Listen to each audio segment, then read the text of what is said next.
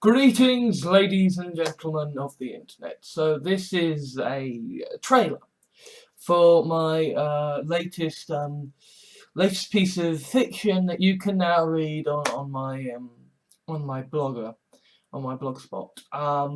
This is called the Contravoxai Survivor, and it is most certainly not safe for work, in that it's basically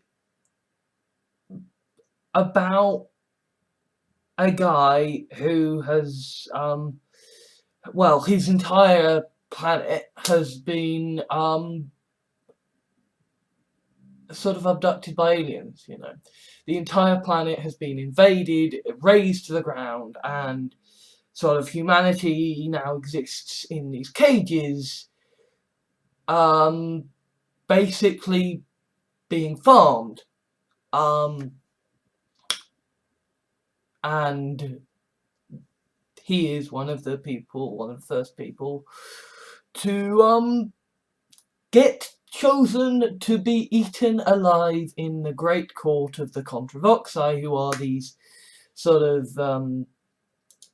spider-legged, many tentacled aliens with a ring of eyes on stalks that are like 5 deep and go all around the head, and they've got a mouth filled with spikes on the top of the head, and at the same time, their arse has got teeth in it too, and they've got a thing that will like rise up out of their mouth to let them fly, and they're genuinely kind of monstrous creatures, and they eat people alive. They eat Vliguri alive.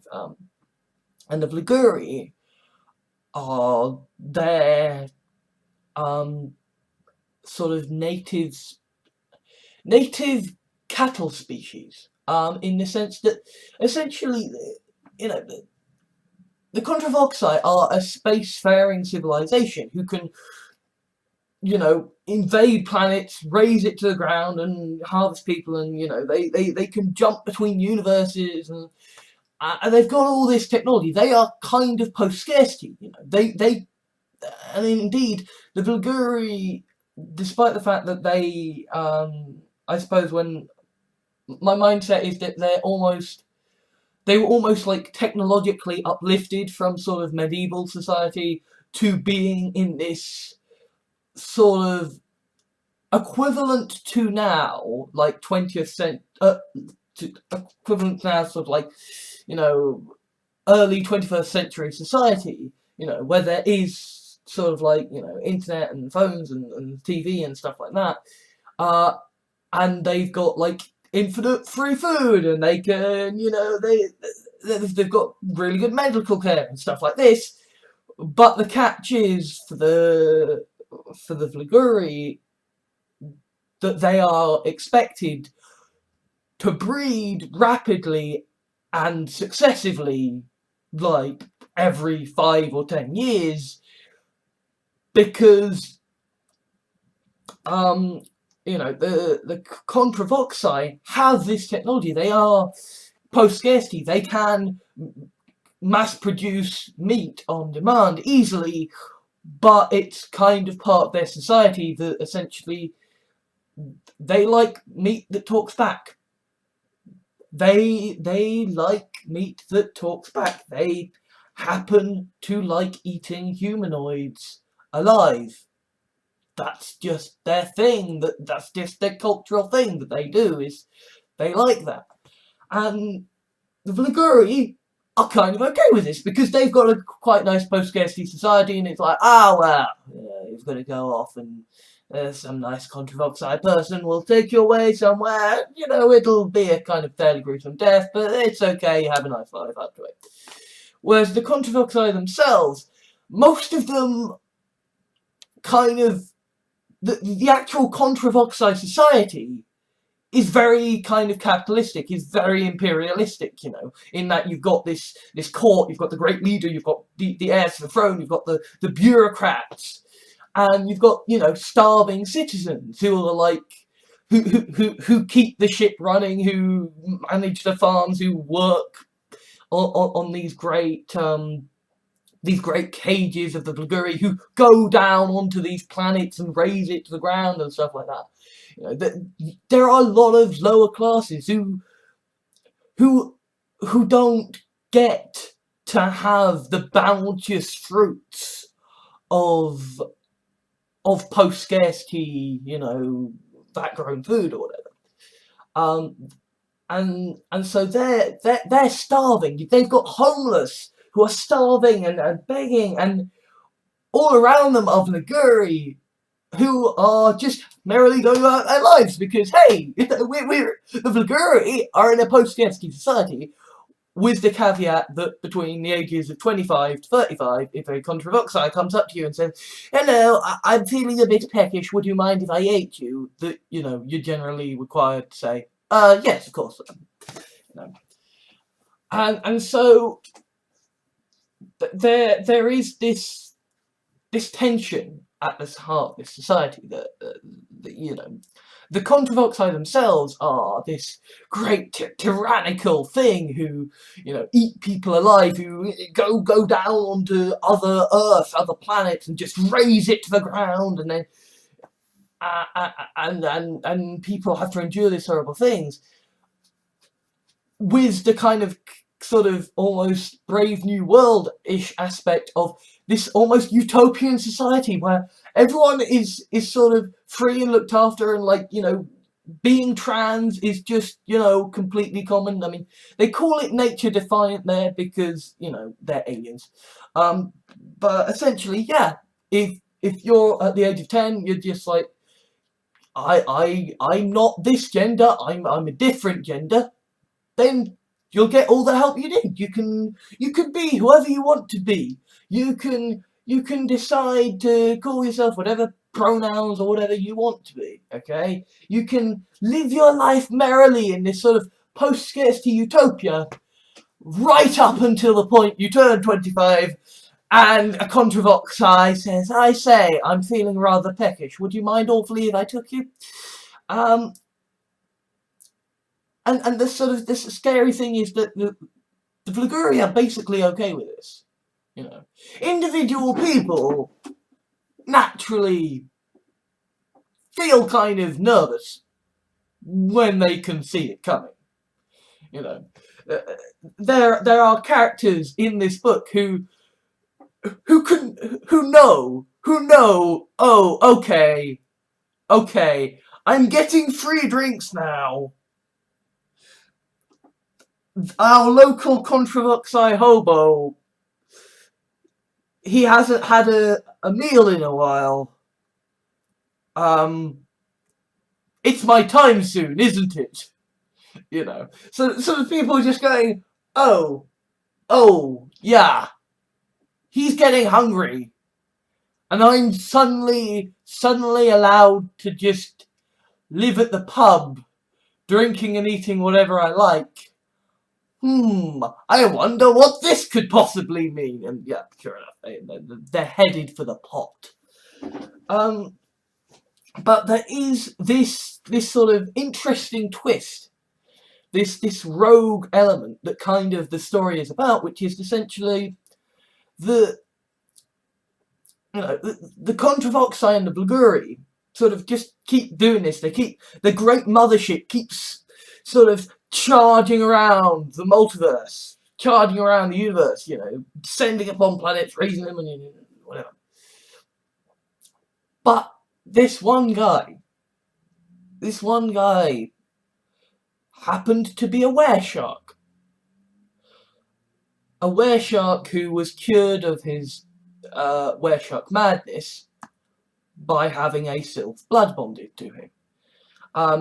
Blood bonding is a kind of complex sort of ritualistic thing, but basically, as a result of that, he was sane and he could heal. So he came to them saying, hey, you know, I've come on a message of peace, and, like, please, don't invade our Earth, don't raise it to the ground, we don't want to die, we don't actually like being eaten alive, please. And so the great leader was like, okay, look, I'll meet with you, I'll talk with you, alright, and I'll have a think as I eat you, and then once I've had a think, I'll deliver my sentence. Okay. And he was basically sort of thinking, well, I'm gonna eat him alive and then he'll be dead, so it won't matter, you know. And he kept like eating him, and it's like, fuck, you're healing. Fuck. Okay, we're leaving this one alone. They can heal. This isn't good. We don't want them to heal. And then he realised, but hang on.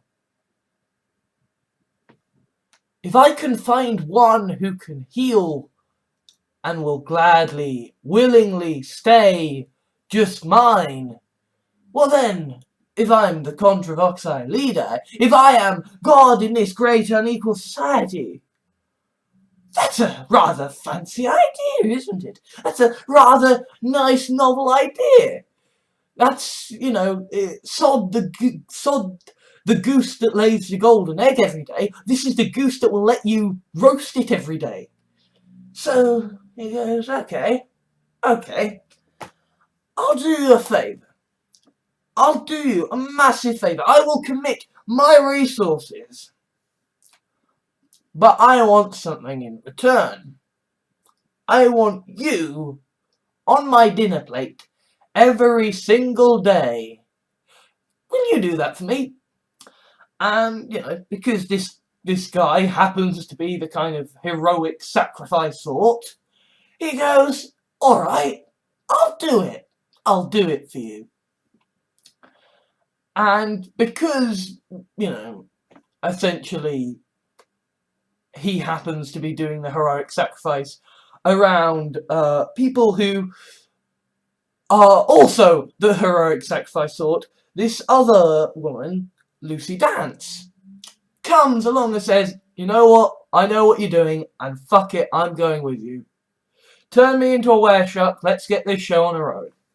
So, from there, you've got the precedent set. Okay? That you have this great, you know, class-based society, which has a lower tier, which is post-scarcity, but cattle. And then you have a tier that is below that, which is just people whose worlds have been invaded, their planet razed to the ground, and that they are just now in cages, waiting to essentially be all eaten alive enough until they are allowed to join Liguri's society. And that's how this system works.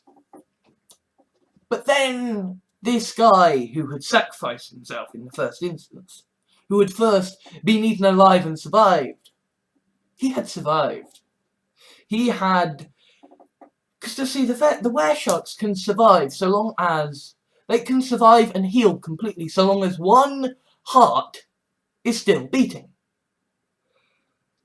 And a wereshark has 3 hearts. They have the heart of a wolf and a shark and a human. So, when this guy was heading off to make his brave, noble sacrifice, he gave someone his human heart to look after. And it grew into a clone. And this clone became Sheriff of Choice World. This clone became someone with unspeakable powers. And kind of at the same time as that was happening, he fell in love with a Corikthy. A Corikthy who became a wereshark so that they could, you know, meet and sort of be human together. And then his wereshark, his Corikthy sort of wife, happened... She was kind of good for him because she brought out and sort of nurtured and cared for the beast within him, you know. Because this guy, this great, you know, hero who sacrificed himself and could heal and became this, and left a kind of a clone of himself behind to become the Sheriff of Choice World who has all this power, right? He happens to like submissive women. He happens to like this, and his wife is a Corikthy. She's a hunter. She hunts seals. So she's quite okay, she's willing to indulge this part of her husband's sort of darker passions, because to her, you know, she is the, you know, the predator that he will love. So she has no problem with sort of saying, hey, you like prey, you like having prey to look after and feel sorry for, I'll get you prey. So on their wedding day, he is presented with gifts. And there is one unique gift. One unique gift that the man who gave this guy his new powers of Sheriff of Choice World, and that gift is a woman named Sammy. She is a woman from a happy background, happy childhood, liked school, liked college, university, got good job, happy, everything good, everything nice, and yet this guy who has these powers, who gave the Sheriff of Choice World these powers, he can scan people's souls. He can read the very logic that makes them up. And so he knew this happy person, this happy woman who is genuinely cheery and nothing's bad. There is no moment of critical origin when everything is no, she's just happy and nice and chilled. And yet in her soul, in the very logic of her being, he understands and says and brings her along as his +1, because as he says to this happy, you know, to the Sheriff of Choice World on his wedding day, if you ask her to be your toy, to be your whatever, she will gladly say yes. That's just her. She is that one person in a million, billion, trillion universes who is happy and content and has nothing wrong, and yet will gladly be yours, to your precious prey, to do what you will with. All you have to do is ask her to be it. And sort of the whole reason that this entire plot kicks off is that he does. The Sheriff of Choice World does, and she accepts. She accepts gladly. Oh, you want me to be your toy? Oh, fantastic, brilliant. I mean, I've always kind of wanted to be a person. I always thought it was weird, but fuck it, you want it? Absolutely. And then, there, on the wedding day, are the Contravoxai, and they're eating this clone of the Sheriff of Choice World. They're eating the man who sacrificed himself to the Contravoxai to be eaten alive every day, and she can't bear to see her new master without her. She can't bear to see him being eaten alive on her own, so she says, you know what, fuck it. I'm taking a self pill, I am becoming a wereshark, and I'm going up there. Or at least I'm sending a clone of myself up there. And then this guy is like, she's not going to last 5 minutes. She's not going to last 5 minutes. I mean, even as a wereshark, she's not going to last 5 minutes. So he has a different toy, because that's kind of part of his darkness inside of him, is that he likes that sort of thing. So he finds this woman who is now his toy before he kind of did the things that would preclude her from being able to do this, and he clones her. And he explains the situation to the clone, and she's like, fuck it. You want me to go up there and sort of sacrifice myself to be with your other self, to be with this new wedding present to yourself because you're worried about her? Of course I'll do this. And then sort of things get a bit out of hand.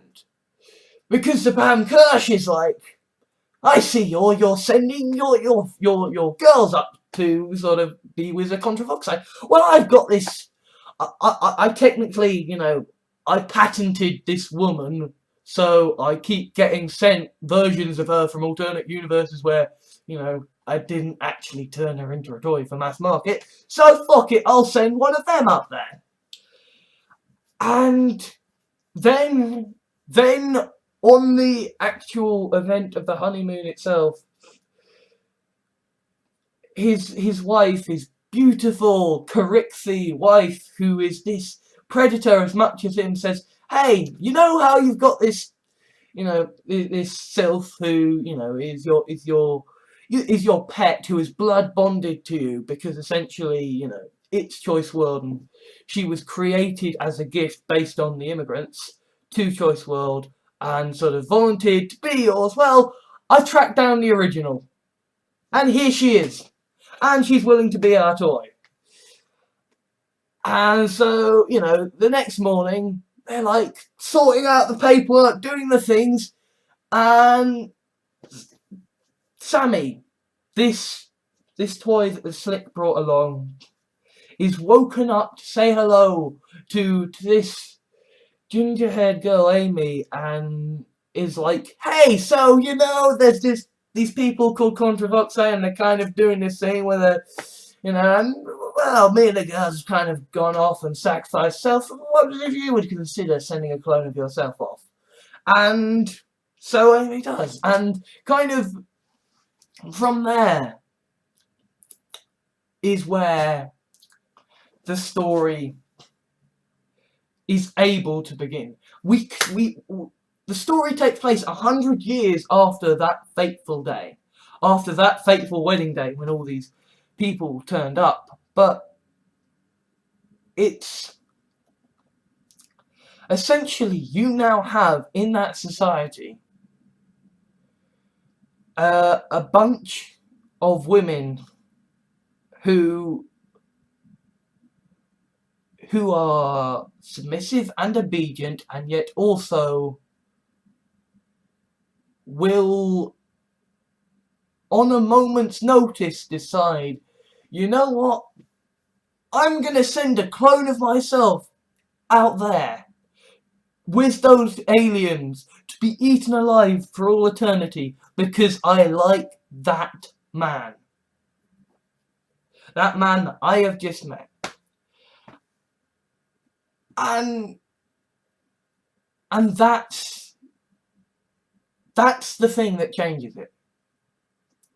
That's the thing that changes it. Because now you have, in this multi-tiered society, with the, these imperialistic rulers and bureaucrats, and then you've got, sort of the military commanders, and then you've got the grunts, and you've got the, you've got the people who are starving and homeless, and then you've got the, Vulguri, who are this great post-scarcity society, with the downside that between the ages of 25 and 35, you're eaten alive if a Contravoxai wants you to. And then with, humans who are harvested and the world's destroyed at the very bottom. Within this society, you now suddenly have this small pocket of individuals who can heal. And who like to be eaten alive. Who like it.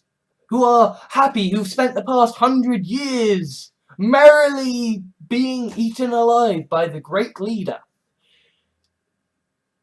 And people who can quite easily send clones of themselves off to do whatever tasks that they wish.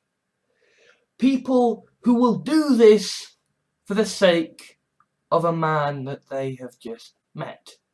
And all of this is possible because essentially the wedding takes place at a nexus of worlds. At a nexus of worlds which is in which the immigration is being carefully controlled to select the submissive, so that there is a majority of submissive. So it all happens at this nexus of different realities, when the rare individuals in a million, billion, trillion universes who would do this meet together and decide, you know what? We're going to create clones of ourselves who will be eaten alive by the Contravoxai leader, because we don't want that man to be eaten alone. And from there, the story begins. And the Contravoxai are truly a monstrous species. They are beyond monstrous. I think actually in many ways they make the Daleks look fucking tame, actually. Like, all a Dalek wants to do is destroy you. The Contravoxai wants to eat you alive. There is something, and it's not even, like Jaws or whatever. It's not an eating alive of a quick, sort of animalistic thing. No, they've got the technology. They can eat.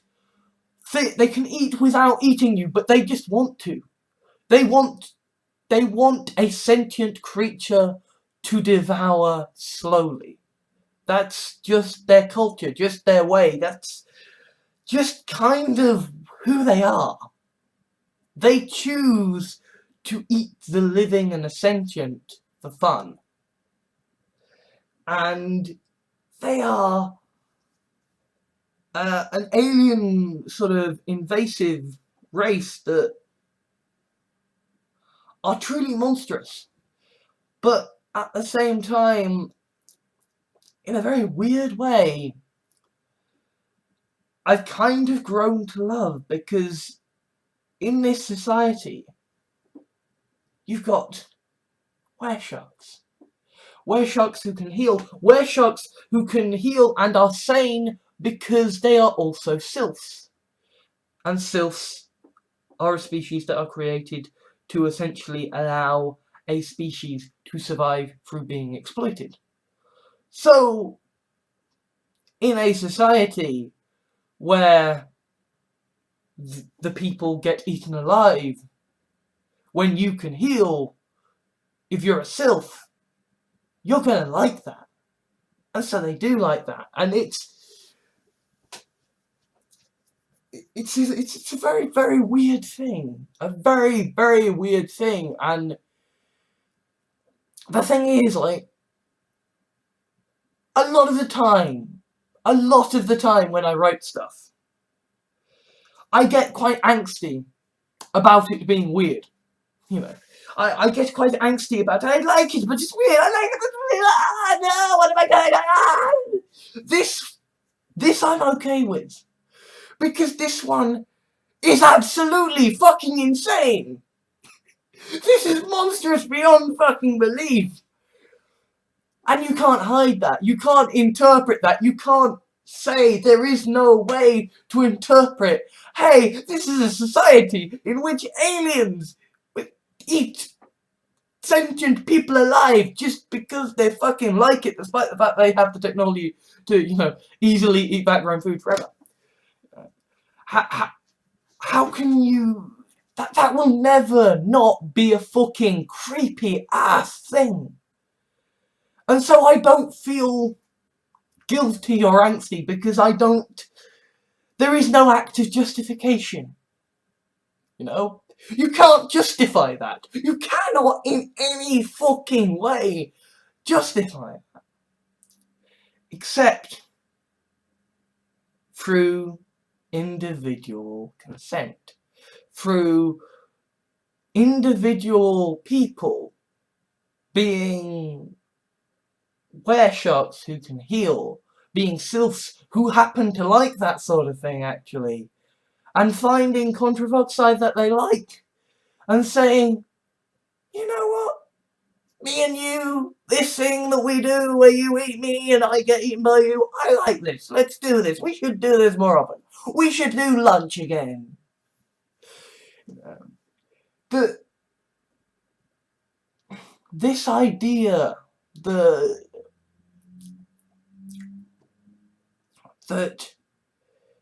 you know, of course this is horrible. Of course this is terrible. But at the same time, if two individuals are consenting and they aren't harming themselves, well, not in any real way, because, you know, they can heal and they like it, you know, then kind of that's their prerogative, you know. That's their prerogative. And I suppose this is one that I don't feel angst about this one. This is one that I do not feel angst about because it is so far beyond any ken of reasonableness that it just is what it is, and what it is an alien fucking our society. And I'm kind of sort of grown to love this alien our society because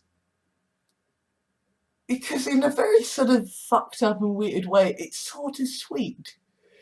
It, especially like at the end there, especially, you know, especially when it's dealing with were-shark sylphs, because it is this sort of very sweet sort of, you know, domination submissive society of people who are just like, I know you like this and I like this, and, you know, this is cool, we can have fun together, you know.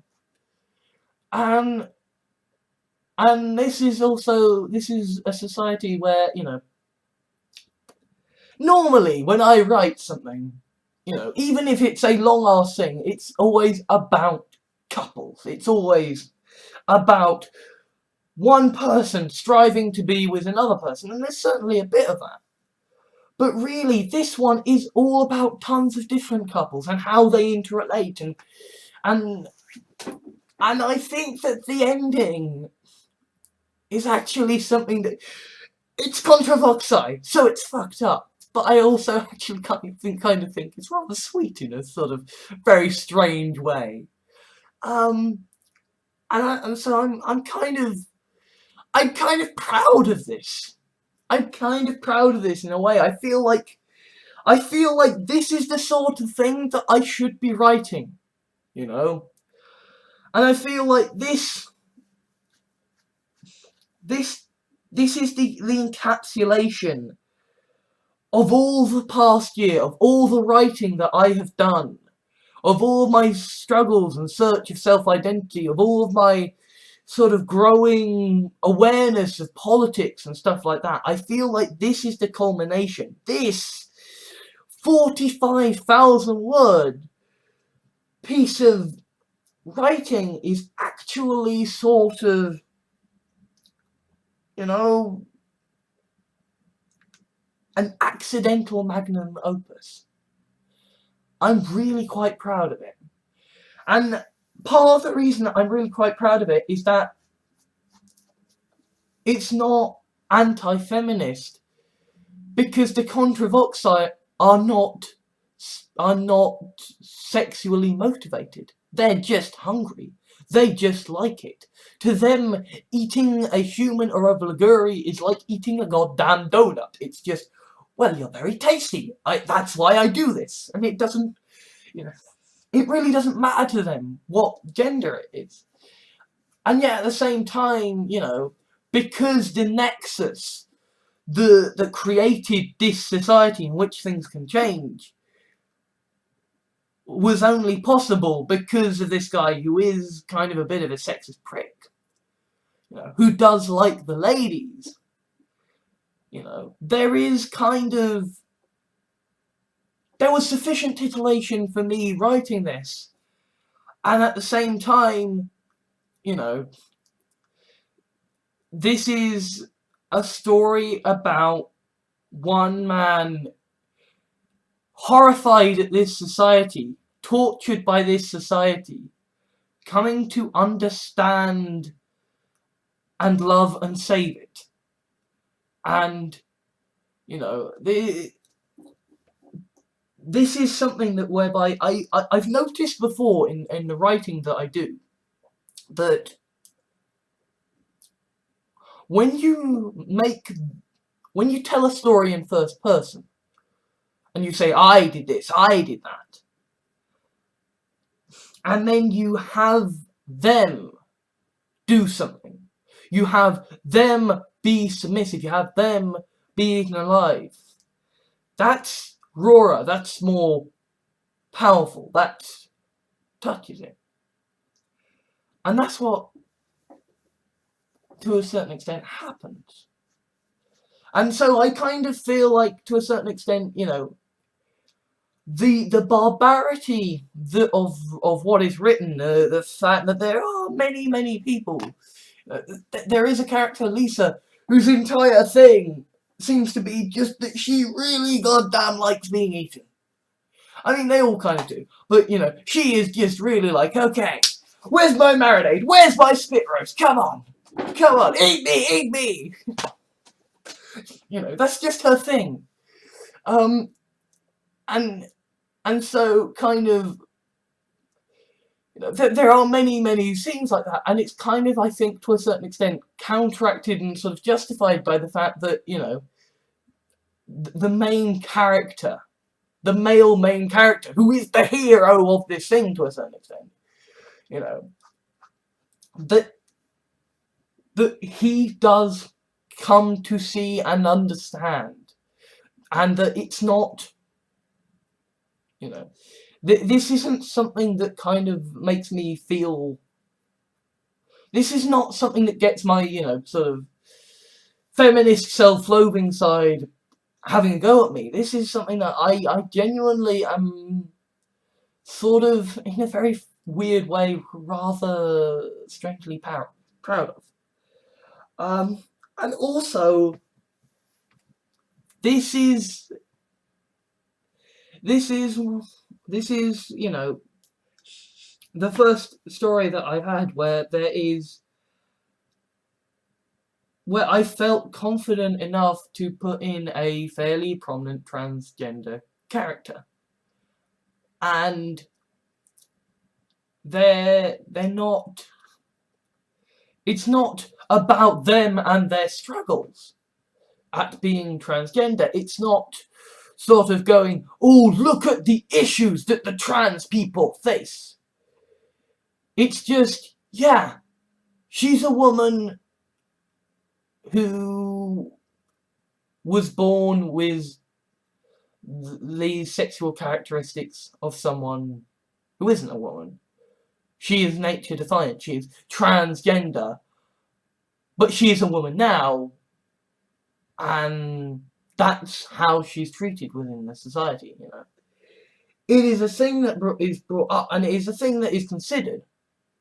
You know, that, hey, so, you know, what if this were-shark thing doesn't bring me back as I am now, but brings me back as I was?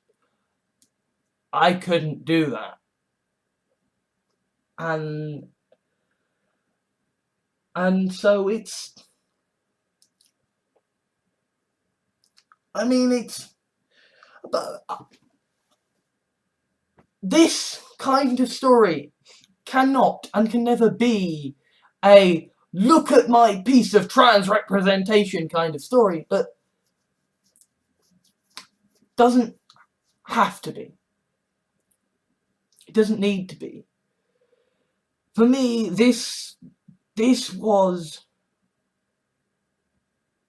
you know, it was almost, to a certain extent, why not?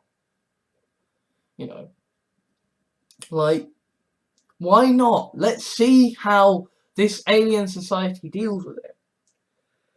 And, you know, it is a rare thing, right, within this society and stuff like that. You don't see it that often, but it's there. And you see that, you know, that there is a system and a cultural acceptance of it that deals with it, you know. And nobody makes a thing of her being, you know, nature defiant. Nobody says, ah, well, you're nature defiant, dirty. They're just like, yeah, she's a woman, and she wasn't necessarily born that way. So what? You know. I mean, admittedly, she's a woman, Blaguri, in this story, so it's not like this isn't strong female characters, you know, in the sense of like, well, I suppose any fucking sense, you know, because, you know, these are characters who do get eaten and do like to be eaten, and who do get cloned and sort of, you know, it's not that kind of capital F story, you know. It's not that kind of like capital F feminist story, but it's not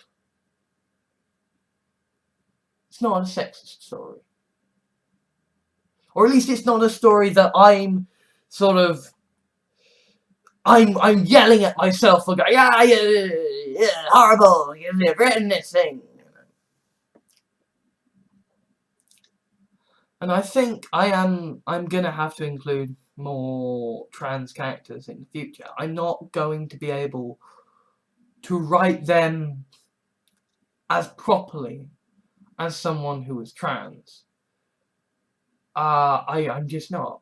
And I'm not someone who does research. I mean, this is, to a certain extent, this is why so many women spend their times, you know, sort of naked or underdressed in my stories, because I don't know a fucking thing about women's fashion. So it's just like, fuck clothes. It's fine. Just no clothes. I'm not doing research. No. So I'm not gonna be able to write as well as I could or should, or someone else could or should. But I'm not gonna stop fucking trying, you know. I'm not gonna say, well, I should never write then because, you know, I am a man and I'm just gonna write things wrong, you know. I think I'm at a point now where I'm confident enough in my writing abilities, and, like, I know what I write now.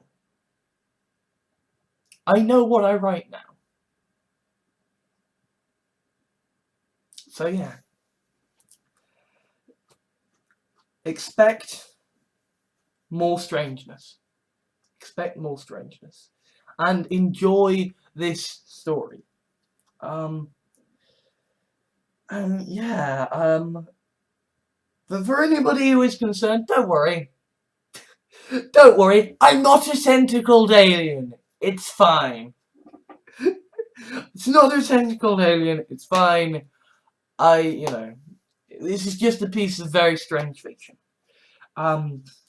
So anyway, I think I will leave this there, and I will leave you to read this. And I'm sorry if this has gone on long, but it's taken me an awful long time to write this, and I'm really kind of proud that I have done it. And I would like you all to read it, because I'm really kind of proud of it. Hello! So, this is the end of the episode. So, if you have liked this episode, then please, whitelist me on your adblock. Don't adblock my videos, because that will really help me a lot if I can have your ad removed. Leave a like, even leave a dislike, that helps me. Leave a comment, that helps me.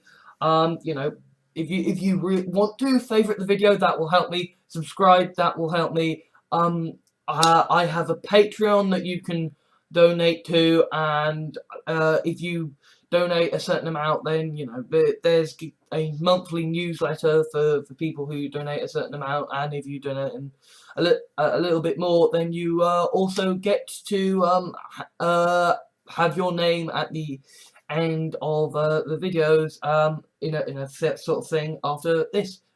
So yeah, please, I have Patreon, so please donate some money to there. I do have a Twitter, twitter.com /FARSHNUKE.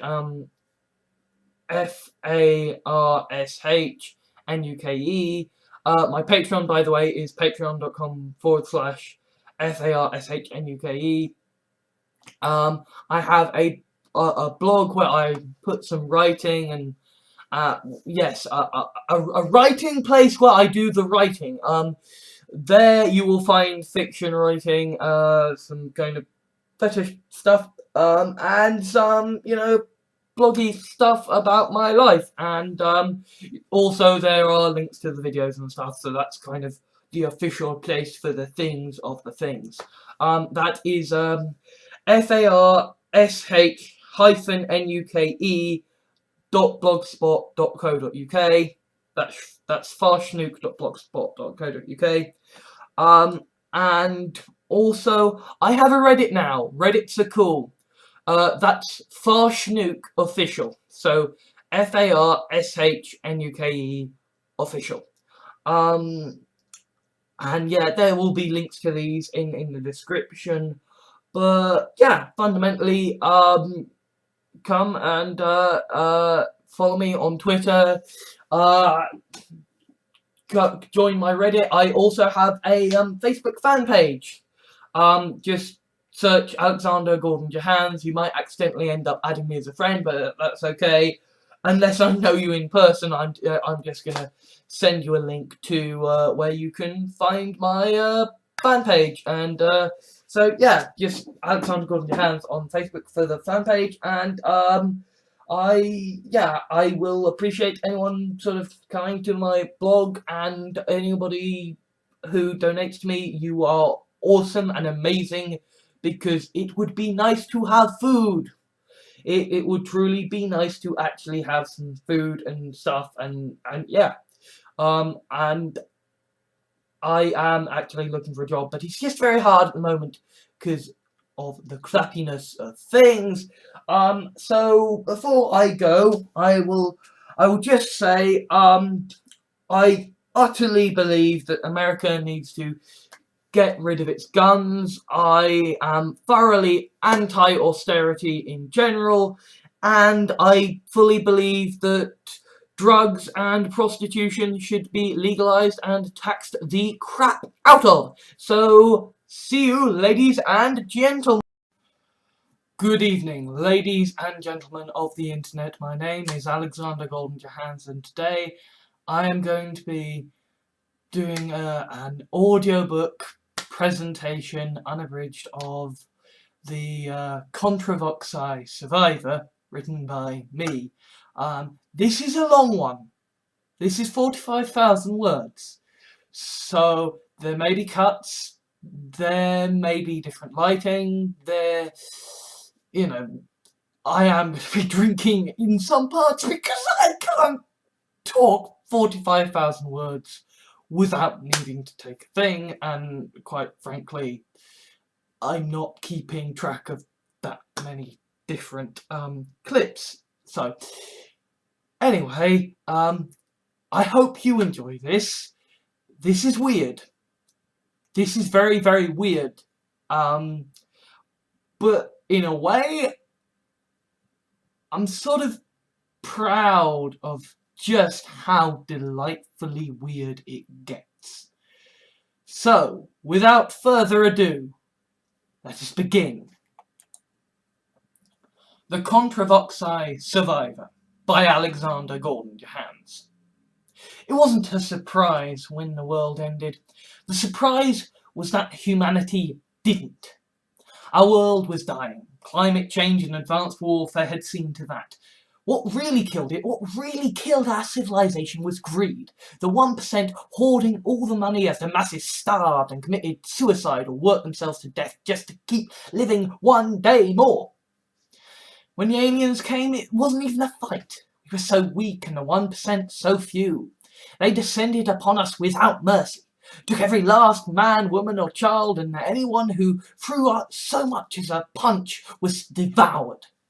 We wondered why, we wondered how. These things had come from God knows where, and they were here now, and they were killing so many. Why? It made no sense. Toddlers swallowed whole, grown men and women torn apart and devoured.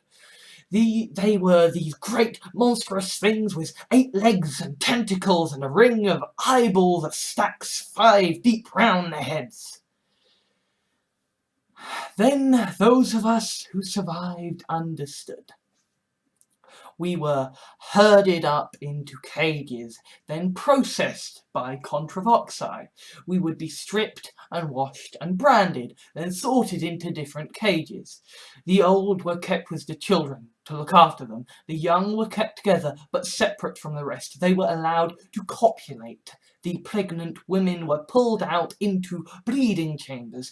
Anyone who was deemed to be mature but not old was put into the so-called factory cages, so called because this was where people became products to be consumed. I guess I was lucky, really. I was one of the first to go. I didn't fully know of the horror that waited in store, and I didn't really have long to think about it. I was there maybe half an hour when I was chosen by their Liguri. The Vulguri are the native human or humanoid species that live with the Contravoxai. They speak an alien language and seem to be able to communicate with the Contravoxai. They have a civilization that the Contravoxai are content to support so long as the Vulguri remain their loyal servants and cattle. I didn't see much of it, but I know the Vulguri are the preferred cattle of the Contravoxai. Obviously, Vulguri aren't the most efficient forms of cattle, but something tells me that that's missing the point. In any case, I recognised her because she was stunningly beautiful, especially compared to the terrified masses around her.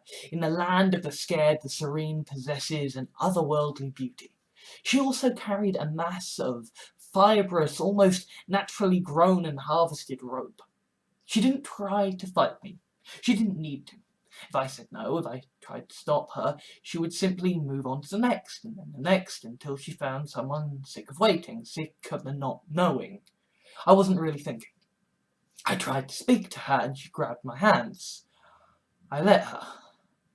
I wasn't about to hit her for the privilege of remaining in this crap hole. This act of supplication meant she felt confident enough in her ability to control me that she pulled my hands behind my back and bound them. She pulled the remaining rope between my legs and held the end like a leash as she started walking ahead of me. I was led out of the factory cage, and 2 large Vulguri flanked me with bone-crafted weapons. At this point, the Vulguri who had bound my hands was replaced by an old male Vulguri, and I was led through the bowels of the great ship to an antechamber with Contravoxai guards. My Vulguri escort was sent away. Now I had time to think, and the knowledge that I had nowhere to go. There was a whooping quiet cry, and a blonde woman fell before me. She laughed and said, "Sorry," to the guards. I was astonished. "You're human. You're English." She laughed and leaned into me. There was this air of excited euphoria about her, as if this was all one mad game. It faltered for a second when she looked into my eyes. Then she kissed me on the lips and said, "Trust me." I nodded. She kissed my neck, and for a moment I felt something like a scratch. A short Contravoxai approached and seemed to stare at the blonde woman. It communicated in its alien language with her. She said, "Sorry, my keeper is rather wondering where his lunch has gotten to. Enjoy your consumption." Then she walked off with the Contravoxai. A tall Contravoxai with a few eyeballs missing came for me next.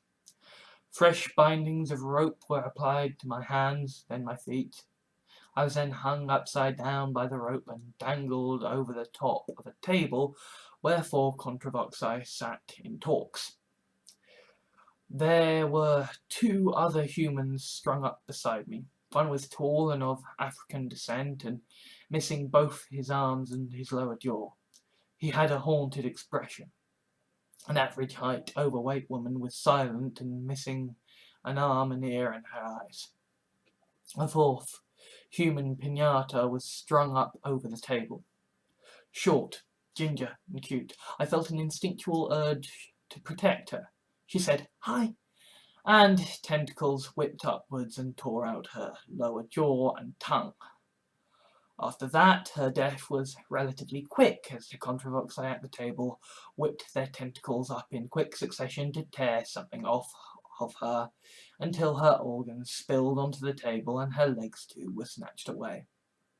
I'm not sure how long I lasted there, being slowly whittled away piece by piece, but 10 were devoured before I lost both my eyes and ears.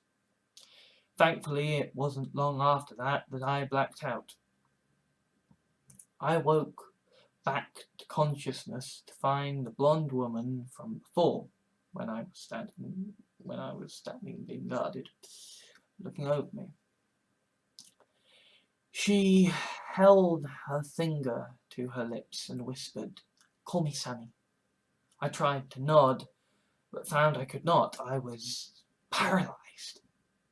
"Drink," said Sammy, and liquid was filling my mouth. I drank. It felt fantastic, like the waters of life were coursing through me. "Now sleep," said Sammy. I slept. When I woke, I felt renewed. I wiggled my fingers and toes. I had them. I felt overjoyed. Then I heard her voice and I wanted to cry out. She was giggling not far away. I felt something sharp against my throat, and a manly voice hissed, "Keep quiet, and we'll get you out of here and give you an explanation, but keep stum." I swallowed. "Goodbye," hissed the voice. There was a sound of screaming, then something landed in my lap. A blonde woman strode off towards the distance, and I heard her squeal with pleasure. Something bit the inside of my leg, and I looked down to see what had landed in my lap was the head and torso of Sammy, her eyes and ears removed. I was horrified. "Easy, fella," said the male voice. "She can heal. Give her a tickle under the chin. Let her know you're here." I reached out and tentatively tinkled the disfigured woman under the chin. She grinned. "Hey, it's my damsel in distress. Hang tight, yeah? We'll keep you safe." There was a sound of screaming, followed by a splat. Another blonde woman got up and walked off towards the sound. I said, "I trust you." Sammy said, "Master, knock him out. We'll talk later." I looked down at her, confused. Then I was gone. I woke to find Sammy straddling me. My mouth dropped open in shock. "Keeps that again," said Sammy. "He took a few of us with him, but for now those that remain can talk." "Right," I breathed. "Well, I'm Steve." "Nice to meet you, Steve," said Sammy. Then she rolled off of me.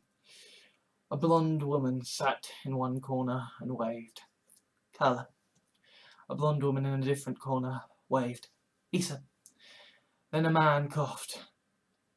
"Anthony Maxwell Jago at your service. I do hope you like my girls." I stared at him. What is this? What's going on? Anthony thought for a long moment and said, "We're were-sharks, and that means we can heal. We are also sylphs, and that means we are submissive and like pain. We are the leader of the Contravoxai's pride and joy, his own personal banquet, ready to be enjoyed time and time again." "We also have sex," said Lisa. "An awful lot of sex," said Carla. Sammy chuckled. "He's mine. I saw him first. I saved his life." Lisa and Carla looked visibly upset. Yes, said Anthony, and in so doing you have threatened us all. Where the heck are we going to find a sylph pill around here? Sammy said, but we have Lucy. Anthony glared at her. The blood of a sylph can only sustain him for so long. We can only hide him for so long.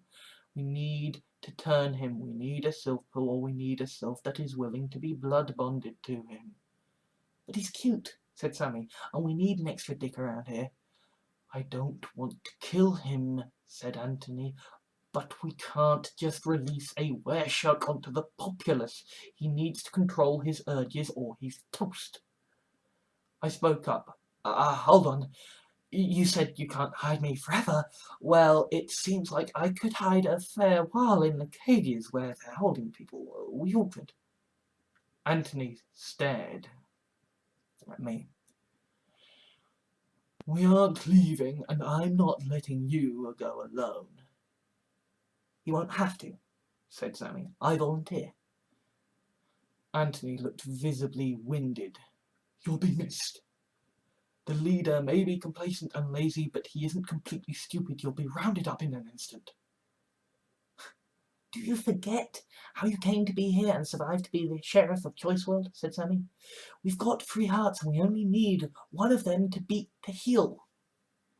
Anthony frowned. Carla said, I'll go too. I trust Sammy's judgment. Sammy and Carla each looked at Lisa. Lisa sighed. Fine, but I want regular fucking and to continue being torn apart. I kind of like it. We all kind of like it, said Carla. It's why we spent the past 100 years with the leader. Lisa smirked. Anthony said, supposing you can do this, supposing I let you do this, you'll be travelling around with an amoral monster time bomb for a crowded area, and once one drop of wereshark blood mixes with a drop of human blood, you will have a wereshark virus spreading throughout the human and Liguri populace. I need to know you can defuse that time bomb. I need to know you can kill him. Lisa and Carla looked at each other and then at Sammy. Sammy looked me in the eyes. To save your life, I have to be able to end it. Anthony said, you can't you? All 3 of you are here because I took you for my own, because you are submissive, obedient, and sweet. Even Lucy, though she's a warrior, is inclined towards submissiveness. She won't be able to. I said, hey, hold up. Anthony stared at me. Yes. I said, hey, these people, they may not be able to kill me, but the Contravoxai sure can, and the Liguri, and I'm not sure many of the humans, if it's explained to them. Anthony sighed. You make a good point. Very well, we will plan. Carla, keep him busy. Carla approached and straddled me. The world was lost to me as Carla became my world. When Carla rolled off of me, Anthony was reaching into Sammy's chest. He pulled out her heart and snapped the veins free. Then he placed it in a hiding space beneath some floorboards. Lisa applied pressure to the hole in Sammy's chest, and her hair and back was used to clean Anthony's hands. Anthony strode over to me and said, you'll stay with us until she's ready. Then you'll make your break for it with her. On the day of the event, I'll gather up the hearts of all who are willing to go with you, and they will aid you as soon as they are ready. Then I was gone from the world. A couple of days later, this new Sammy was shown to me. She had grown in secret under the floorboards of the cage, and she greeted me with an excited smile. We're going to break you out of here. How exciting! Her enthusiasm was infectious. How? The guards like me, said Sammy. I put on a show, and I usually let them have a cheeky nibble. Of course, we'll need a distraction, but the others have that covered. Just stick close, trust me, and obey me. I nodded. Some Contravoxai arrived to escort us to the main hall for the leader's banquet, and we managed to lose ourselves among Anthony's girls so we wouldn't be found out. We were led through a washing shower and a marinade bathing and onto a hot plate. Clara and Lisa provided cover for us. When we were on the plate, Sammy, who would stay behind, headed over to us. She kissed her clone, and she hugged me and said, "Look after us, my boy. And if you get out of here, try to send word back about the route to safety, yeah?" I nodded. "Of course." Then she snubbed me and left. Anthony handed me a leather sack tied up with string. "I got what I could. Good luck." I nodded curtly and shook his hand. Then we waited. We heard giggling from the Sammy who would be left behind. Then she shrieked and was launched across the hall. My Sammy grabbed my hand and we rolled off the plate. We got to our feet and Sammy led us over to her guard. She looked guilty as sin. The Contravoxai took one look at her, then extended a tentacle to caress her face. Sammy blushed and said, "I know it was wrong, but he's just so cute, I had to." The Contravoxai pulled her close to him and its tentacles examined the contours of her body. Sammy giggled. "I don't think your leader will like you messing with me." The Contravoxai seemed to shudder and its tentacles gripped her right ear and left arm firmly. You let me have what I want, and I'll let you put your boy back where he belongs." Sammy chuckled and massaged a tentacle. "I need to be able to walk, remember?" Contravoxai seemed to take this in because it readjusted its grip, lifting her off the ground and holding her more securely. Then it tore at her. Sammy was lowered gently to the ground, her arms missing, a few internal organs gone, and both ears absent. "Thank you," said Sammy. I followed her swiftly past the guard. Sammy led us to the Vliguri guards.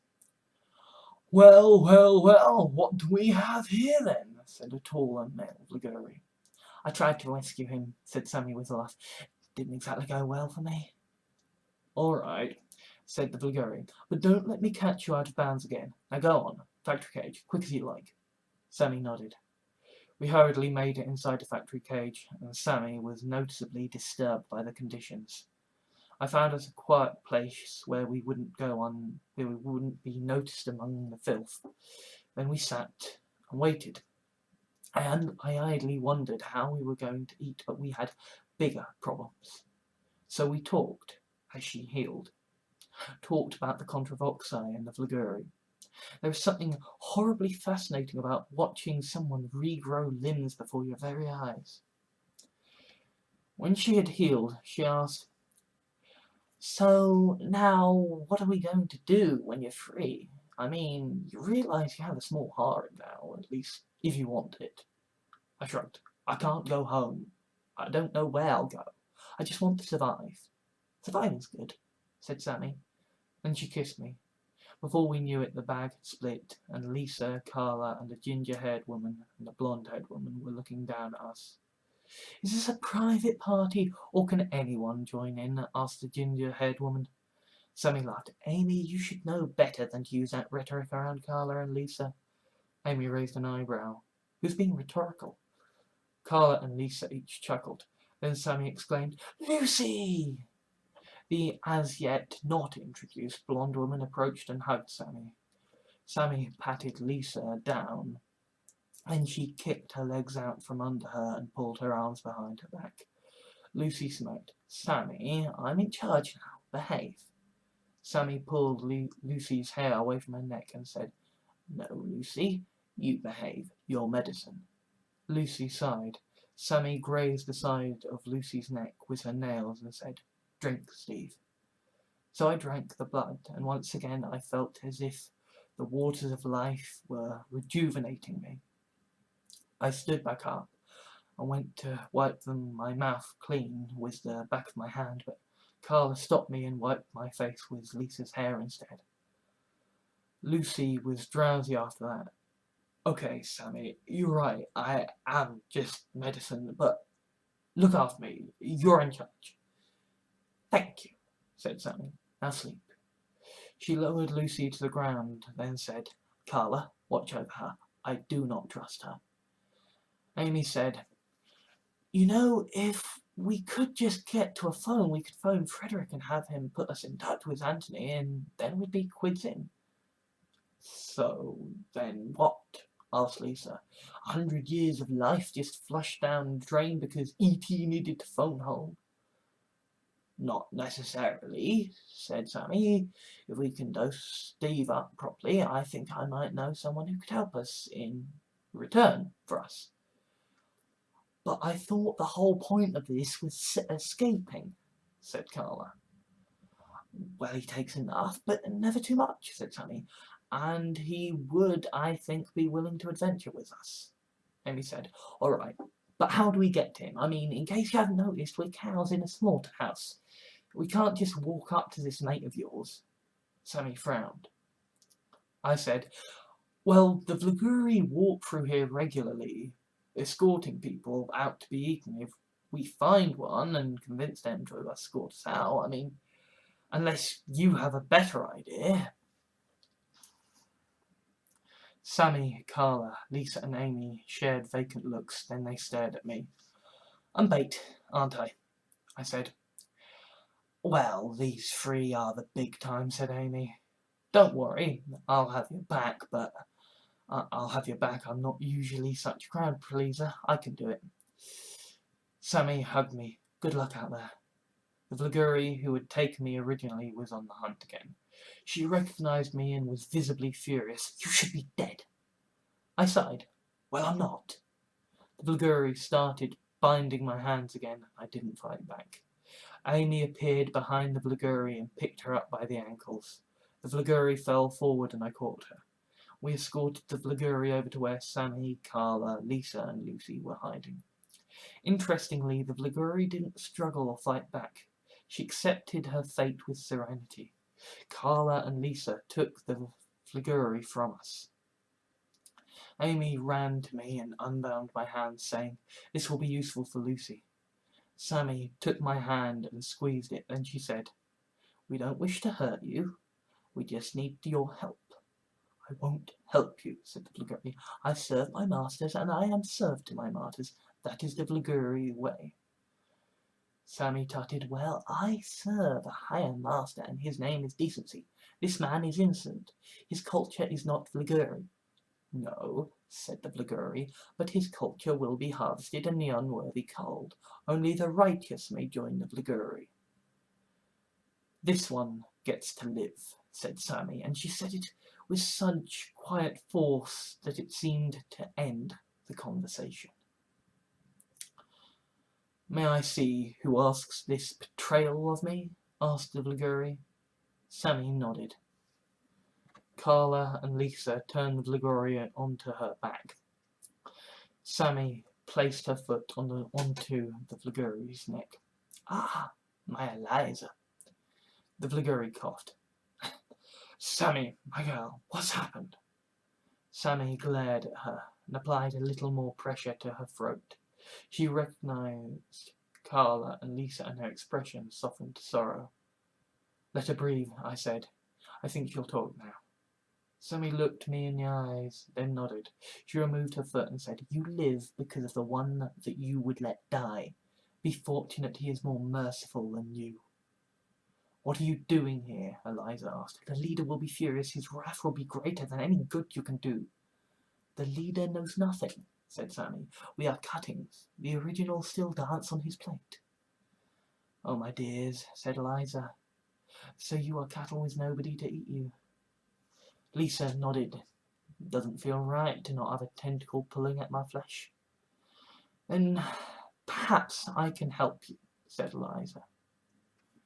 Sammy helped Eliza to her feet.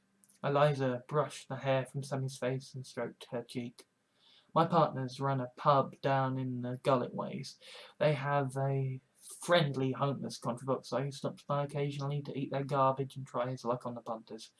Occasionally they take pity on him and convince a pretty young thing to let him take what he will.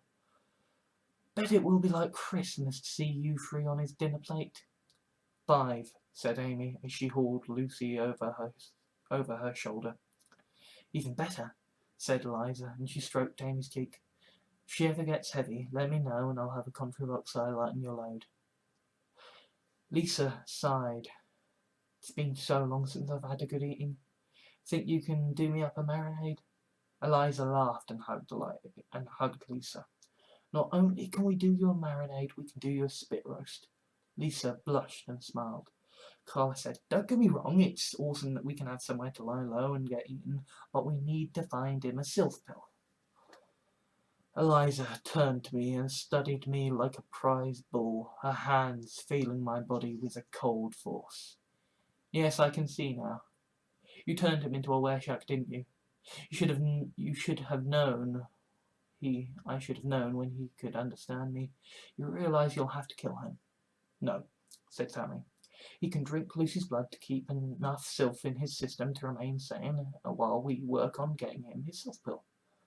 Okay, said Eliza, but you are growing some hatchlings for him. If you are going to keep him sane with the blood, you are going to need lots of it. Understood, said Sammy. We just need somewhere where we can raise them first. Which means you need to get us out of here, said Amy. How are you going to do that? You're weresharks, right? Said Eliza. You can all heal. Well, yeah, said Sammy. What are you planning? Sammy was standing over a group of bodies looking distraught as Eliza led a Contravoxai guard over. The Contravoxai groaned bitterly. Sammy, again? What have you done this time? I was just leading this man back to his cage when these ladies caught my eye, and well, I guess after all the stress they'd been through, their poor hearts couldn't take it, said Sammy. Oh, I am sorry. The Contravoxai sighed, and his tentacles lifted the bodies up and dumped them in the large mouth on top of his head. Sammy looked distraught. If there is anything I can do, anything. The Contravoxai chuckled bitterly. Yes, there is something you can do. You can remember that you live on this ship to be food. Sammy looked ashamed. I know, I like people. I like to make them happy. The Contravoxai seemed to soften and his tentacles surrounded Sammy. He stroked her face and asked, what are we going to do with you, eh? Eliza coughed. Well, I know a good bar where we could get Sammy all boozed up for you, and then a little private area where you could enjoy her in peace. We'd clean up the mess and see she gets home all right. The Contravoxai studied Sammy, his tentacles testing her body. How much force would he need to break that bone, to tear that flesh away, to pull that free from its joint? I could actually use a drink, said Sammy. The Contravoxai chuckled. Eliza, we're going to need to remove her liver and kidneys, remember? Weresharks can heal, which means this is going to be a fun night. Eliza smirked. Sammy grinned.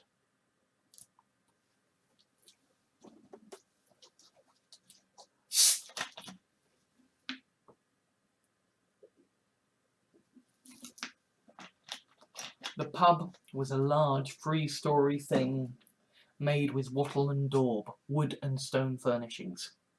There were large cubicles decorated with intricate inlays showing various scenes of flaggery supplicating to and being eaten by Contravoxai.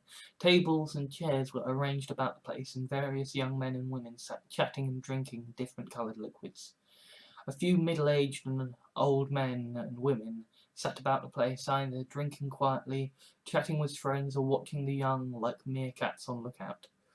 The most amazing thing to Sammy's eyes, though, was that everyone here wore clothes. The Contravoxai said, I'm going to find a free cubicle.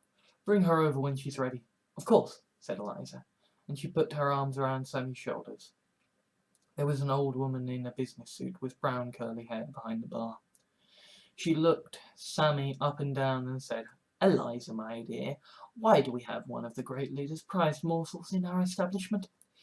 Eliza grimaced. I'll explain later. Trust me, what matters now is that we get this one's liver and kidneys removed and then fill her full of gin. The old woman eyed Eliza carefully, then opened the hatch. Eliza led Sammy round. A few minutes later, Sammy was almost carried out of the hatch, as alcohol had flooded her system. She was taken to the Contravoxai guard's booth. The Contravoxai exhaled with relief. "Now ain't that a pretty sight? Our dear little Sammy too drunk to talk." The Contravoxai took Sammy in his tentacles and said, "You can go now." Eliza nodded and left, closing the door to the cubicle. The Contravoxai caressed Sammy. It was partly out of some genuine feeling of warmth to one willing to let him eat her, but mostly it was so she would be calmed and it would be easier to have his way. It also allowed him to check his previous calculations regarding her muscular and bone strength were still correct. Sammy smiled at him. "What are you waiting for?" 2 tentacles darted into her mouth as she said "4" and tore Sammy's lower jaw and tongue away. This was a common courtesy Contravoxai gave when eating in public places. It was also a somewhat necessary safety precaution against being deafened by screamers. There was a moment to breathe as the Contravoxai chucked the torn piece of Sammy's flesh into his mouth.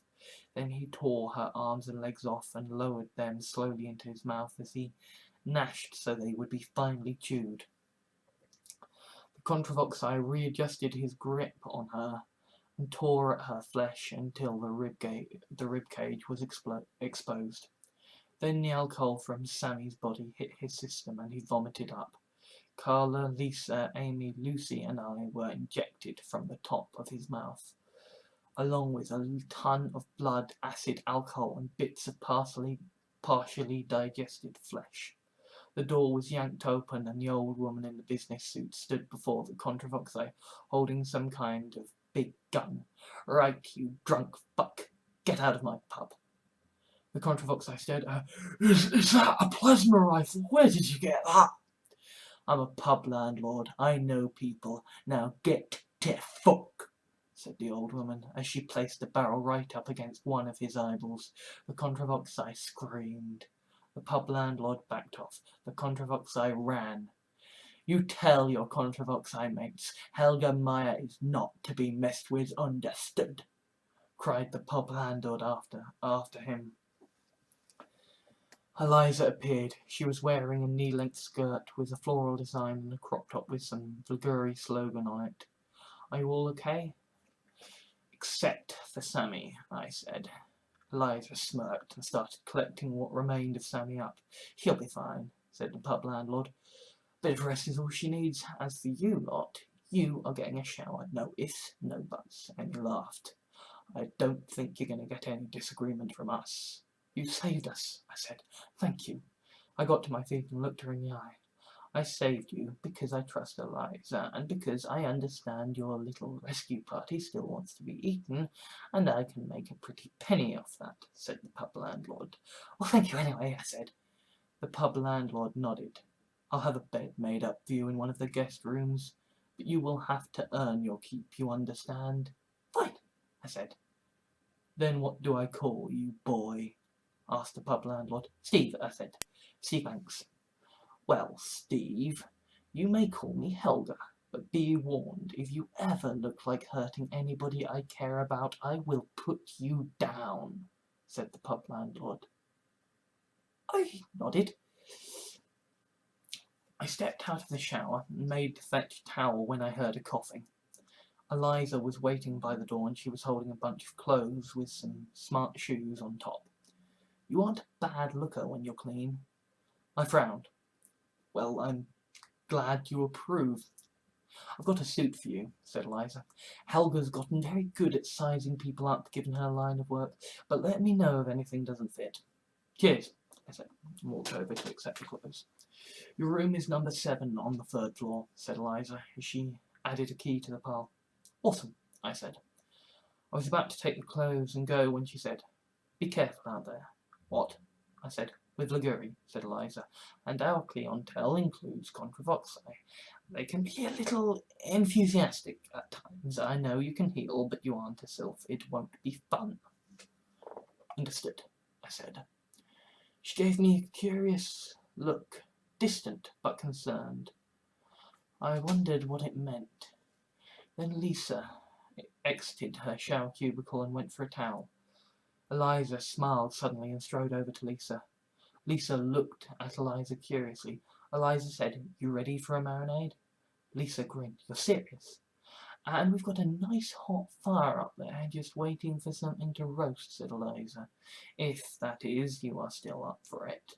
Lisa laughed and said, "Thank you. I hope I'm up to your usual standards." Eliza smirked and booped Lisa's nose. "Get marinating. When you've had a good soak, I'll come and take you upstairs." Lisa nodded. "Will do, and hey, feel free to take a slice for yourself. I recommend the arse." Eliza rolled her eyes.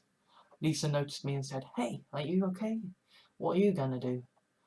I shrugged. "Well, this is a Vlaguri bar," said Lisa. "Chicks here have been raised to accept being eaten alive at 25. Worth trying your luck, I reckon." Then she tilted her head and looked at me with some curiosity. "Or you could always wait until after I've recovered from my turn. Spit." I swallowed and said, "Well, good luck with the whole spit thing. I'm gonna go." Then I left the room.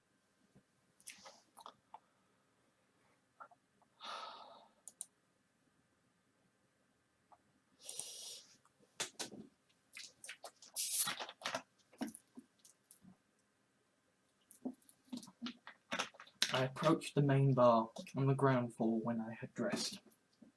Nice three-piece suit. Felt good to wear clothes again.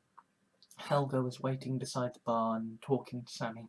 She seemed to have fully healed and was wearing a plain white shirt and a short skirt. Sammy seemed to see me as I approached, and Helga turned to look at me as I did. "Ah, Stephen," said Helga. "Sammy was just filling me in on the events that led to here. You are a very lucky man." "Well, I don't feel very lucky," I said. "I actually feel like I could do with a stiff drink." Helga poured one out and handed it to me. I stared at her. Helga said, "Your world was ravaged by the Contravoxai. Everyone you have ever known is dying, dead, or about to die. Your culture, as you know it, is at an end. You were captured, stripped against your will, imprisoned, eaten alive, and now you're infected with an evil thing that can only be kept at bay by drinking the blood of another. I'd say you deserve a drink." "Thank you," I said, and raised a glass to my lips. I took a small sip and wanted to gag as the taste overwhelmed me. Helga chuckled. "Contravoxian pass-through brandy. This is the shit you give to some poor boy or girl about to be enjoyed by a Contravoxai, so the Contravoxai gets drunk." Sammy smirked. "It's got quite the kick, doesn't it?" I nodded, then asked, "So what happens if this makes me pass out?" "I'll have Merle carry you to your room," said Helga. "Don't worry, you've got friends here." "Who's Merle?" I asked. Then I braved another sip of the foul liquid. Helga smirked. "He's the Contravoxai who's going to be eating this lovely lady tonight." She tickled Sammy's chin. Sammy giggled. Helga put her hands on the table, then leaned in to speak to me. "He's old, wounded. We think he's a veteran of some kind. Poor guy doesn't have a home or a job, so we give him what he can. He survives on the cultured beef we give him every day, but he's a Contravoxai. Shouldn't be slumming it on vat-grown meat. So I do what I can for him, when I can bear it." Helga leaned back and sighed. "He's helpful, a real nice guy. Hell, Contravoxai are like superheroes compared to us, so having one round who isn't likely to eat the neighborhood is just smart." Well, today Merle's going to be very happy," said Sammy with a smile. I took a gulp of brandy and grimaced at the aftertaste, then I asked, Why, why do you do it? We're supposed to be escaping and you're just, ooh, Mr. Contravoxai, won't you tear off my limbs? What is wrong with you?" Helga stared at me, horrified. Sammy just shrugged and then said, "I like it. It makes me feel good. The pain makes me go tingly, and then I'm just so powerless. It feels nice. Like I don't need to try anymore because it's beyond my control." Helga said, "Sammy, why don't you go get washed for Merle?" Sammy nodded. "Good idea. Look after my boy, won't you?" Helga nodded. Sammy left via the hatch to get showered. When she had gone, Helga leaned into me and whispered, "You realise it is her and the others being eaten that is paying for your stay here, right?" I looked her right in the eyes and had another drink. Carla arrived as I shuddered. She was dressed in a backless little black dress and said, "Eliza told me you wanted me." Helga smiled when she saw her. "The great Carla. You know, I'm a big fan. Never guessed that I'd get to order you about." Carla smiled and looked away shyly. "Well, you know, me and Lisa aren't really that big into monogamy." Helga blushed, then said, "You know, Lisa's getting spit roasted." Carla stared at her. Helga clarified, "Literally. Big stick through her as she rotates over an open flame." "Oh," said Carla, "she loves that. I'll have to stop by and have a slice of her later." Helga nodded, then said, "You know, we could set up a second spit if you wanted to join her." Helga frowned. "I'm really more of a not being spit roasted kind of girl. I mean, I could do if you really wanted me to, but..." "Relax," said Helga. "It was just a suggestion." "Then why do you want me?" asked Carla. "There's a Contravoxai coming over called Merle. He's a good guy," said Helga. "Sammy's going to be the main course. I thought you might be the drink." Carla nodded. "Me and Sammy do go well together, so I'm told. What am I drinking?" "Cider," said Helga as she handed a pint to her. "Take a seat on a stool and keep drinking what I put in front of you. I'll see that you don't have too much and deliver you to him when it's time." "Hang on," said Carla. "If I'm to be eaten, why am I still wearing clothes? Do you not want this dress? It comes off very easily," said Helga. Carla smirked. "Good to know." Helga and Carla shared a moment as they looked into each other's eyes. Then Amy arrived and Carla took a sip of her cider. Amy was dressed in a black suit.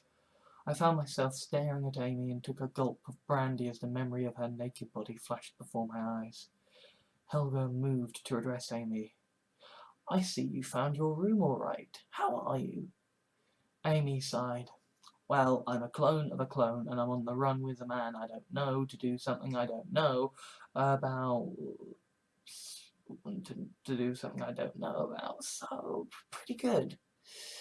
Helga smirked. "How do you feel about the Contravoxai?" "Well, they're good at what they do," said Amy. "I'm just not sure I like what they do. Where do you want me?" Helga asked, "Do you feel up to being eaten?" Amy said, "I'd rather not." "Why? You can heal," said Helga. "The boys and girls who drink here can't. You can just intercept any hungry Contravoxai, you can save lives. And I'll let you eat and drink whatever you like." Amy smirked. "I think I can do that." "Good," said Helga. "Then be on your way. I recommend working the second floor. I mean, Carla's here and Lisa's on the third." "What's she doing?" asked Amy. "Rotating slowly over a fire as people carve chunks of her," said Helga. "Oh, that's good. She's always happy after that," said Amy. "I'll be on my way then." Amy left as Lucy arrived. Lucy wore her long blonde hair tied back in a ponytail, a short black skirt and a crop top. She looked considerably pissed. "Excuse me, landlord. A word in your ear, if you please." Helga nodded. "What seems to be the problem?" "The problem is that I am Lucy Dance, heir to the Tharshnik, savior of the multiverse, and the woman who is commanding every battlefield in the United Civilizations of the multiverse. Fight. And I am dressed like some prick's wet dream," said Lucy.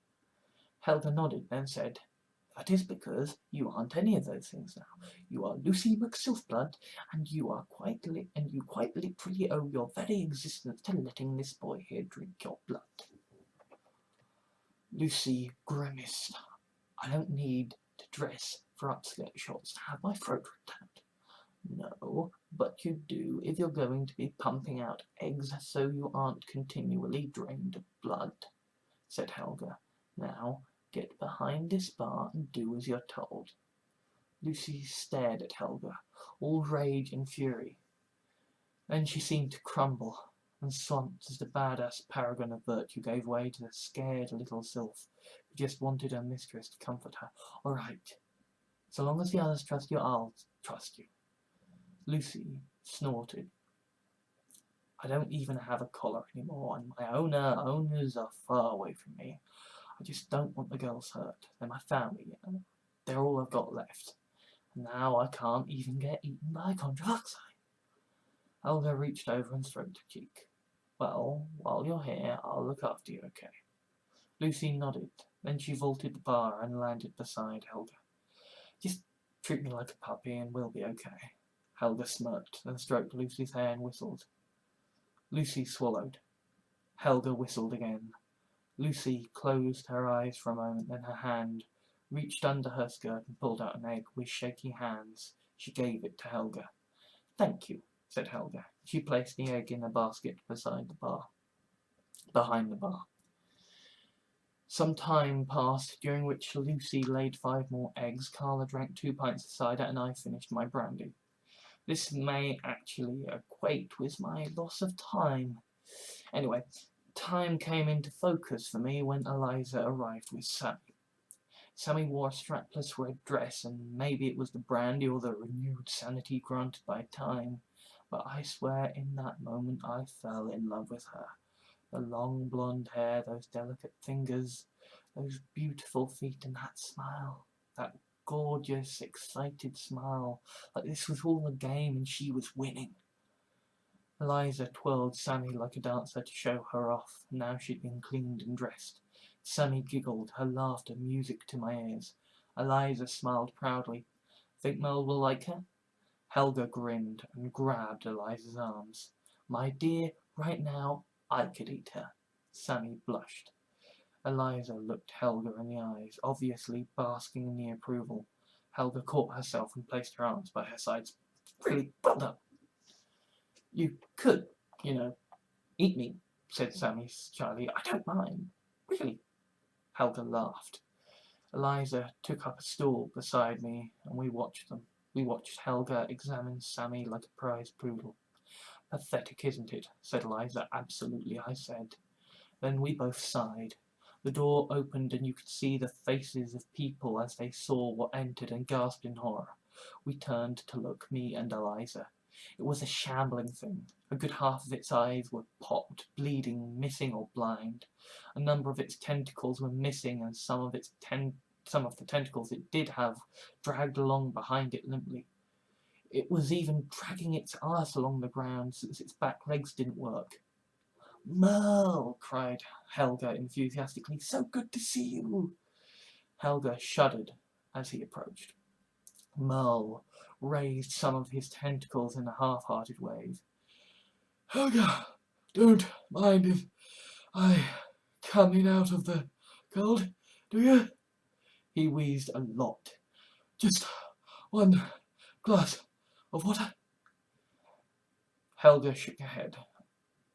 Oh, said Merle, looking somehow even more downcast than before. Okay. Merle started to slowly turn. You're not having a glass of water because I have got you a banquet, said Helga. Merle seemed to hunker down for a moment, then took a long breath. And you don't need to keep doing this, Helga. Their lives are worth more than mine. Sammy ran before Merle. Oi, big boy, you think I came all this way for you to turn me down? Merle seemed to stand to attention. Sammy. All yours, big boy, said Sammy with a grin. Merle stared at her. What? Why? Sammy ran up to Merle and wrapped her arms about him. Because you are worth it. Sammy kissed him and looked up at his eyes. Merle ran a tentacle over her cheek. Really? Really, said Sammy with utter sincerity, and she grabbed the tentacle that was stroking her and held it to her cheek. I am yours. Merle reached out with another tentacle and stroked the other side of her cheek, then down her back until it found her bum, where it rested and others gathered. Sammy leaned back into the seat of tentacles and stretched out her arms. Merle's tentacles wrapped themselves about her arms with a gentle strength. Sammy smiled and nodded. Merle's tentacles felt along Sammy's legs and feet before finally lifting her off the floor. "Thank you," said Merle finally. Sammy smirked. "It's a pleasure." Merle turned with a surprising speed to look back at Helga. "I don't know how you did it, but thank you. After all these years, a meal I don't have to feel guilty about." Helga said, "I'm glad you like her. You're a good man, Merle. You are absolutely worth 1,000,000 Liguri. But you're right. It is good to not feel guilty for once." Merle started heading towards the booth. "Aren't you forgetting something?" said Helga. He gave her a curious look. "Your drink," said Helga as she grabbed Carla. Carla stood up and stared at Merle. She winked. Merle stared for a long moment, then asked, "Have I died and gone to heaven?" Carla approached Merle and said, "I'll walk behind you and wait for you to take me. You focus on Sammy." "I would." Sammy chuckled. Merle extended a tentacle to Carla. "Thank you, ever so much." "Just enjoy us," said Carla, as she took the tentacle in her right hand. "That's all the thanks we need." Merle walked off with Carla into an empty cubicle. Helga let out a deep sigh of relief that the whole pub joined in on. Eliza strode over to Helga and took her hands. "Is everything all right?" "Yes," said Helga, as she looked over at the cubicle Merle had entered.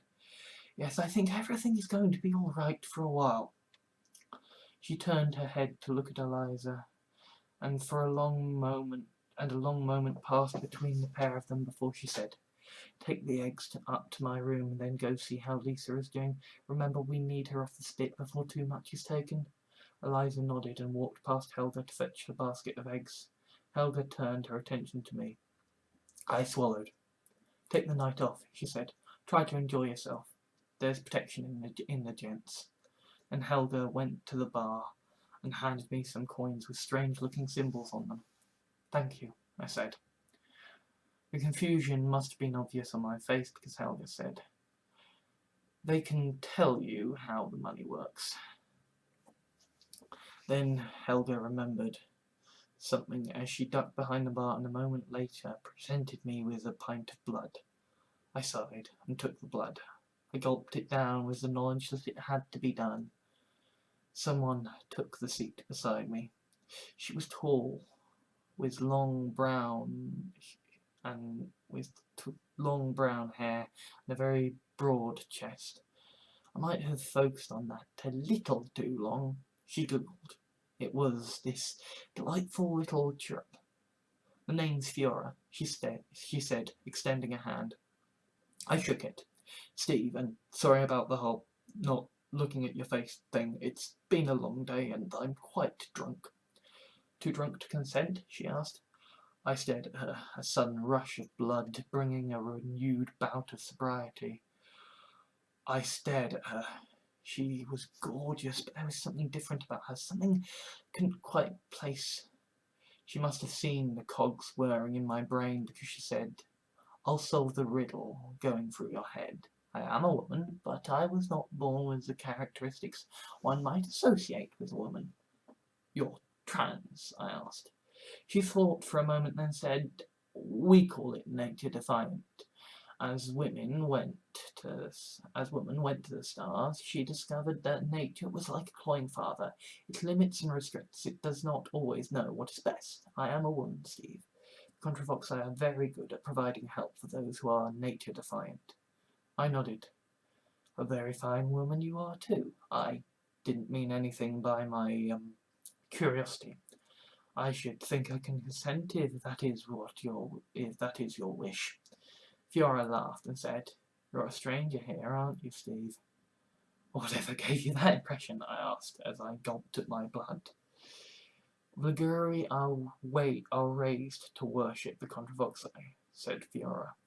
"We are literally made to believe that it is a great honour that must never be turned down if a Contravoxai wants to eat you." I said. I didn't see much worship when Merle entered. That is because the flip side of our worship of Contravoxai is the instinctual revulsion and fear of that which can destroy you, said Fiora. I've lost a lot of good friends to Merle over the years. I stared at her. Oh my God, I'm so sorry. Oh, it's okay. They went willingly, as I will, said Fiora. My point is that you reacted with neither worship nor fear. You reacted with confusion and curiosity. I nodded. So, why are you talking to me? My best friend thinks you're really hot and exotic, said Fiora. Sorry if that comes across as racist. I shook my head.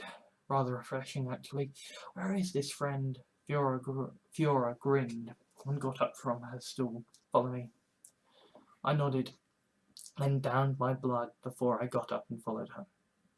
It was now that I noticed her dress. It was black. It was blue, backless and strapless, and I felt like a terrible voyeur looking at it, but I had to admit it was a good look. Stiletto heels clicked on the floor as she walked. We approached a table where a short, slender, dark-haired woman in a fluffy jacket and jeans sat reading a book. Fiora said, Steve, may I present Roxy, my best friend from when I was Fred. Roxy looked up at me and blushed. I'm terribly sorry, it must be such an inconvenience. I shook my head. Why would it be an inconvenience to meet two such beautiful ladies? She looked at me like I was a poppy. Oh, Fiora said. I'll sit down. I smirked and took a seat opposite Roxy as Fiora took a seat beside me. Roxy stared at me and grinned. She sighed. I chuckled. So what do you girls do around here? What's it like being a Vliguri? We read, we play computer games, we have sex, said Roxy. I smirked. Yes, we do those things where I came from. And I caught myself remembering the sack of Tipton. Came from. Roxy took my hands, then squeezed them compassionately. Oh, I am so sorry, Steve. If there was anything I could do. I sighed. Something is being done. I live because someone decided I was worth saving. Billions of people on planet Earth. Physicists, doctors, teachers, firefighters, diplomats, and she saved me. Roxy looked me in the eyes, and I could see she was on the verge of tears for me, for my world and my people. Fiora patted me on the back. I forced a laugh. Look at me, bringing the mood down. I'm alive, and with two very beautiful women. We should tell him, said Fiora. We can't, said Roxy. He's lost so much already. Fiora said, it's not fair to lie to someone about something like this. I know, because I was there, remember? Roxy was silent for a moment, then said, you are with Sammy and Clara, aren't you? And Sammy and Carla, aren't you? I nodded. They saved my life. Well, I assume Helga told you that Miles are regular, right? Said Roxy. I nodded. Helga gives him a couple of Vliguri every so often. I swallowed and looked from Roxy to Fiora. Then I put my head in my hands. Helga's been giving us free drinks and food for a few months now, said Fiora. And we're nearly 25, said Roxy. I stared at Roxy, flabbergasted. So leave, go to a different pub, run, hide, do something. It's not the Vliguri way, said Fiora. Roxy shrugged. We've known Helga and Merle since we were 16. They're good people. We're not about to abandon them. But you'll die, I said. I've been eaten alive. It's not nice. Roxy frowned and stared at me. Fiora said, we've been raised for this. We are destined for this. If not Merle, it'll be somebody else. And Merle's nice, said Roxy. He helps out with the maintenance of the pub and frequently helps out people who are endangered at night. Thanks to him, the streets are safe to walk. Until your number comes up, I said. Are you really going to go willingly? Roxy shrugged. Helga won't make us, if that's what you're wondering, said Fiora. We could say no, and Helga would ask somebody else. But we won't say no, said Roxy. I'm actually kind of looking forward to it. I stared at her. Fiora nodded in agreement. to feel those strong tentacles embrace me. It's going to be quite the experience. I shook my head in disbelief. Roxy sighed. Anyway, this is why we want you, because we don't have long. I followed. This was all too much to take in. Roxy cleared the hair from my face and asked, "You do like us, don't you?" "Yes," I said. She leaned in and kissed me on the lips. "Well, I want you to join me in Fiora." Fiora seemed surprised. "You want me as well?" Roxy chuckled. "I always have." Fiora leaned in. "Just tell me if you don't want me and I won't mind." I put my arm around Fiora and whispered in her ear, "You are a very beautiful woman, and I am not going to say no to you." She giggled and put her left arm around me. She kissed my ear, then whispered, "So do you want Roxy involved?" "Because I kind of do." I grinned and kissed Roxy on the lips. "Never had a threesome before. Still interested?" Roxy grinned and kissed first me, then Fiora. I said, "I've got a room on the 3rd floor, but I need to go get protection. Guest room number 7, okay?" I got up from my seat and left Roxy and Fiora snuggling each other. When I returned from the gents, I found them making out outside my room. I unlocked the door and they led me to the bed. Thank you for watching this video, ladies and gentlemen. I've been Alexander Gordon Johans, obviously. I have a blog where you can read my writings and see the original sort of fictions that I write. And that's called that's farshnuke.blogspot.co.uk, farshnuke.blogspot.co.uk. It might be farsh-nuke.blogspot.co.uk, but the point is, search Farshnuke, find it. I have a Twitter @farshnuke, or twitter.com/farshnuke, farshnuke.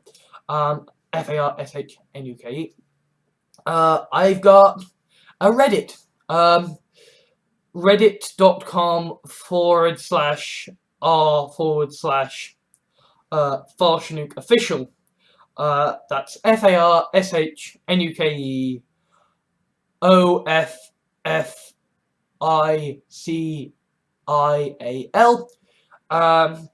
I have a Tumblr. Search Farshnuke, FARSHNUKE. I have a Patreon, patreon.com/Farshnuke, FARSHNUKE. Go there and donate however much you feel like. Obviously, the more money you donate to me, the more I can spend on reviewing things. Because, like, having no money prevents me from, reviewing things as they come out. And also, like, having money means that, I have a better quality of life and I feel better and, have food that's not just one meal a day and sandwiches. So anyway, yeah, if you could donate to me, that would be awesome, but obviously I entirely understand, money's tight, because, hey, you're watching me. And also, if you do happen to want to help out this channel, then please give me a like, favorite, leave a comment. The ones that aren't totally insulting will be, actually allowed to be shown. I'll get round to them in due time, probably. And either way, the comments are always, appreciated, because, even if you just stopped by to tell me to kill myself, at least you've chosen to spend your time here talking to me, that means something. And if you could please, whitelist me on your adblock program, or, not use adblock stuff on my programs. Obviously, subscribe to me, that would be awesome. And just generally tell your friends about my stuff. Share my videos. drive attention to my channel, even if it's, you know, not necessarily the most positive attention. It's still helping me go up through the rankings and stuff, and you know, that's always nice. And generally, kind of as a last point, I just want to be very clear here. I am anti-austerity. I am anti-guns in America, and I believe that climate change is the biggest problem facing all of humankind at the moment. So we really need to crack on with solving that problem, okay? See you, ladies and gentlemen. I woke early the next morning and left Fiora and Roxy embracing each other in their sleep as I got a shower. When I got out of the shower, I put the kettle on and got dressed. As I made myself a mug of tea, Fiora stirred. I smirked and wafted the steam over to them. Fiora opened her eyes and smiled at me. "Milk, 2 sugars, if you please." I nodded and made her a mug. Fiora sat up in bed and Roxy stirred. Fiora pulled her close and said, "You're beautiful, you know that." Roxy laughed and booped Fiora on the nose, then asked, "Any chance of a frappuccino?"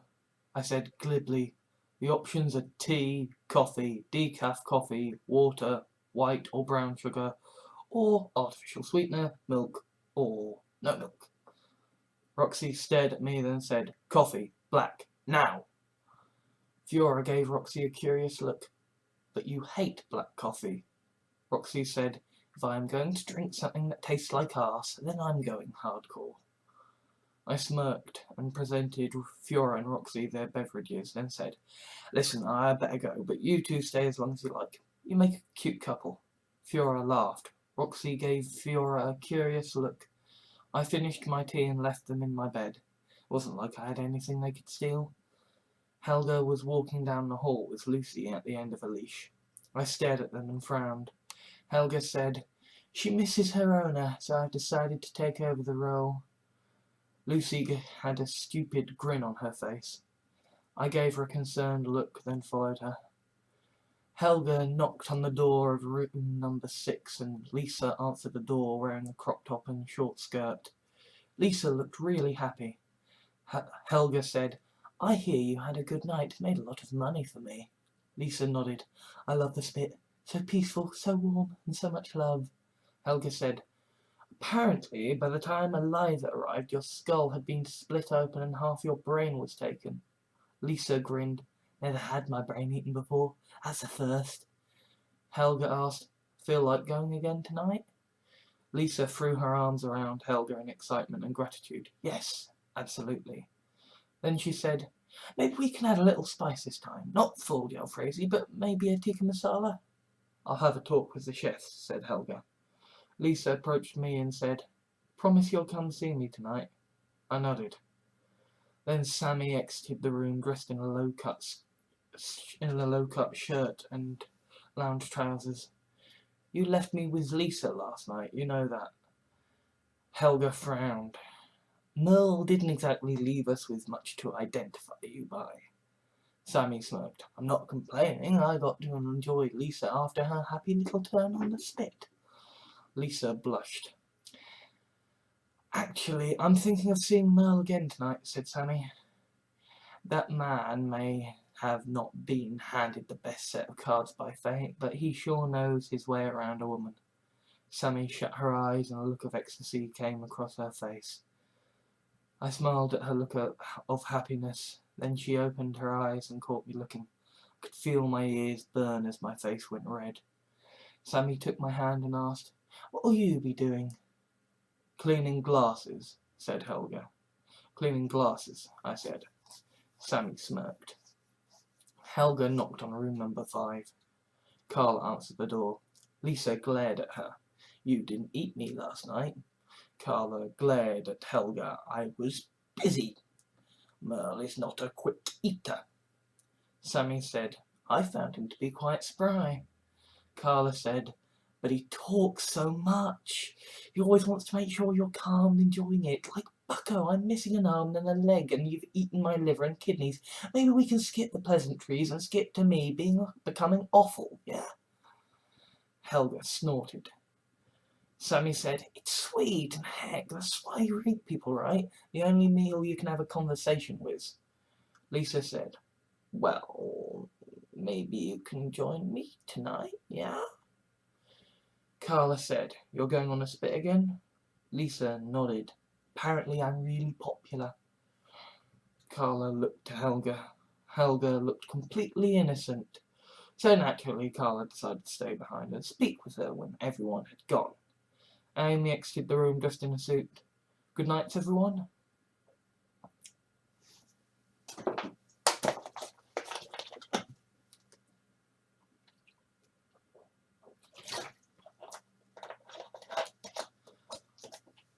I was cleaning glasses in the kitchen at about midday when Helga came to see me. "I've been hearing rumours," she said. "Right," I said. Helga leaned back against the wall beside me and folded her arms. "You and 2 girls.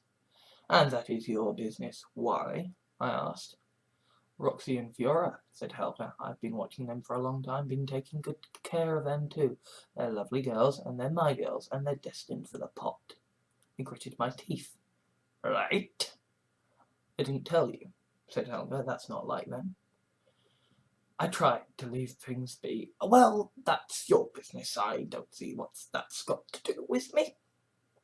Helga snorted. "You tried to talk Sammy out of going with Merle yesterday, and Sammy can heal." I tried again. "Look, what do you want me to say?" "The truth," said Helga.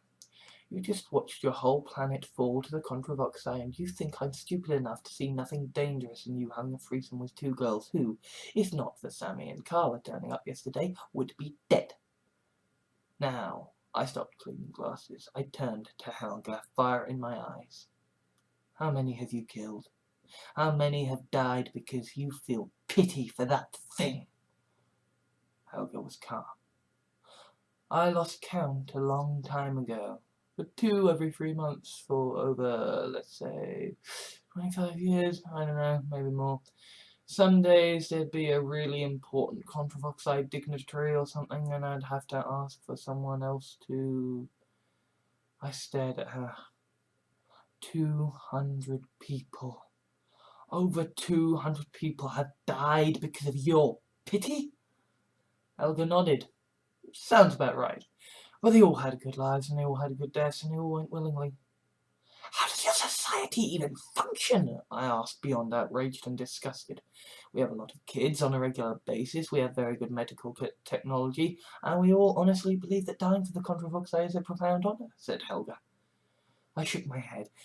"And I thought my world had problems. This is monstrous. I should kill you. I should kill you right now. I mean, you've stated openly that you'll kill again. I could save them." Helga shook her head. "You think this is just me? That I'm some lone mass murderer? You've seen the dining halls. You were eaten at one. I am kind. I am sparing. I am compassionate. I only ask for 2 a month. There are places that take 200 a day. You kill me, and Roxy and Fiora will still die. They are destined for the pot. What are you going to do? Lead a revolution? Well, good luck, because we don't want one." I closed my eyes and caught my reflection in the washing up water. Then I stared at Helga. "No, I don't need to. I can save them and save all the others who would die after them." "No, you can't," said Helga. "Then why am I still alive?" I asked. Helga stared at me. "No, you haven't, have you? It's bad enough having one were-shark, let alone 3. I shook my head. "Sammy's a were-shark, Carla's a were-shark, Amy's a were-shark, heck, even Lisa and Lucy are were-sharks." Helga shook her head. "You're chasing dreams. If I can be cured, then Roxy and Fiora can be saved," I said. "You would condemn them to an immortality of being eaten alive?" asked Helga. "I mean, I could, but as we've established, I'm a mass murderer. Could you live with yourself?" "Well, Sammy and the others seem pretty fine with it," I said. "And besides, the needs of the many outweigh the needs of the few." Helga said, "They're for the pot, Steve. Let it go and forget about them." I made to leave the kitchen, then I paused and leaned in close to Helga. I'm going to save Roxy and Fiora, and if something happens to them, I will hold you responsible, and you really don't want to. Because never mind being a were-shark, I'm a man who has lost so very much, and just been told that the small joy I've just found is something you plan to take away from me as well. Roxy and Fiora are under my protection, you understand? Helga nodded. Well, with Sammy taking a shine to Merle, I won't be needing Roxy and Fiora Wills for a while anyway. I left to find Roxy and Fiora. I arrived on the 3rd floor and saw an open fire with a brick facade, hiding some kind of advanced smoke extractor, and there, rotating slowly on a metal shaft over the fire, was Lisa. I approached her and saw that, though the charring from the fire and spice marinade made it hard to tell from a distance, she was completely naked. Her head had been shaved. The shaft entered her mouth, continued down her throat, and roughly through her midsection until it exited via her arsehole and pierced the palms of her hands before continuing on a while and finally piercing the soles of her feet. Her arms and legs were also bound tightly with string. "Quite a sight, isn't she?" said a wise, upper-class-sounding woman beside me. "Amazing to think she's still alive." I nodded and added, "Amazing to think she actually enjoys this." The woman beside me smirked. "Oh, does she? Then I won't feel bad about taking a slice or two." Then, as I watched, 2 tentacles whipped out to halt the turning of Lisa on the spit. 2 brought over a plate and held it steady beside Lisa's left arse cheek, and a 5th and 6th carved Lisa's roasted flesh from her arse and placed it on a plate. I stared, then turned to look at this upper-class woman. She was a Contravoxai wearing what I can only describe as some alien form of stylish scarf, waistcoat, skirt, and high heels. It was an absurd sight, like seeing Cthulhu in drag to play Juliet at some all-boys school. "Oh, where are my manners? You want a plate too?" said the sharp-dressed Contravoxai, and she brought up a different plate with 2 more tentacles. Then she carved off some more of Lisa's flesh and presented the plate to me. She looked at me expectantly and presented me with the plate of flesh. I took it and said, thank you." Charlotte Kensington," said the sharp-dressed Contravoxai as she stretched out a tentacle. I shook it. "Steve Banks." She regarded me for a moment and said, "You're English, aren't you? Properly English?" "Well, yes," I said. Then I tweaked. "I'm not hearing a translation, am I? You're genuinely speaking English." She bowed her head to show off a toothy grin. "My ship got shot down by a Greffalod cruiser when I was but a spawling, and I was raised by one Edmund Kensington. He taught me manners and morality. You need not fear me, Steve. I'm not like the brutes that raised your world." I regarded her for a moment and said, "You know I'm an escapee?"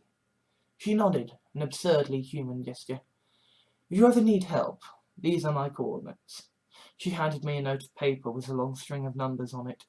I put it in my pocket. "Thank you. You have friends here, Steve. Not every Contravoxai believer of Liguri's life should be so easily discarded. Now, if you excuse me, there's a drunk over there about to try his luck with 2 Liguri girls," said Charlotte before walking away. I stared after her, then remembered where I was standing and approached Lisa's head.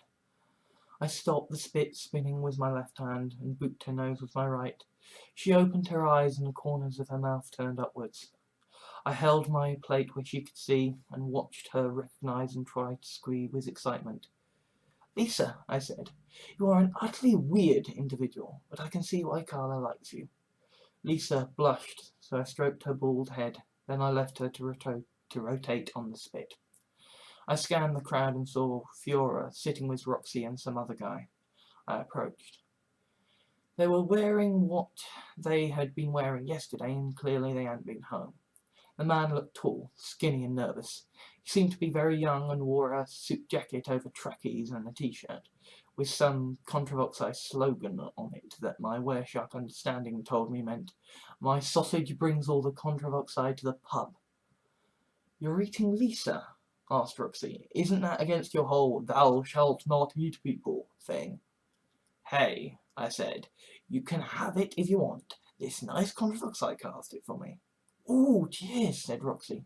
I handed over the plate and asked, so who's this guy? Fiora snorted. We've known him for years. I shrugged. He stretched out hand. Glenn Johnson. I'm, unemployed. I shook his hand. Steve Banks. We're Chuck on the run from the Contravoxai. He stared at me. Really? Yeah, I said. What's it to you? He wants to go on a spit, said Fiora. But Chicken Little doesn't want to die, said Roxy.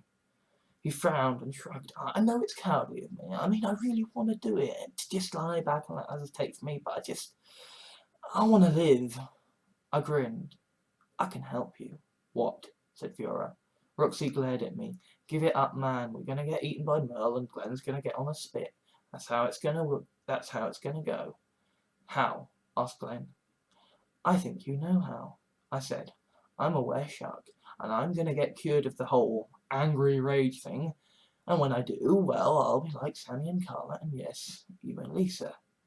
This is actually why I came to find you. Fiora sighed. Roxy's right, Steve. You don't need to save us. We're going to be eaten by Merle, and we're okay with that. He's a nice guy. Except I learned from Helga that just by coming here I've saved you too, I said. Roxy stared at me. Fiora said, what? If I hadn't shown up here, if Sammy and Carla hadn't come with me, you would have been fed to him last night, I said. Fiora shuddered. Roxy said very quietly, shit.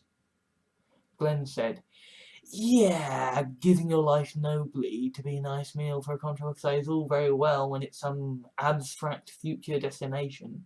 Almost nice in a way when you've just graduated university and have no idea what you're going to do with your life.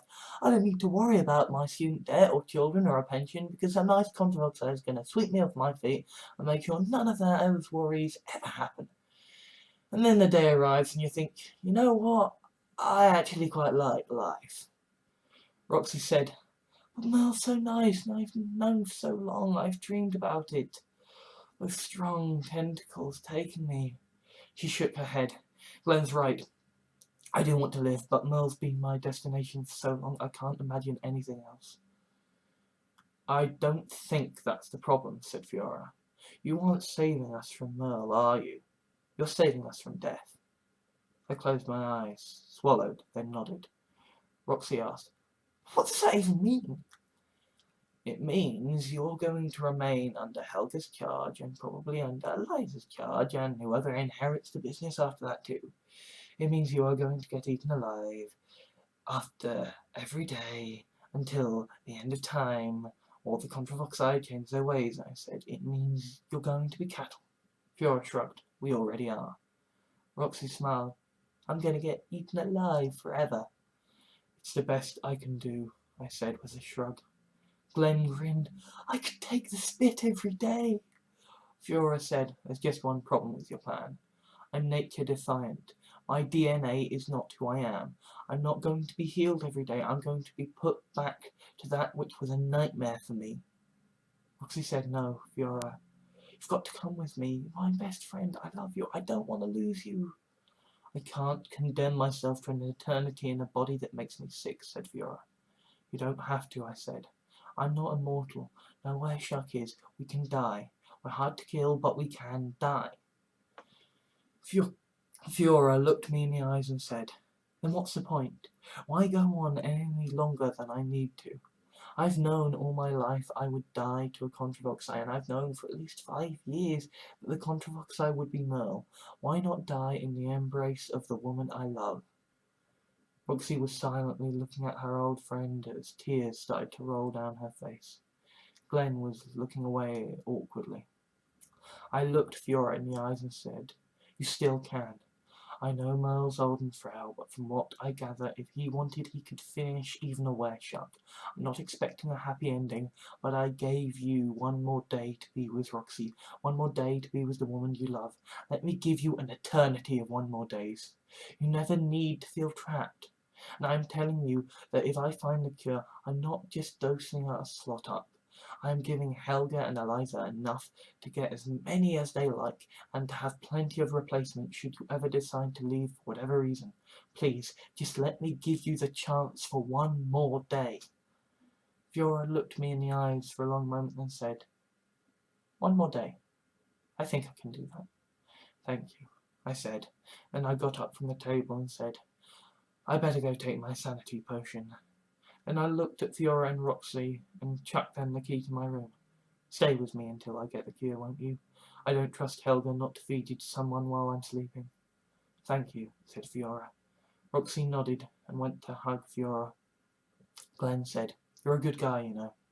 I'll do my best to hold off Helga if she comes to them." I nodded and left.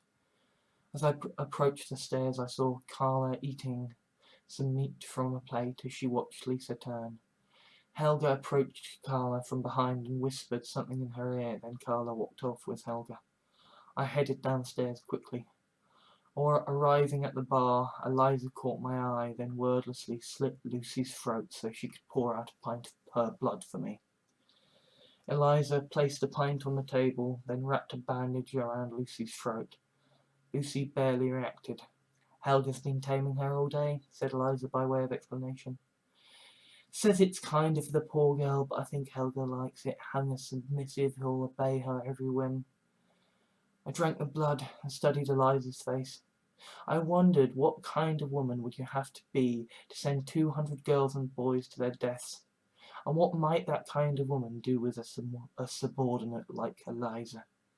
I shook my head and said, "You know, I just saw her heading off with Carla." Eliza nodded sadly. I don't blame her. I took my pint and looked for somewhere to sit and drink. As I walked, I overheard someone say, "You don't turn 25 for at least another 3 months. You're fine." I turned to the sound. A short, fat ginger man was trying to placate a tall blonde woman. I decided to sit at their table.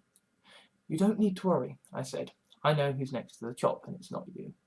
"And who are you?" asked the man. "Steve Banks," I said. "You?" "Gerald," said the man. "Emma," said the woman. "How do you know?" asked Gerald. "Because I just had a threesome with the two lovely ladies who are next to the chop," I said. "Fiora and Roxy."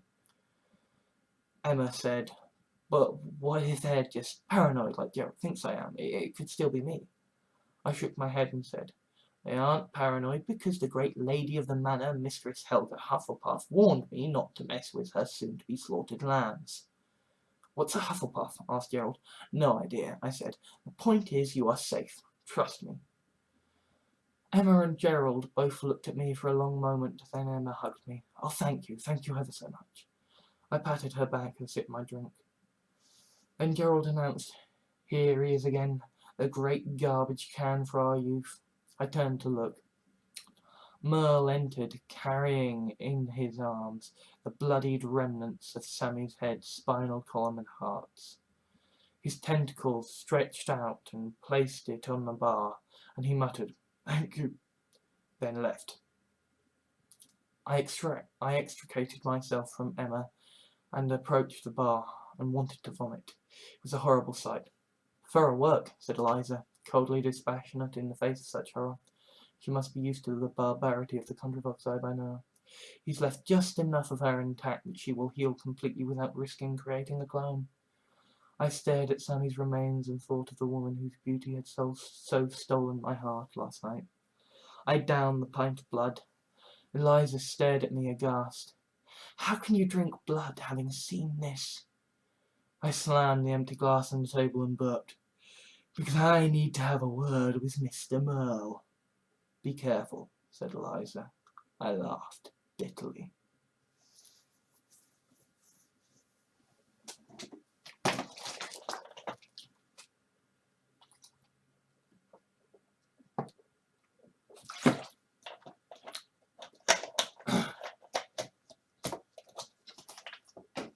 The thing about Contravoxai is they've got eyes on the back of their head and tentacles on the back of their body. It is impossible to jump one from behind. Merle should be easier to take on, though, what with his missing eyes and lame tentacles. Except now I looked at him, his eyes seemed to have grown back and his lame tentacles shot up my trouser legs and gently cut my cotton balls as Merle came to a stop, hissed, "You so much as squeal and I'll start applying pressure, and we both know you can heal. What is your deal, kid?" "You ain't my friend," I said. "She consented and she lives," said Merle. And the others?" I said. Merle was silent for a long time. Then he asked, "What do you hope to achieve?" "I want to stop the deaths," I said. "Helga won't stop feeding people to you, but you might stop killing them." His tentacles released me.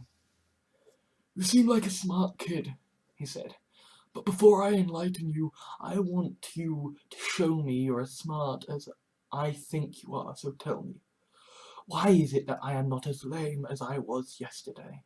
"Sammy's DNA," I said. "The sylph blood is what keeps my wereshuck madness at bay. You ate Carla and Sammy last night. That's a whole lot of sylph DNA in your system. Supercharging it was leftover power." "Good," said Merle. "You really are smart. Hopefully smart enough to avoid trying to kill me. Now come. Helga thinks I'm homeless, but that's not exactly true." I nodded. "Lead on, Macduff."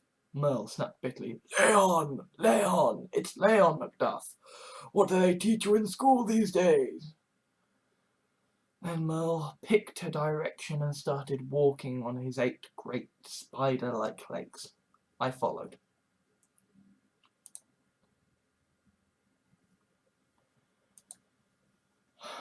A short, slender Contravoxai approached and curtsied towards us. "How was the pup, honey?" "Oh, it was quite agreeable, and I brought a friend to visit it, if that's all right," said Merle warmly. The Contravoxai seemed to nod and said, "Enjoy your stay." "Right," I said. "Read any Harry Potter?" asked Merle. Yes," I said. "Pretend she's platform 9 3/4, said Merle, before charging and heading into the small Contravoxai and phasing out of existence. I shrugged and cried, "Slytherin rules!" as I charged at the Contravoxai.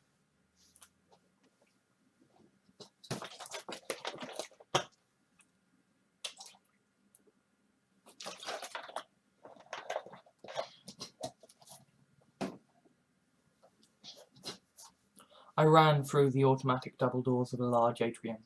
There were plants and trees and in pots everywhere, and mounted weapons, suits of armour, and various treasures. Ornate wooden doors led off left, right, and onwards. Merle was standing beside me, looking rather bored. "Where the fuck are we?" I asked. Merle seemed to consider for a moment, then said, "Inside a very old friend." "The Contravoxai outside?" I asked. "My first love," said Merle. "She was dying of what you would know of as cancer, and I found a way to extend her life, to give her near immortality." "How?" I asked. Merle started walking. I followed.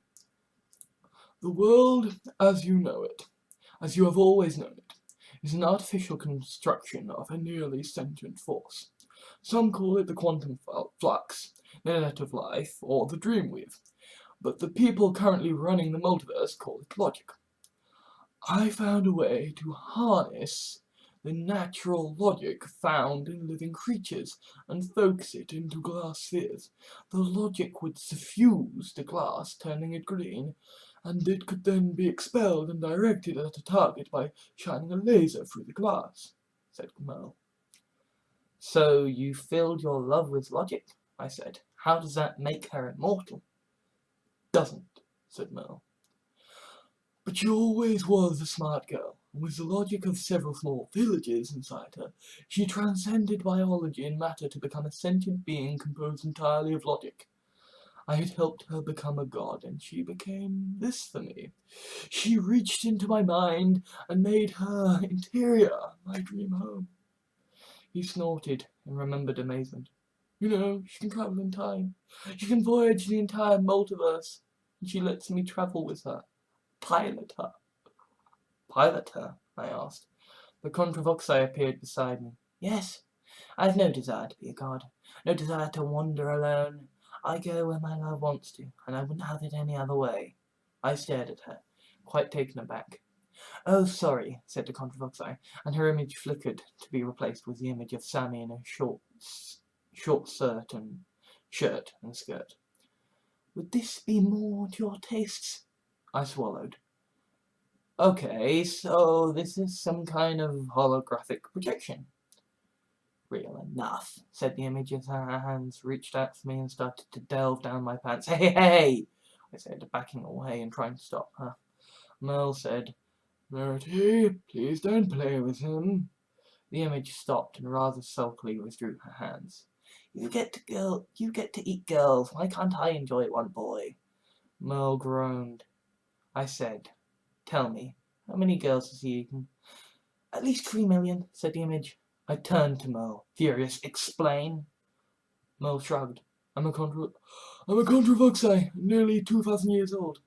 I nodded and said firmly, it needs to end.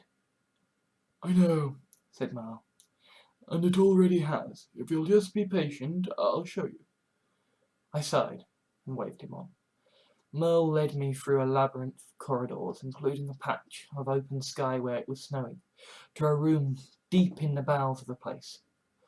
He paused outside a set of double doors and said, What I have to show you now may be disturbing, but I assure you, no one is in any pain. Then he opened the doors, and we walked through. The first thing I noticed was the sound of artificial lungs and a series of deep, regular bleeps. Merle stood in the centre of the room and spread his arms wide. Take a look around. Let me know if you have any questions. So I looked. There were the remains of 8 different people hooked up to machines. They were in various states of conditions.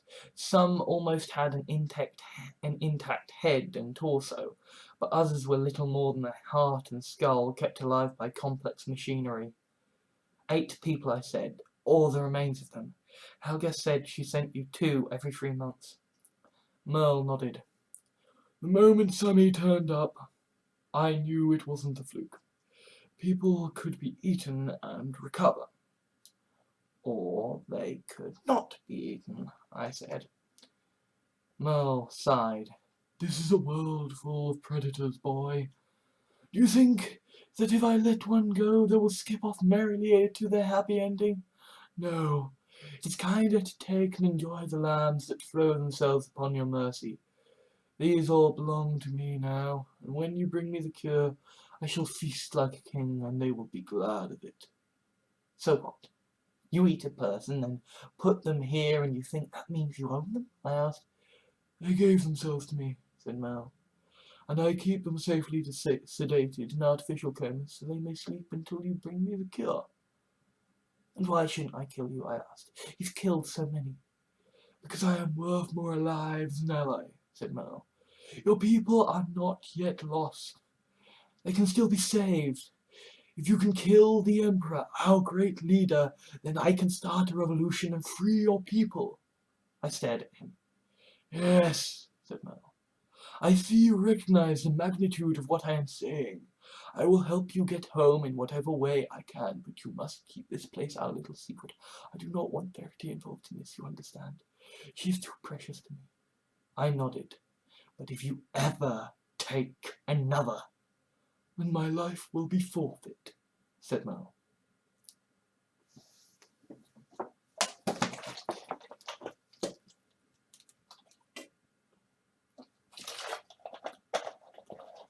I made it back to the pub, and Sammy was waiting for me at the bar, wearing a fitted t-shirt and short skirt.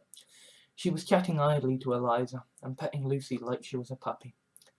Eliza spotted me and grabbed a glass. Within a minute, the fresh bandage had been applied round Lucy's neck, and I had a fresh pint of blood to drink.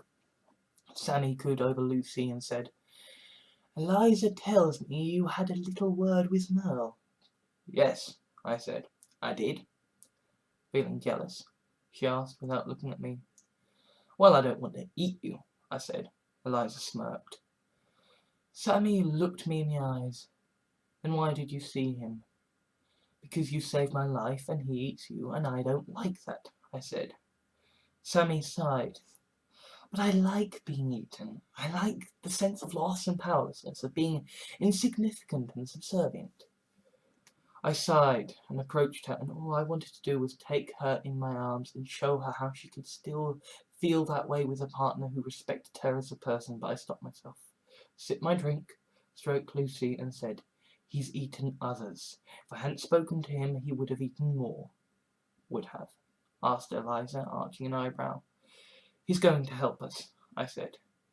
"He is?" asked Tammy. "How did you manage that?" "I didn't," I said. "You did."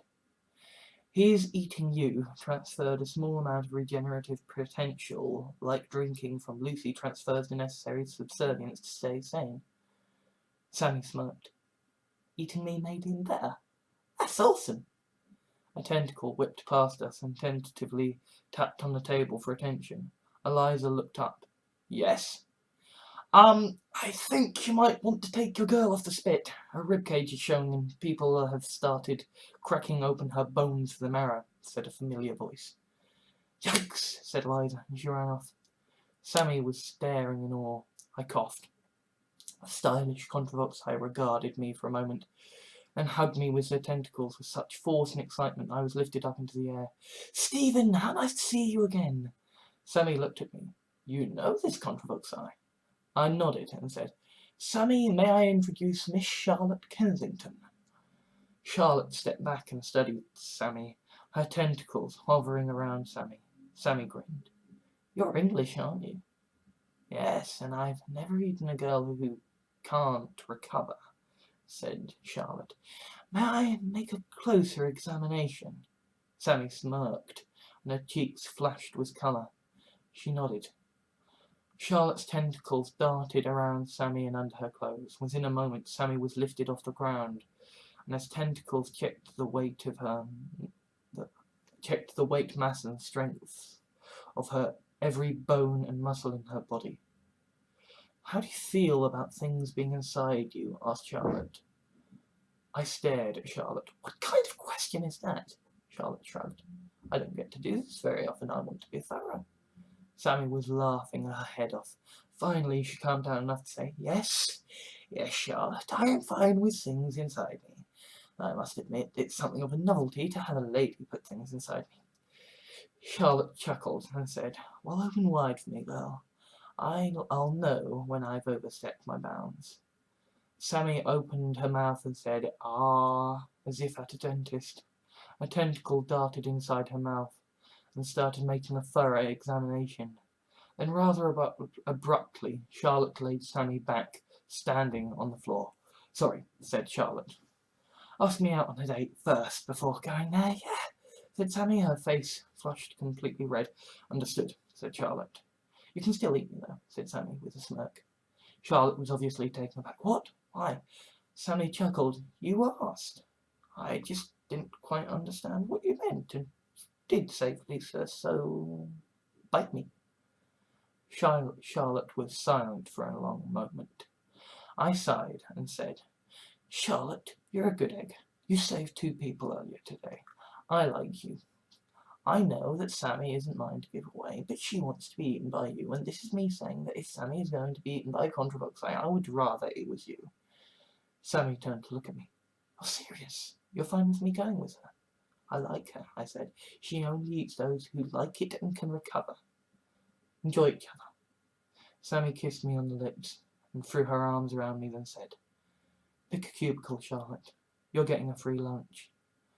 Charlotte shook her head. "What? I don't understand. Pick me up, carry me into a cubicle, strip me naked, and tear the flesh from my bones until only my heart and brain are left," said Sammy.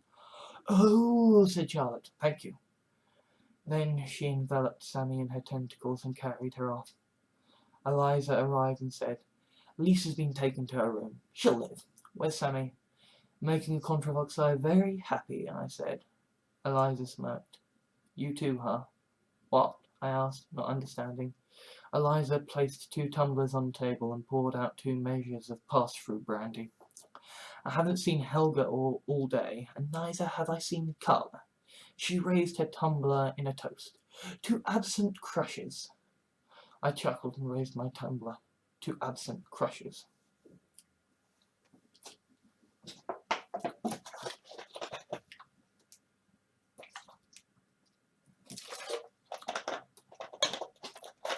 The next morning I left my room, clean shaven and showered in a new suit. Fiora and Roxy had taken up my offer and were going to spend the next week slowly moving essentials from their homes into the room. Glenn was in no immediate danger and so opted not to join the three of us, but he was going to move some of his possessions there on the off chance that I did get the cure and he could live full-time at the pub. As I passed her room, Lisa exited in a short pink skirt and crop top.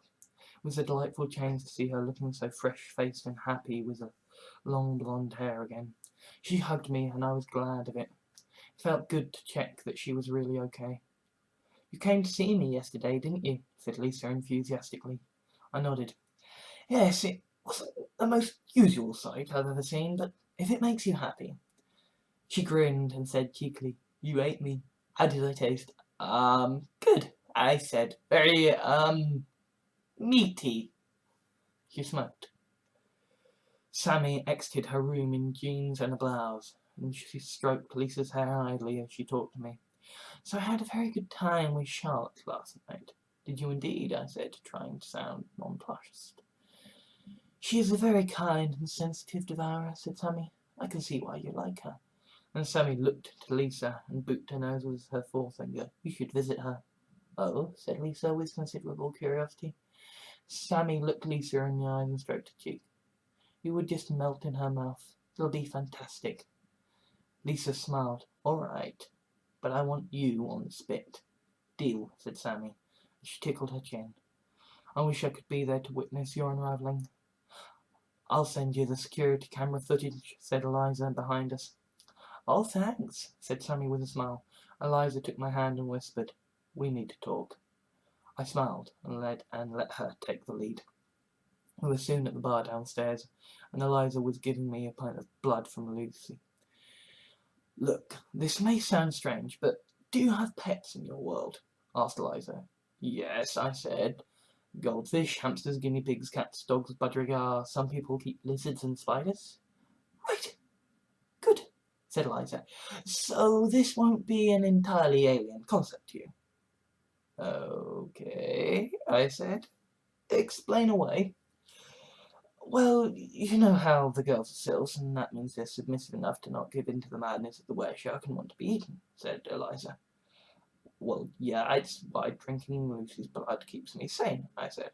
"Exactly," said Eliza. "It also means she likes to be kept as a pet. Well, they all do, but Lucy especially, and well, look at her." Lucy wore a shirt and skirt, but she was hunched down on all fours, eating pet kibble from a bowl. Eliza stroked her back and scratched her under the chin, and Lucy purred. "Yeah, that's not exactly typical of a person," I said. "But it is of a sylph," said Eliza.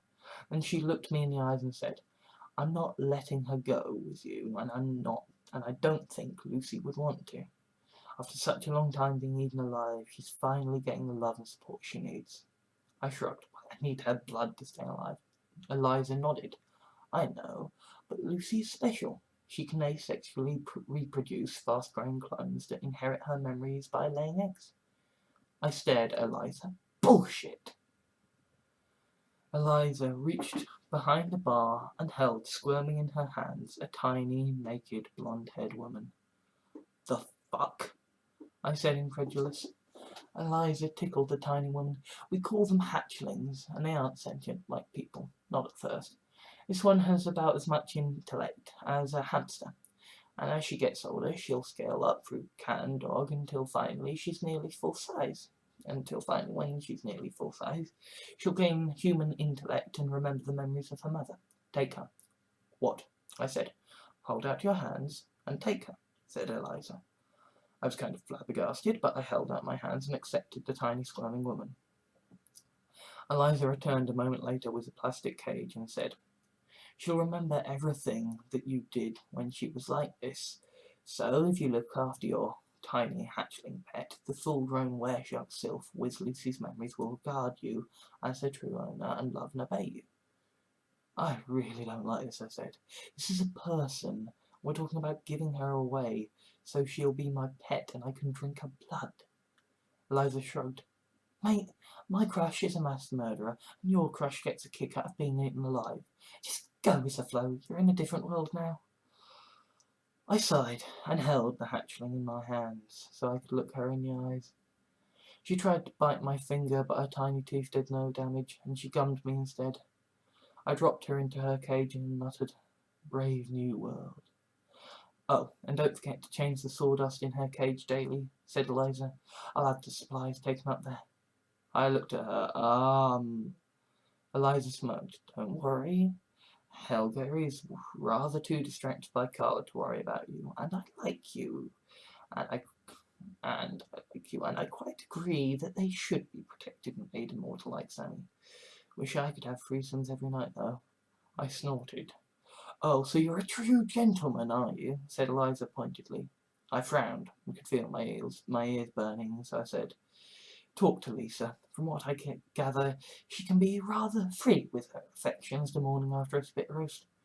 Eliza grinned. "You know, me and you could—" I swallowed. "I do not want to mess with Helga's territory. Sorry." Helga sighed. "Probably a sound bit of reasoning that. Now away with you and give that hatchling lots of love and cuddles." I nodded, and left with the hatchling in the cage and the pint of blood.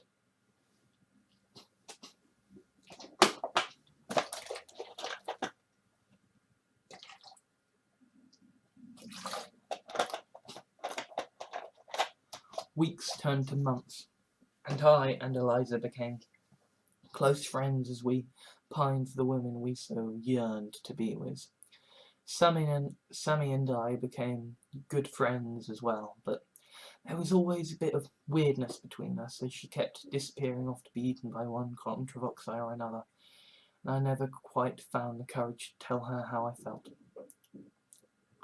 Fiora and Roxy became very close until I was politely asked if I could sleep elsewhere. I accepted because by this point my little hatchling had become rather large and boisterous, so I needed the extra space anyway, and Lisa so often spent the night alone, and as a bowl of slowly heaving soup, she didn't mind me staying with her.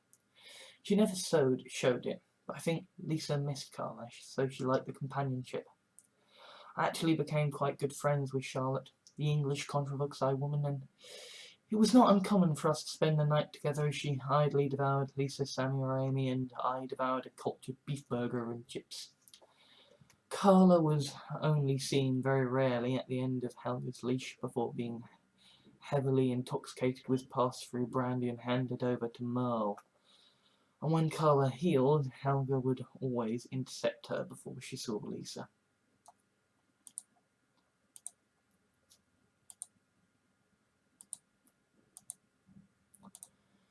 Merle remained distant, but he would occasionally pass me a book about some famous revolution or other, so as to whet my appetite and warn me of the shitstorm we were about to bring down.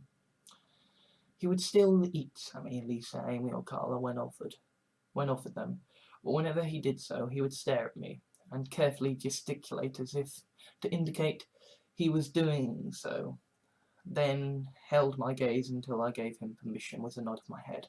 I tried shaking my head once, and sure enough, he said no to eating Sammy and Lisa, only for Charlotte to cough politely and eat them instead. He was very respectful about my hatchling, though, and in our moments of small talk he would ask after her, and seemed genuinely interested in the progress of her development. Amy was an enigma. I didn't see her much. A bit distracted with my hatchling, my roommates, my crush, and my work, but from what I did see, she seemed to be more refined than the others. Oh, she could be eaten with the best of them, but she belonged in conventional society more. Perhaps it is worth noting that while Sammy or Lisa would be used either as a draw to pull in punters or sold as a dish, Amy was never an official part of pub business. Rather, she preferred to stalk the pub floors, interposing herself between any Contravoxai on the hunt and their intended prey. Like if Batman decided to stop muggings by intercepting the muggers and handing them a suitcase full of cash.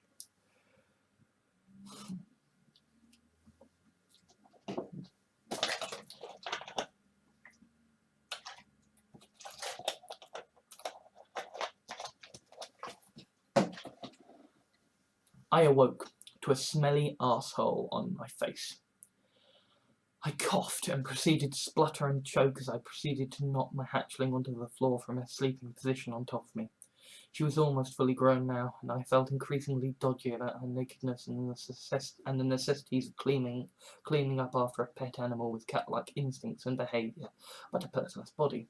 She rolled onto her belly and stood on all fours, her long blonde hair a mess on her head. She emitted a familiar, inhuman keening sound. I sat up in bed, swung my legs over the edge of the bed, and stroked her head. "Hey girl, I'm sorry. I just don't like having your asshole in my face." She looked at me, looked into my eyes and said, "Master." I looked at her. "What?" "Master," she repeated. "You're my master." I frowned, then I shrugged. "I guess I am. And you?" She closed her eyes and remembered. She closed her eyes and shuddered. "Can remember everything." Suddenly she was hugging me and said, "Your whole world, I'm so sorry." I patted her back and said, "It's all right, I'm fine. Better now you're thinking. Go have a shower and put some clothes on, then we are heading to the bar." She nodded and went for that shower. I wore a suit and my hatchling had her hair pulled back in a ponytail as she sported one of Lisa's lace-up bikinis, a blouse and shorts worn with a belt. We approached the bar and Eliza grinned when she saw us. "Your little hatchling's remembered who she is, hasn't she?" said Eliza excitedly. I nodded and patted my hatchling's back. "Yeah, she's a good girl." My hatchling closed her eyes and shuddered as something occurred to her. Then she turned to look at me. "I was created so you could drink my blood, wasn't I?" I frowned and scratched the back of my neck. "Sorry, but it's just until I get the cure." My hatchling regarded me for a long moment, then she nodded. "Okay, I'll do it. I'm still your baby girl, you understand. Just because you're drinking from me and I can talk doesn't change the fact that I'm your puppy." I nodded and booped her nose. "I'm not abandoning you." My hatchling grinned and said, "Eliza, make it quick, yeah?" Eliza reached over the bar and slit my hatchling's throat, filled a pint of glass and wrapped a bandage around her neck to heal the wound. I caught my hatchling and held her for a long moment. Finally she whispered, "Take me to my room. Let me recover." "I will," I said, "don't worry." I picked up my pint. Eliza said, "You should let Mel know. Now you're ready to move, he can take Sammy to this Contravoxai contact she has." I nodded. I returned with Mel to find Eliza chatting with Sammy. The conversation stopped as we approached. Sammy turned to look at me and she swallowed nervously. She was wearing a loose white dress and her hair cascaded down her back. "This is goodbye," she said, extending her hand to shake. I took it, and she pulled me into a hug and said, "Start again and make a home, Steve. I want you to be happy, you understand. Forget about me and live your life the best way you can." Then she pulled back, looked me in the eyes and kissed me on the lips. I was stunned and confused. Sammy spoke to Mel, and he stripped her and lowered her whole inside his mouth. I watched Merle walk away as Eliza took my hand and handed me a tumbler of pass-through brandy.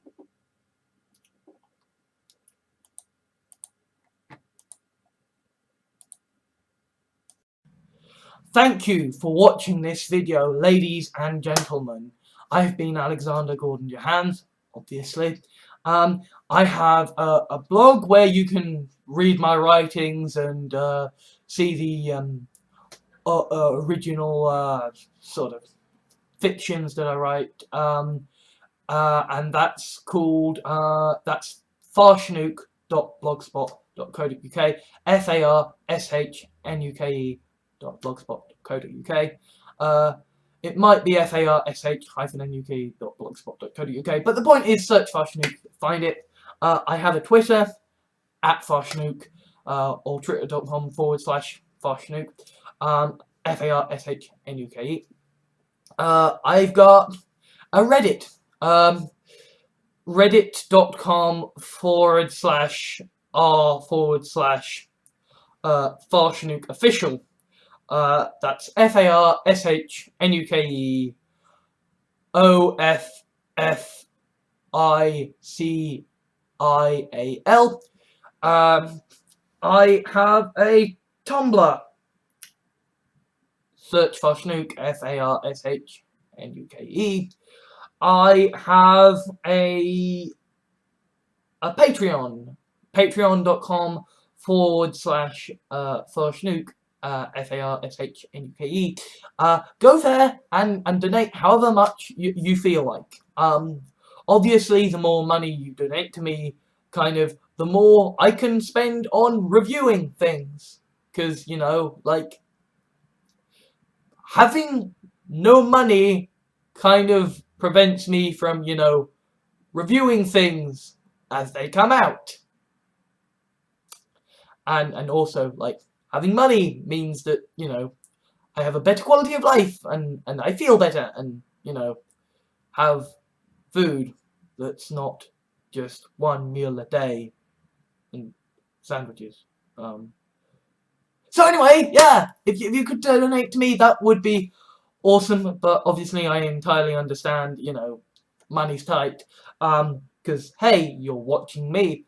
And also, if you do happen to want to help out this channel, then please give me a like, favorite, leave a comment. The ones that aren't totally insulting will be, actually allowed to be shown. I'll get round to them in due time, probably. And either way, the comments are always, appreciated, because, even if you just stopped by to tell me to kill myself, at least you've chosen to spend your time here talking to me, that means something. And if you could please, whitelist me on your adblock program, or, not use adblock stuff on my programs. Obviously subscribe to me, that would be awesome. And just generally tell your friends about my stuff. Share my videos.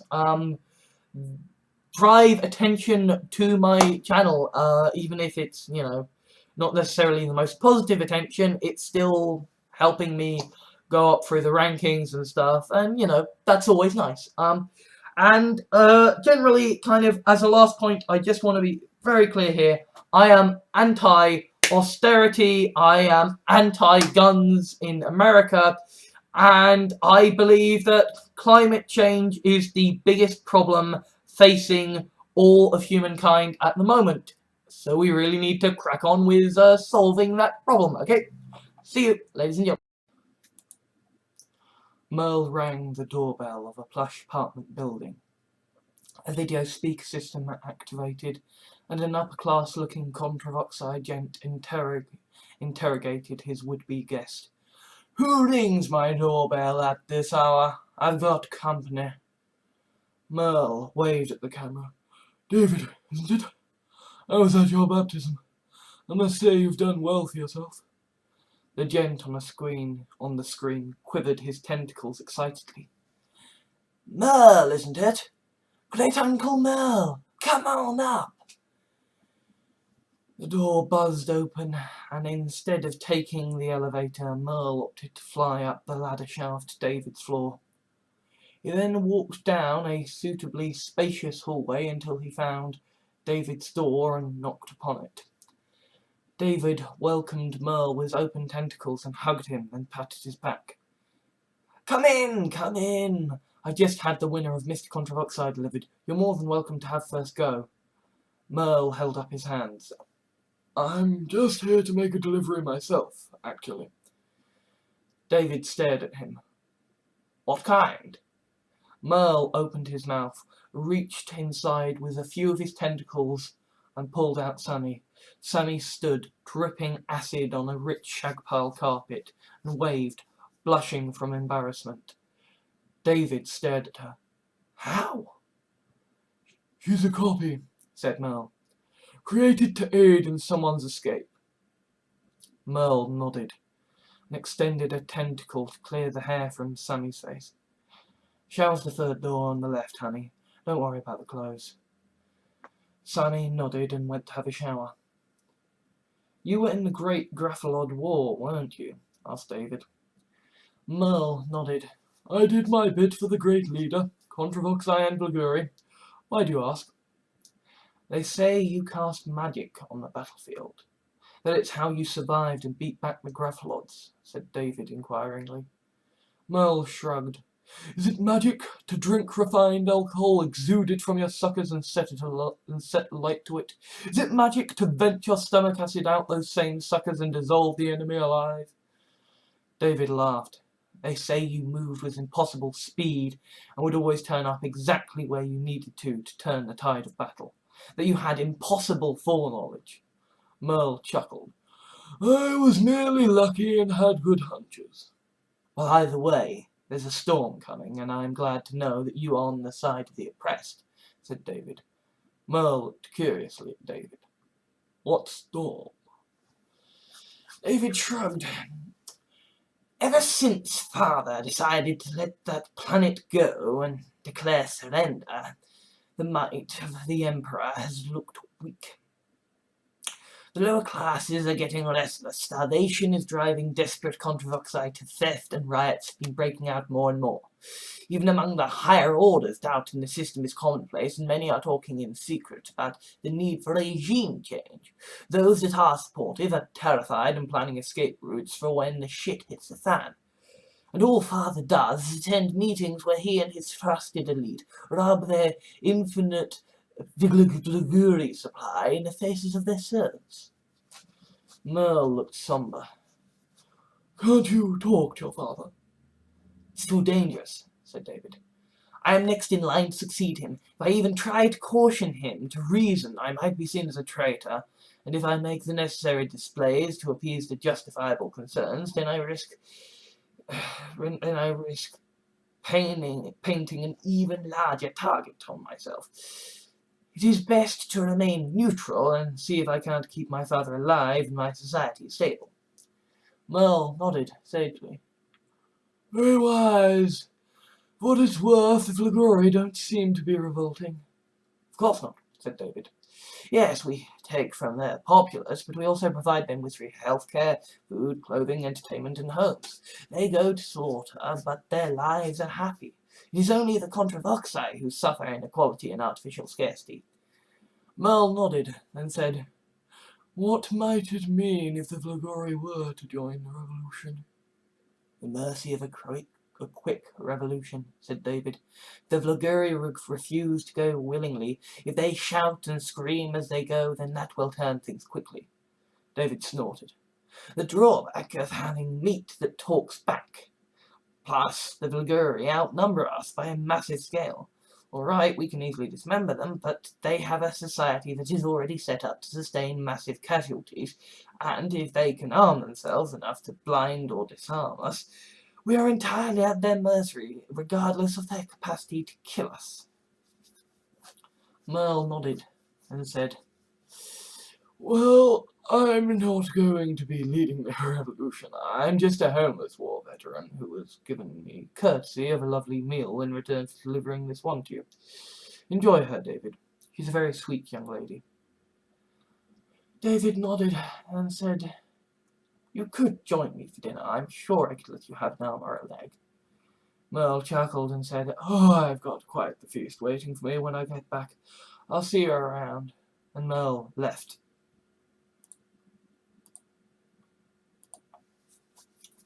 Sammy re-entered the room and coughed lightly. Hi. David turned so his legs were heading towards Sammy, and he approached her with open tentacles. Sammy, my dear, it's been quite a while. Sammy chuckled awkwardly. Well, I'm here on business. I know, said David with a curt nod of his head. Then he folded his tentacles around Sammy so they lightly brushed her skin. There will be time for that later. Shall we dance? Sammy shivered with excitement as she felt the tentacles enfold her, not trapping her, just ready to support her. She checked around for the tentacles that would take the weight of her feet, and tentacles that had been in position to act as support rails. She knew that taking hold of the rails and letting her feet touch tentacle instead of carpet would mean the dance would begin. So she smirked, and did just that. Sammy gripped David's long, hard tentacles and felt him tighten his grip around her. Strong tentacles hugging her waist and wrapping themselves around her arms. She lifted her left foot tentatively off the carpet and onto the waiting footrest. Tentacles snaking around her ankle and calf, holding her steady. Finally she lifted her right foot off the carpet and David held her tight. "Thank you," said David, and he stroked her hair, smoothing it down as they talked. He turned on some Contravoxai classical music and proceeded to take Sammy in a kind of waltz, as he asked, "Do you remember how we met?" Sammy chuckled as she looked into David's ring of eye stalks.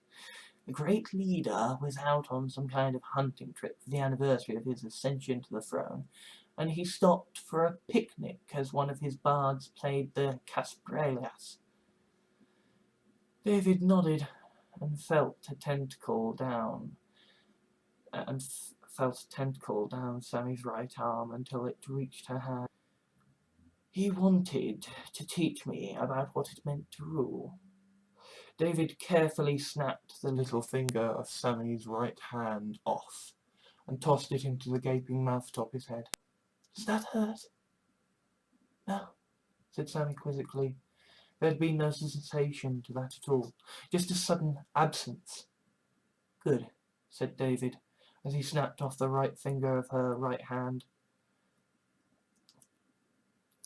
Sammy mused on this, but decided to continue the conversation.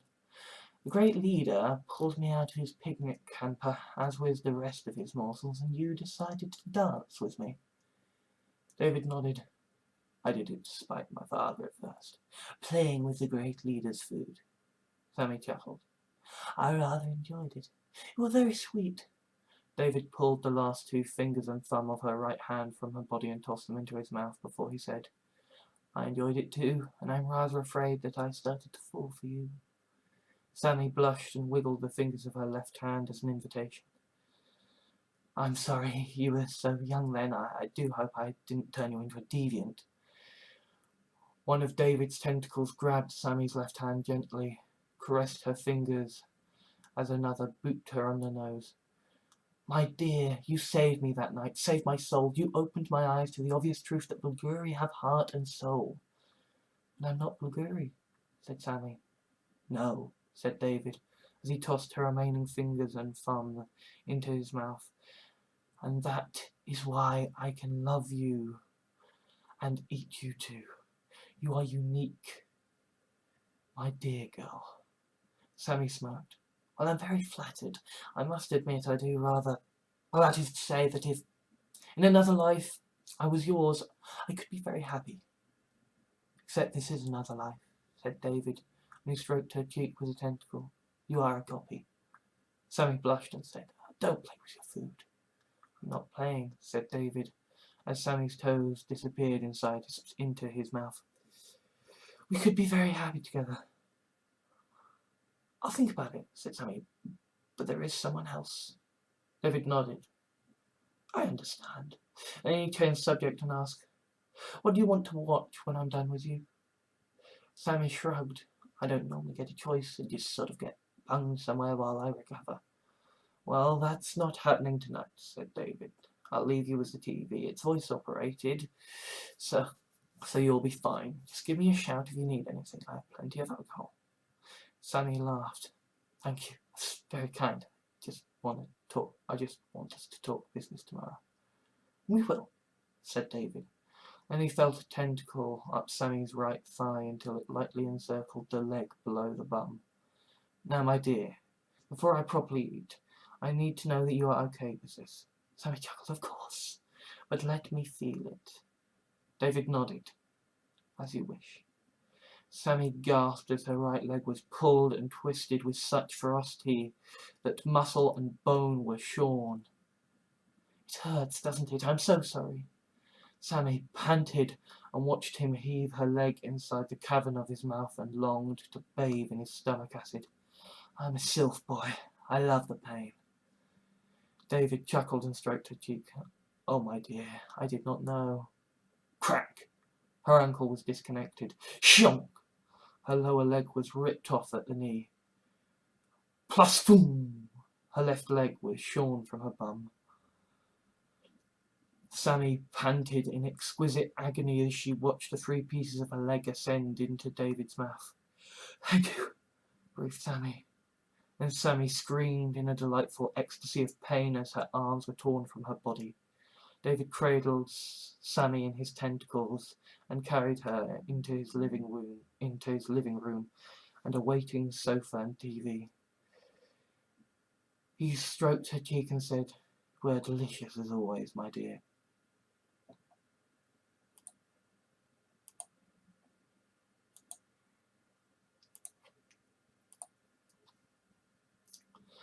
Sammy woke up naked in a large, expensively decorated, luxurious double bed.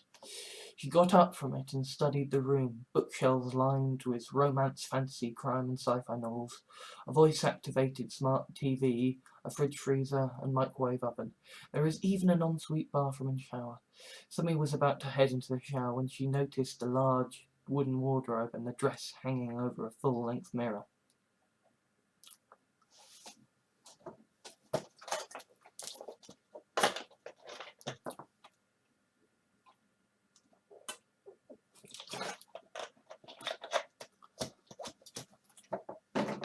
Sammy found David in the kitchen of the large apartment, making a Contravoxai fried breakfast of various alien meat slabs and strange fruit and vegetables.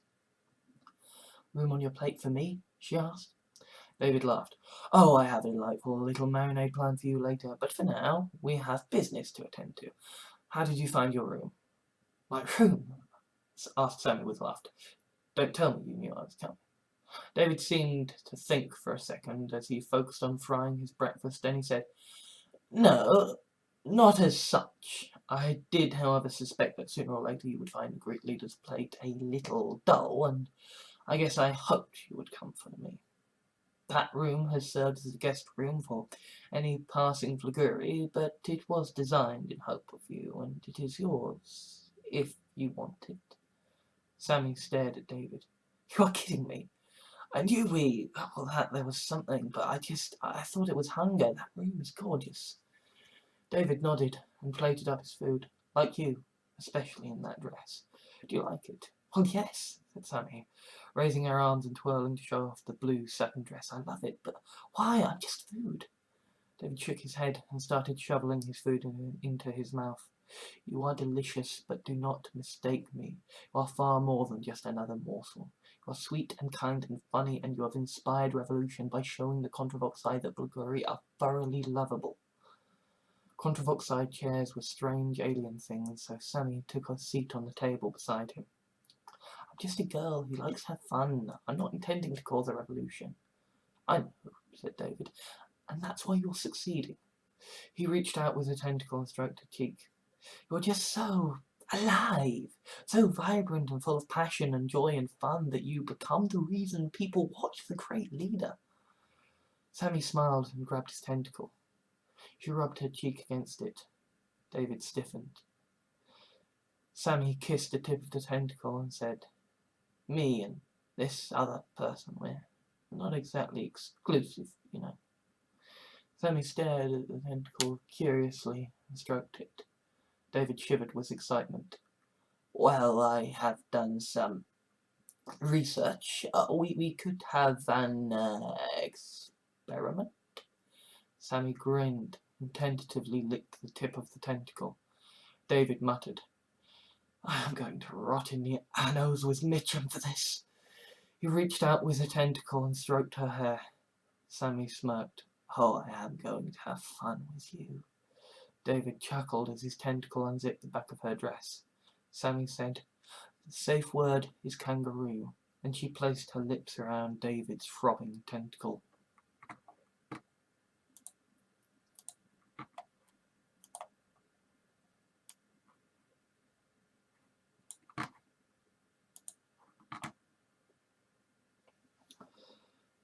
Sammy stepped out of the shower to find David on a Contravoxai couch and watching a TV show where 2 Contravoxai were talking behind the cover of a sofa as a tall, scary Contravoxai approached with an axe.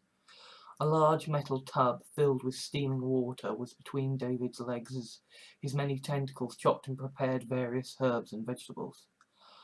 "That was an experience," said Sammy with a chuckle. "Indeed it was," said David with wry amusement. "I do hope I proved satisfactory." Sammy nodded and closed her eyes. "You were certainly that. But being doused by 36 tentacles, not so fun." David blushed. "Sorry." Sammy smirked. "It's fine." And she approached the tub. "So what's this? You still want to eat me after that?" David shrugged.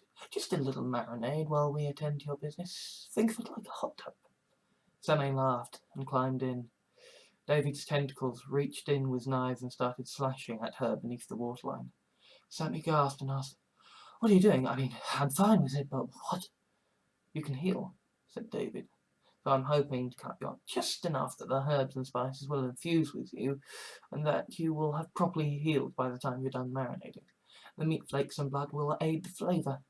Plus, I've removed most of your liver because I want you nice and boozy, just for eating, nothing else, I swear."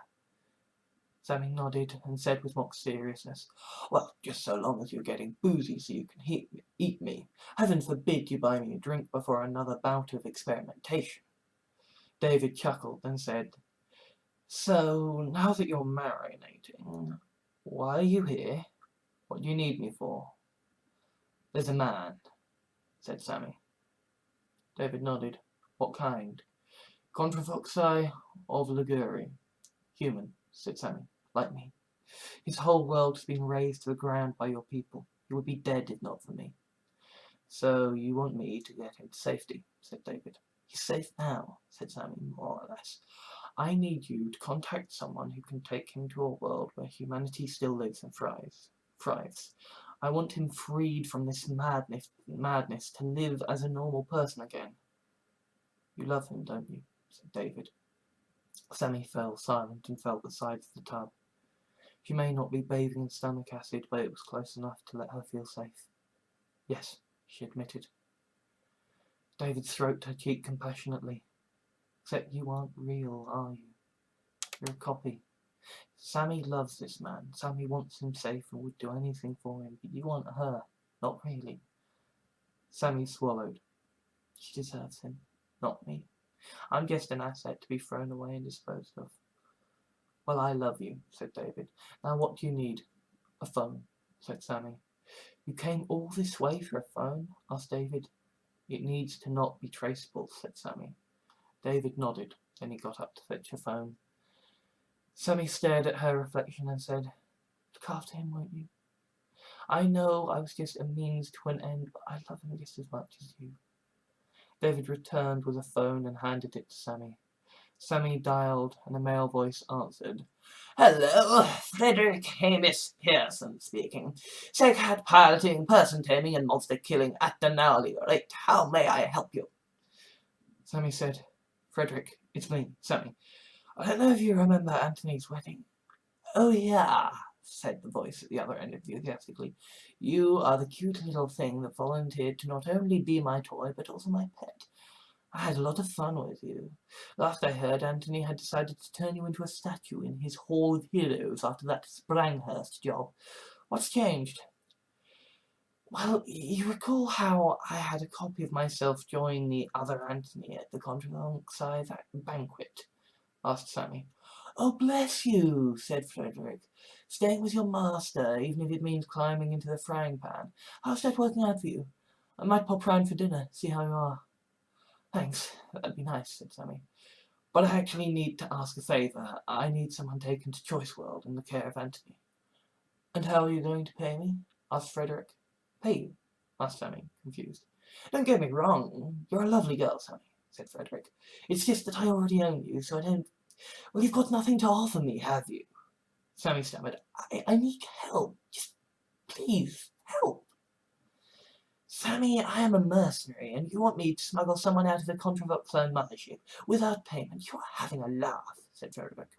David took the phone from Sammy and said, "You are distressing my marinade. Explain yourself." Frederick laughed. "Calling for help. She's being marinated." God, I love that girl. Anyway, my fine gentleman, the point of the matter is that you lot are scary and I don't work for free. David nodded. I see. Sammy mouthed. What's he saying? David handed Sammy a glass of brown liquid. Sammy reached out to grab the glass and David casually snapped off her little finger and dropped it into the marinade.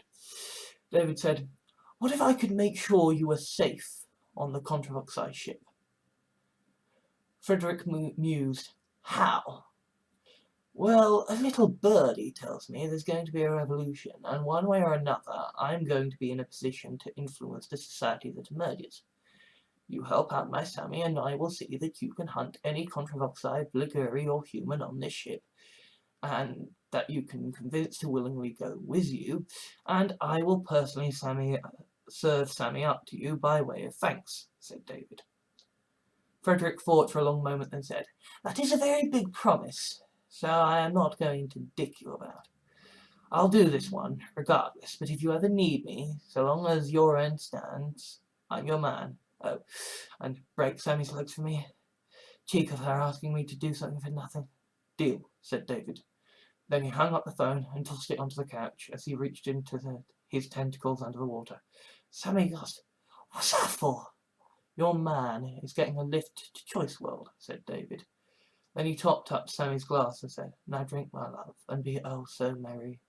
Sammy grinned and knocked back the glass. Then she grimaced. Quite the kick. David nodded, because I want you to have quite the kick. Then he leaned back and watched his TV show as Sammy marinated and got obscenely drunk.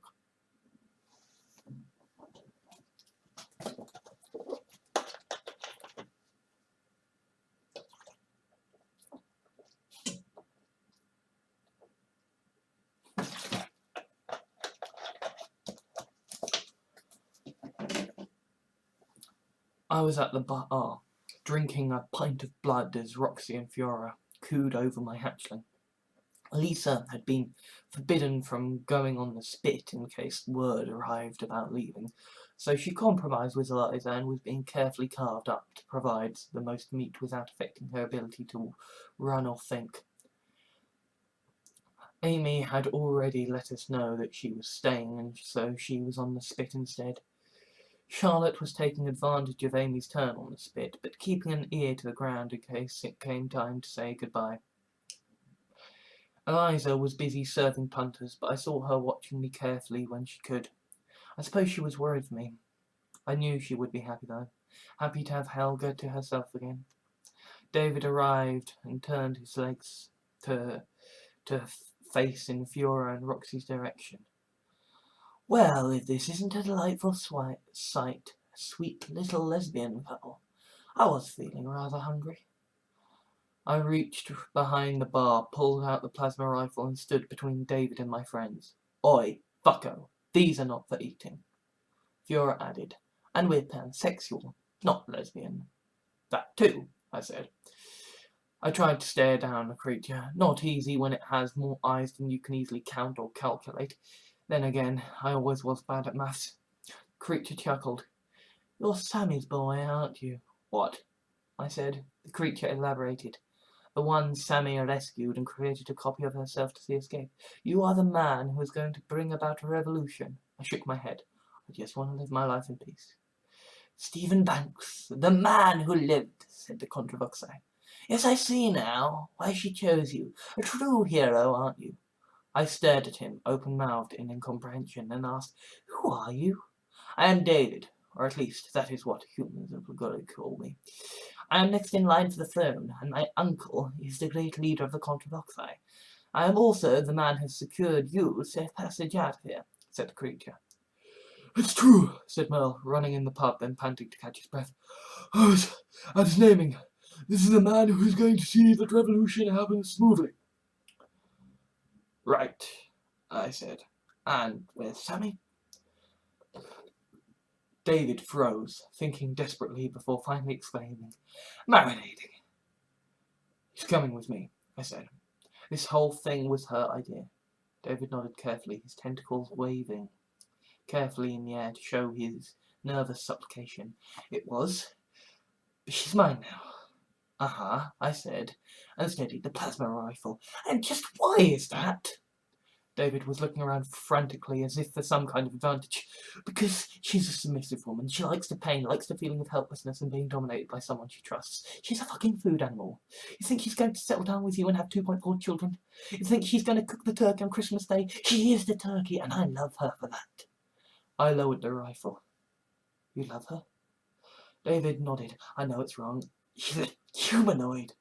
I'm supposed to find it disgusting. It's supposed to be like bestiality to be with her. I eat her for leader's sake. I love the taste of her flesh, but I also love her heart and soul. She is the sweetest, kindest, most adorable and delicious thing in existence. I can't pass with her. I just can't. I stared at him. Merle patted a compassionate tentacle against my shoulder and muttered something about star-crossed lovers. I swallowed and nodded. Look, I'm not a Vliguri and I'm not a Contravoxai. To me, you are all fucking weird. But you're right. She does love it, and that is a part of her I can't share in. But you can. Look after her for me. And remember that no matter how much she may enjoy what you do together, she is a person and deserves to be treated as an equal. Carla announced suddenly, take me with you. Helga had Carla on the end of a tight leash in a gimp suit as she stopped by to check on the bar, but Carla had spat out the ball gag to make the announcement. Helga was stunned into silence.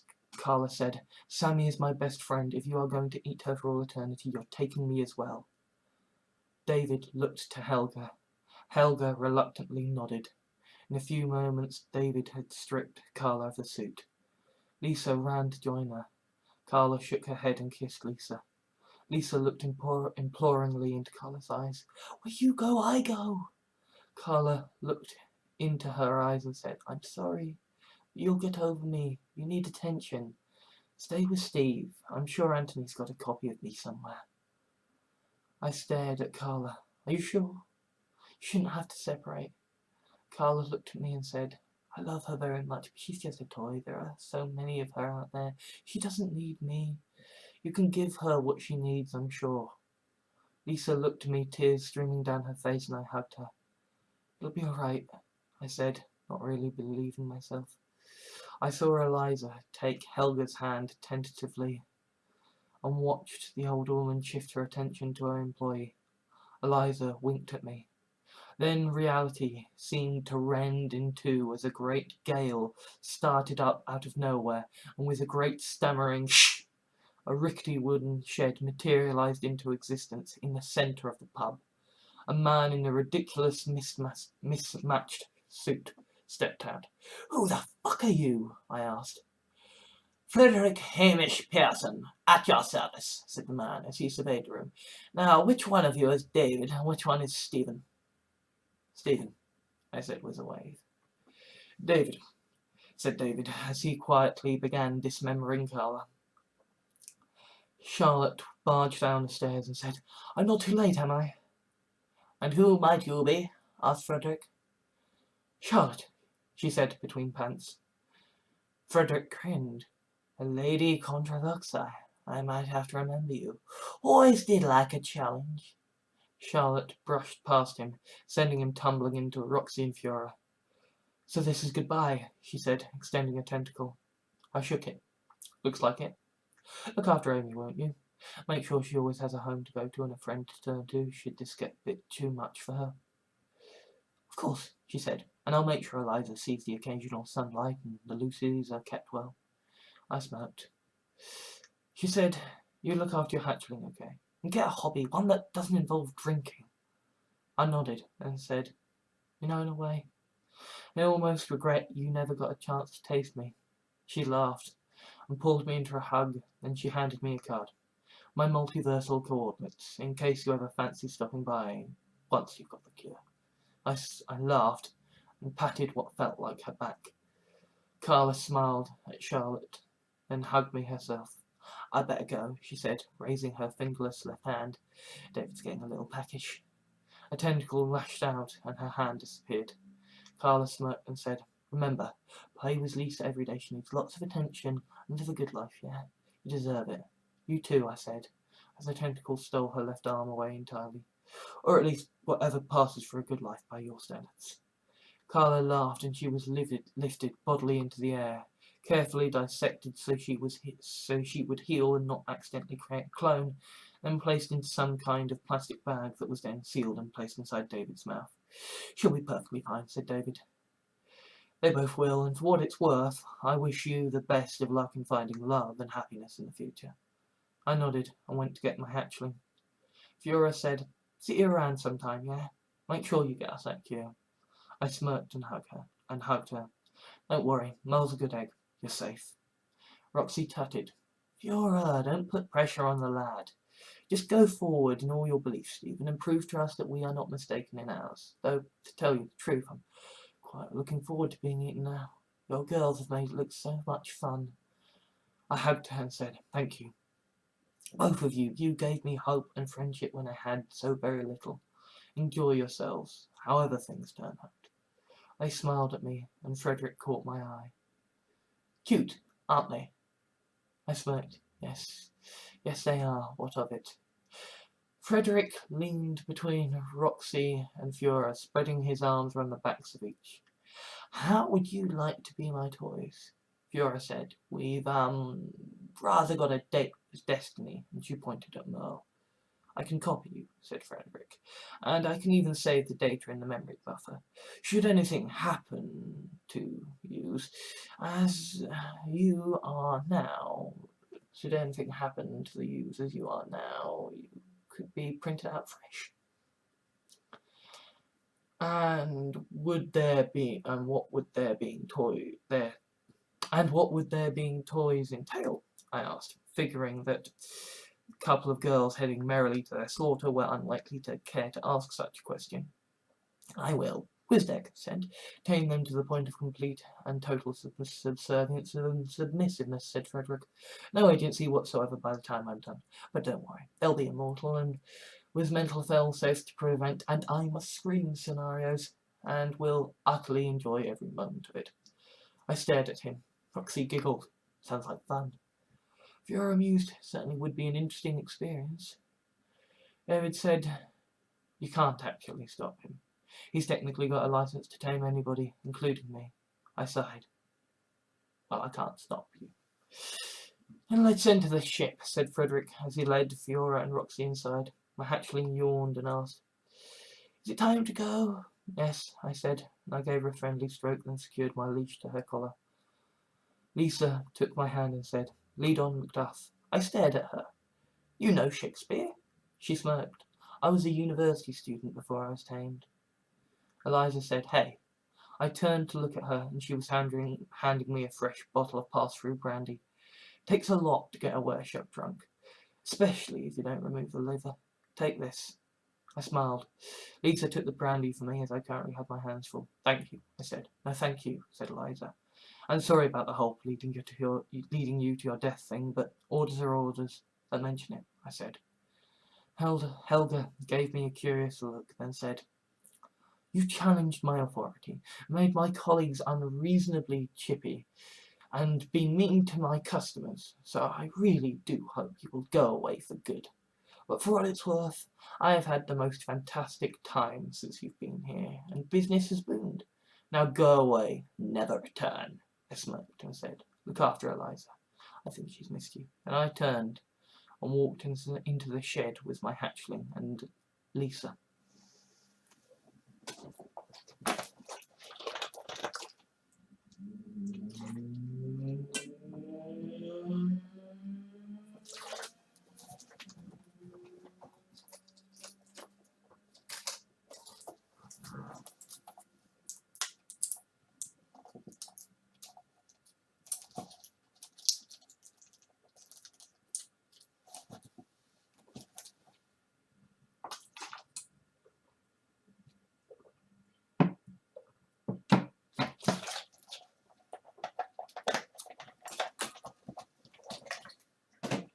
The shed was much, much bigger on the inside, with a mushroom-shaped centre console and a general Art Deco appearance.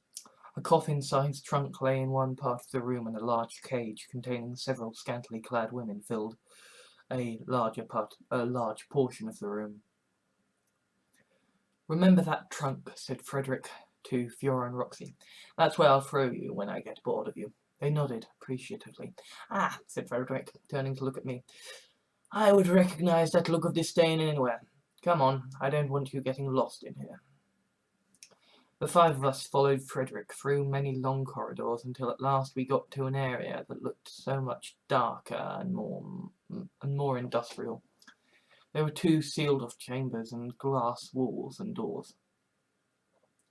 "Now it works like Star Trek. Person goes in booth 1, is scanned, then materializes in booth 2. The difference is that the original does not get destroyed. So, Fiora, Roxy, into booth 1, please, and close your eyes," said Frederick. Fiora and Roxy entered booth 1 and closed their eyes. Frederick moved to a console situated between the doors to the 2 booths and started the sequence. There was a sound like a klaxon and strobing lights as the doors to both booths were locked, and the scanning commenced. After a minute, Frederick's hands danced across the console, and a second Fiora and Roxy materialized from thin air in booth 2. The klaxon noise died down and the strobing stopped. Then the doors were unlocked. Fiora moved to open the door to booth 2. Frederick moved to open the door to booth 2, and he touched Fiora and Frederick. They opened their eyes and turned to him. "Which ones are we?" asked Fiora. "Food or toys?" asked Roxy. Frederick grinned ecstatically. "Oh, you are mine, my pretty little toys." Roxy blushed. "This is going to be fun." Fiora asked, "So what happens now? You stay here and wait for me to do what I will with you. Your real selves have to be escorted out along with that boy and his girls. Tame you later." Fiora smiled. Roxy looked at Fiora and said, "I think I know how we can pass the time." Fiora grinned. Frederick opened booth 1 and then led the real Fiora and Roxy with me, my hatchling and Lisa, back to the control room. We hugged, then Fiora and Roxy left. Frederick danced around the console, pulling levers and pushing buttons until, at last, with a flourish, we landed and he strode out the door. I followed with Lisa and the hatchling to find a tall man in a 3-piece suit reclining in an armchair as he smoked a pipe and read a copy of Doctor Who magazine. The seated man glared over the top of his magazine at Frederick. "Freddy, do you recall the words I said when last we met?" Frederick nodded. "Leave now and never come back, or so help me I will possess your body and force you to watch helpless as you skin yourself alive." "Do you think I was bluffing?" asked the seated man very calmly. "No," said Frederick, "but I am being paid very well, and this job comes from Sammy." "Sammy is dead," said the seated man with a finality that made my heart sink. "You forget the copy she had join the Contravoxai," said Frederick. "And how does a submissive woman who gets eaten alive every day have the ability to pay you?" asked the seated man. "She doesn't," said Frederick, "but she knows someone who does, and, well, let's just say he has a very fine reason for wanting to help us out. wanting to help her out." "Oh?" asked the seated man. Frederick coughed, then announced with as much pomp and circumstance as he could muster, "May I present Stephen Banks, lone survivor of the Contravoxai and rival for the dear girl's heart." "Ah," said the seated man, placing a bookmark in his Doctor Who magazine, rising from his seat. "She wants him gone because she loves him, and your paymaster wants him gone for the exact same reason. I see now. Very well, you may leave with your skin intact." "Thank you kindly," said Frederick, before running inside the shed and leaving sharpish. I stared at the tall man and swallowed. "Can you really do that?" He nodded, then said, "I am Anthony Maxwell Jaeger. I used to be like you, human. Then things happened when I moved here to Choice World and I became harder, tougher. I was eaten alive, trying to send a message to the Contravoxai, a message of peace, and then something happened, something bad, and I had to sacrifice myself to the Contravoxai. You may have seen me there. I left my heart with someone I trusted, and that was when I learned I had passed the test to become Sheriff of Choice World, and I have the power, and I have powers the likes of which you could scarcely imagine." "And why didn't you save yourself?" I asked. Anthony shook his head. If I did that, then not only would I risk creating war where there could be peace, but I would be saving one life in return for many. The me on the Contravoxai ship is practically immortal. Countless Liguri are saved just by he being there to be eaten instead. My hatchling asked, "Do you have a sylph pill?" Anthony regarded her for a moment, then tickled her chin. "Lucy, isn't it? I swear I've got my own of you. I think Ygritte is just playing with her now. Why, do you need a sylph pill?" "She doesn't," I said. "Sammy saved me by turning me into a wereshark. I've been surviving, keeping my sanity by drinking Lucy's blood." Oh, my poor baby. Are you all right, Lucy?" said Anthony. Lucy shrugged. "It's better than the war, and being eaten alive by the Contravoxai every day." Lisa sniffed. "Some of us like that, okay?" Anthony gazed off into the distance as if remembering something and said, "You chose to stay with me, didn't you? You sacrificed yourself so I might have company. Oh, I am so sorry." I said, "Actually, she's a hatchling. Obviously, none of the girls could leave, so they just gave me their hearts as clones to help me, but the people who looked after me rather took a shine to the original clone and consider it helpful to have an egg layer, I suppose. I raised this hatchling myself." "Aw," said Anthony, and he stroked Lucy's hair as one might the coat of a Labrador. "You're properly imprinted on him now, aren't you?" Lucy grinned. "Right. Well, I can certainly find you a sylph pill, but who are you going to imprint on?" asked Anthony. I stared at him. "Well, we can make lab-grown sylph buds, so you've got time," said Anthony. "Meanwhile, who is this little thing?" Lisa laughed. "You can't recognize me because of the carvings, can you? And I suppose we don't really meet much." Anthony smiled weakly. "Well, I was trying not to mention that. It's Lisa," said Lisa with a laugh. "Remember your wedding?" "Of course," said Anthony with a sudden grin. "I was worried, but did you say you like it?" Lisa grinned. "Very much. I know this seems like a long shot, but is there any way I might be eaten here?" Anthony thought for a second and said, "It's possible. I'll have a word with Grit. See if she can't whip something up for you." Lisa beamed. I said, "Bit of context, please." "Oh yes, of course you weren't there, were you?" said Anthony. "When I got married, it was sort of a big thing. The Contravoxai visited as guests, and so did the elder god Bamkirch. She technically owns all leases in existence, literally patented her genome, look, mind, and soul. This is largely so that Bamkirch can sell her toys, but the upshot of which is that any universe with a naturally born Lisa in it that joins the United Civilizations of the Multiverse, that's a peacekeeping thing like the EU, is then subject to its laws and patents, and thus trillions of real, naturally occurring leases are quietly apprehended. I believe the majority are now allowed to continue their lives, but every now and again the Baumkirch decides to enforce her rights, and on my wedding day, not only did she give me a couple to use as a wish, but she also gave one to the Contravoxai." "Right," I said, "and who's Ygritte, and how can she help Lisa with her, desires?" "She's my wife," said Anthony. "And a Corexia, a kind of sentient shark from a different universe. She is, as we speak, using our Lisa as target practice in her breaching pool. You're kind of lucky you got me, to be honest. My wife would have taken full advantage of you. As it is, I merely want you to be happy, as I wish all people. So take a seat. I will fetch your Lucy some kibble and see if I can't help your Lisa end the day in someone's belly." "Right," I said, taking a seat in his armchair. Lisa grinned and strode off with Anthony.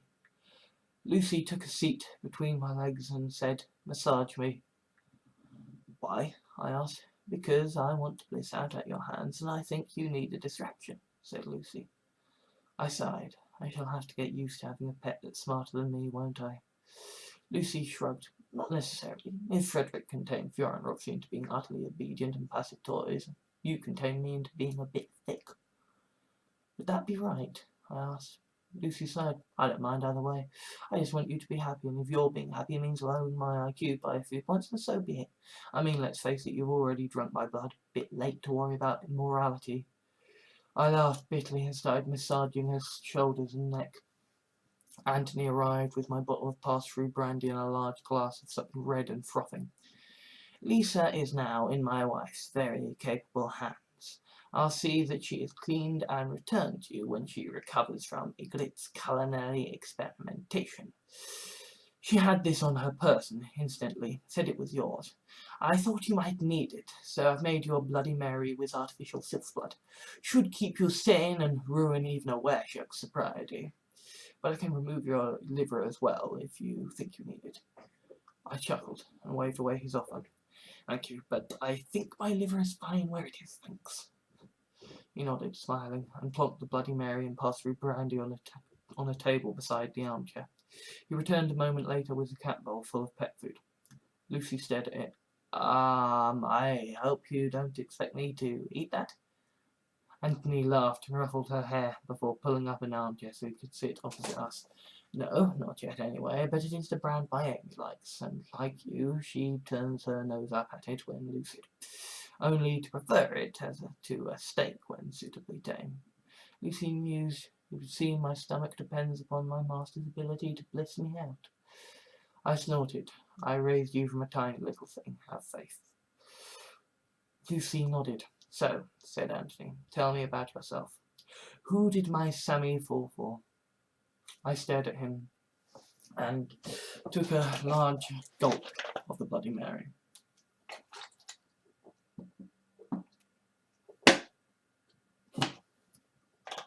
I was lucky. Smart, kind, in a poor part of town. I was good with numbers. Made money doing things I'm not proud of. My parents could see the potential, both good and bad, so they sent me to a good college and university with what little they could save, and I landed the dream job, hedge fund manager. I snorted. Even after the recession, I was free to wheel and deal and get proper minted. Then the world ended in fire and death. I'm sorry, said Anthony, quite sincerely. I almost laughed at the madness of it all. Aliens, fucking aliens. I thought it would be depression or drugs or an economic crash. A nuclear war or just a really, really bad third world war. And of course, with climate change and the ever-growing resource scarcity and growing inequality as a kind of ticking clock to the apocalypse, but never, ever aliens. He looked me in the eyes. What was it like?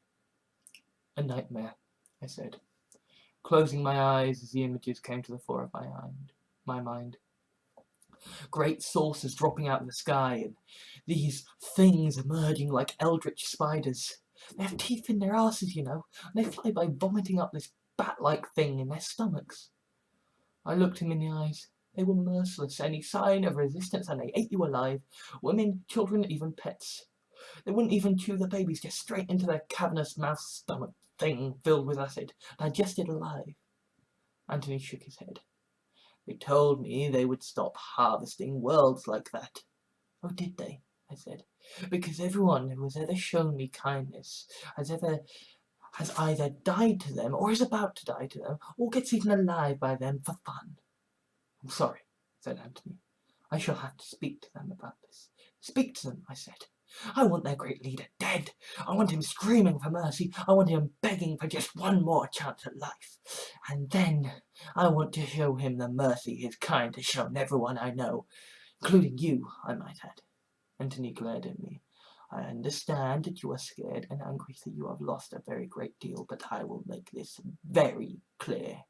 I will not help you commit an act of murder and retribution. I will not help you start a war or a revolution. I am a man of peace. I spat. A man of peace capable of possessing someone's mind and making them flay their own skin. Yes, said Anthony with eerie calmness. I have bad days. Steve, and you better hope you never meet me on one.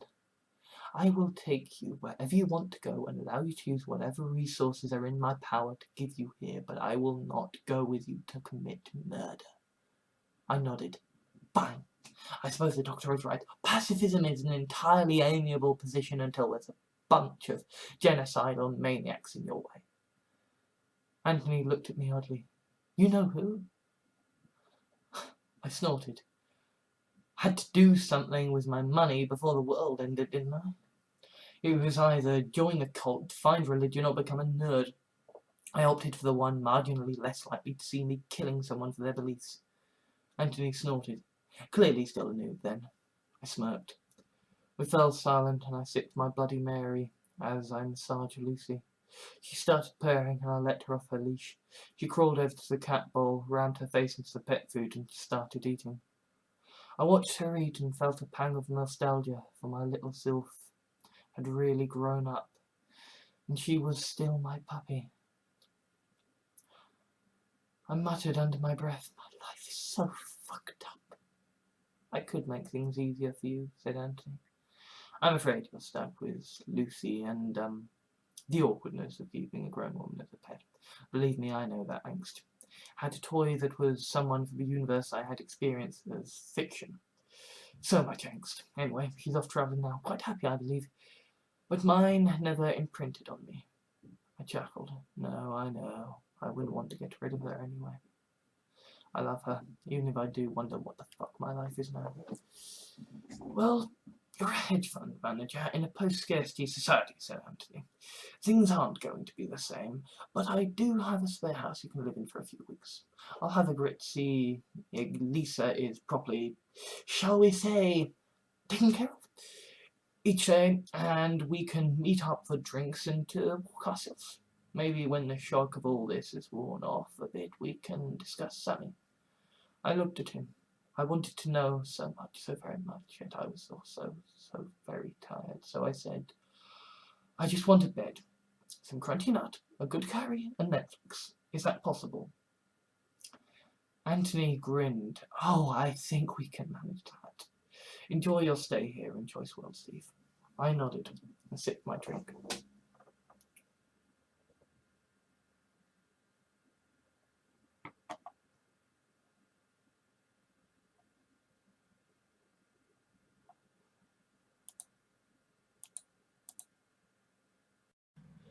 Thank you for watching this video, ladies and gentlemen.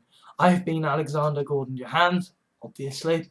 I have a blog where you can read my writings and see the original sort of fictions that I write. And that's called, that's farshnuke.blogspot.co.uk, farshnuke.blogspot.co.uk. It might be farsh-nuk.blogspot.co.uk, but the point is, search Farshnuke, find it. I have a Twitter, @Farshnuke, or twitter.com/Farshnuke, farshnuke.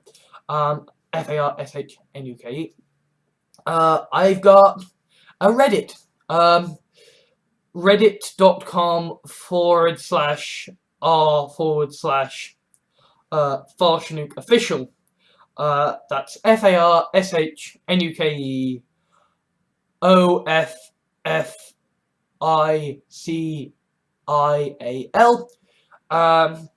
I have a Tumblr.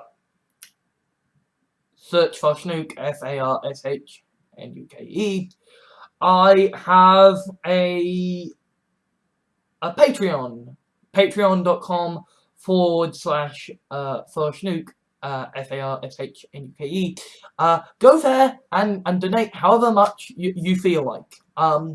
Obviously, the more money you donate to me, the more I can spend on reviewing things. Because, like, having no money prevents me from, reviewing things as they come out. And also, like, having money means that, I have a better quality of life and I feel better and, have food that's not just one meal a day and sandwiches. So anyway, yeah, if you could donate to me, that would be awesome, but obviously I entirely understand, money's tight, because, hey, you're watching me. And also, if you do happen to want to help out this channel, then please give me a like, favorite, leave a comment, the ones that aren't totally insulting will be, actually allowed to be shown. I'll get round to them in due time, probably. Um, and either way, the comments are always, appreciated, because, even if you just stopped by to tell me to kill myself, at least you've chosen to spend your time here talking to me, That means something. And if you could please, whitelist me on your ad block program, or, not use ad block stuff on my programs. Obviously subscribe to me, that would be awesome. And just generally tell your friends about my stuff. Share my videos. Drive attention to my channel, even if it's, not necessarily the most positive attention. It's still helping me go up through the rankings and stuff, and, that's always nice. And generally, kind of, as a last point, I just want to be very clear here. I am anti-austerity, I am anti-guns in America, and I believe that climate change is the biggest problem facing all of humankind at the moment. So we really need to crack on with solving that problem, okay? See you, ladies and gentlemen. The house was a short walk away and looked like a cottage. So twee and chocolate boxy, but inside was a large, free-floored house with dedicated bathrooms, shower rooms and toilet rooms. I found a large room with a double bed opposite a large TV, let Lucy off her leash again, and threw myself onto the bed. I woke up, drenched in my own drool and sweat, aching all over. Lucy entered the room dressed in jeans and a t-shirt. I groaned, brain still warming up after the night before. Lucy laughed and said, "If I were you, I would get a shower pretty darn quick. Lisa's waiting downstairs, and she nearly tried it on with me." I laughed and ended up having a coughing fit. Eventually, wheezing, I said, "I think I'll have that shower." "Yeah," said Lucy, smirking. The shower woke me up, and I found a suit to slip into. A tad formal, but it was clean and it fit. I headed downstairs and found Lisa lying stretched out on a large sofa in a short pink skirt and crop top. Lisa grinned when she saw me. "You look yummy." I stared at her. "Coming from you, that's scary." Lisa chuckled. "Regret is a very kind and sensitive devourer." Then she added as an afterthought, "Carla would love her," and her face darkened. I took a seat on a stool beside her and said, "Lucy says you tried it on with her." Lisa smirked. "She's the Farshnook's favourite, I can see why. Those slender fingers." I looked at her pointedly. "Lisa, she's my puppy, you understand. I don't want you playing games with her." "But I'm your toy," said Lisa. Then she seemed to remember something and said, "That's why I'm dressed like this, actually. Apparently it's my proper default clothing for being a toy. She said it would help me get into the mood, that I should wean myself off being eaten." I stared at her and sighed. "A toy, huh?" And I thought my life couldn't get any weirder. Lisa frowned, then asked, "Can we fuck?" "Pardon?" I said. "It doesn't have to mean anything," said Lisa. "And anyway, me and Carla were never exclusive, and you and Sammy never—" "Okay, I'm not having this conversation anymore," I said, and got up to leave. Lisa sighed. The doorbell rang, and I went to answer it. There, standing in the doorway, were Amy and Carla. Amy was dressed in a plaid flannel shirt and jeans with shoulder-length ginger hair, and Carla was wearing a short skirt and tank top with blonde hair tied back in a ponytail. "Hi," I said. Amy laughed. "Yeah, versions of us were given to the Contravoxai on Anthony's wedding day, so I apologise if this is eerie. I am Amy Sullivan, or at least a copy that was made and given to Anthony when he arrived on Choice World as his welcome gift come tour guide. I'm a sylph. Anthony said me and your Lucy should get acquainted so you can go walking us together. This is the original Carla." Carla waved. "Hi."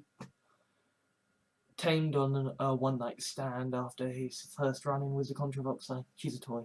Anthony hopes she can help your Lisa, said Amy. Right, I said. Word of warning, Lisa is very horny right now, and Carla, you look exactly like her recently ex-lover. Awesome, said Carla. Can we come in? Oh, and by the way, she comes with an off switch, said Amy, pulling out something that looked like a TV remote and pressing a button. Carla froze. He's perfectly safe like this. Her conscious mind just isn't on, said Amy, before turning Carla back on. Carla blinked, looked to Amy, then grinned at me. Right, I said, and stood aside to let the women in. Carla strode past and headed into the living room to meet with Lisa. Amy stayed with me. Look, obviously I'm a pet, and so kind of in a subservient position here, but while I'm lucid, I am probably one of the most knowledgeable people about Choice World that you are going to meet. So this is a memory gun, and this is a quantum oscillator. The one will explain how to use the other. The Contravoxai are vile, so if you want to take them out, this will help.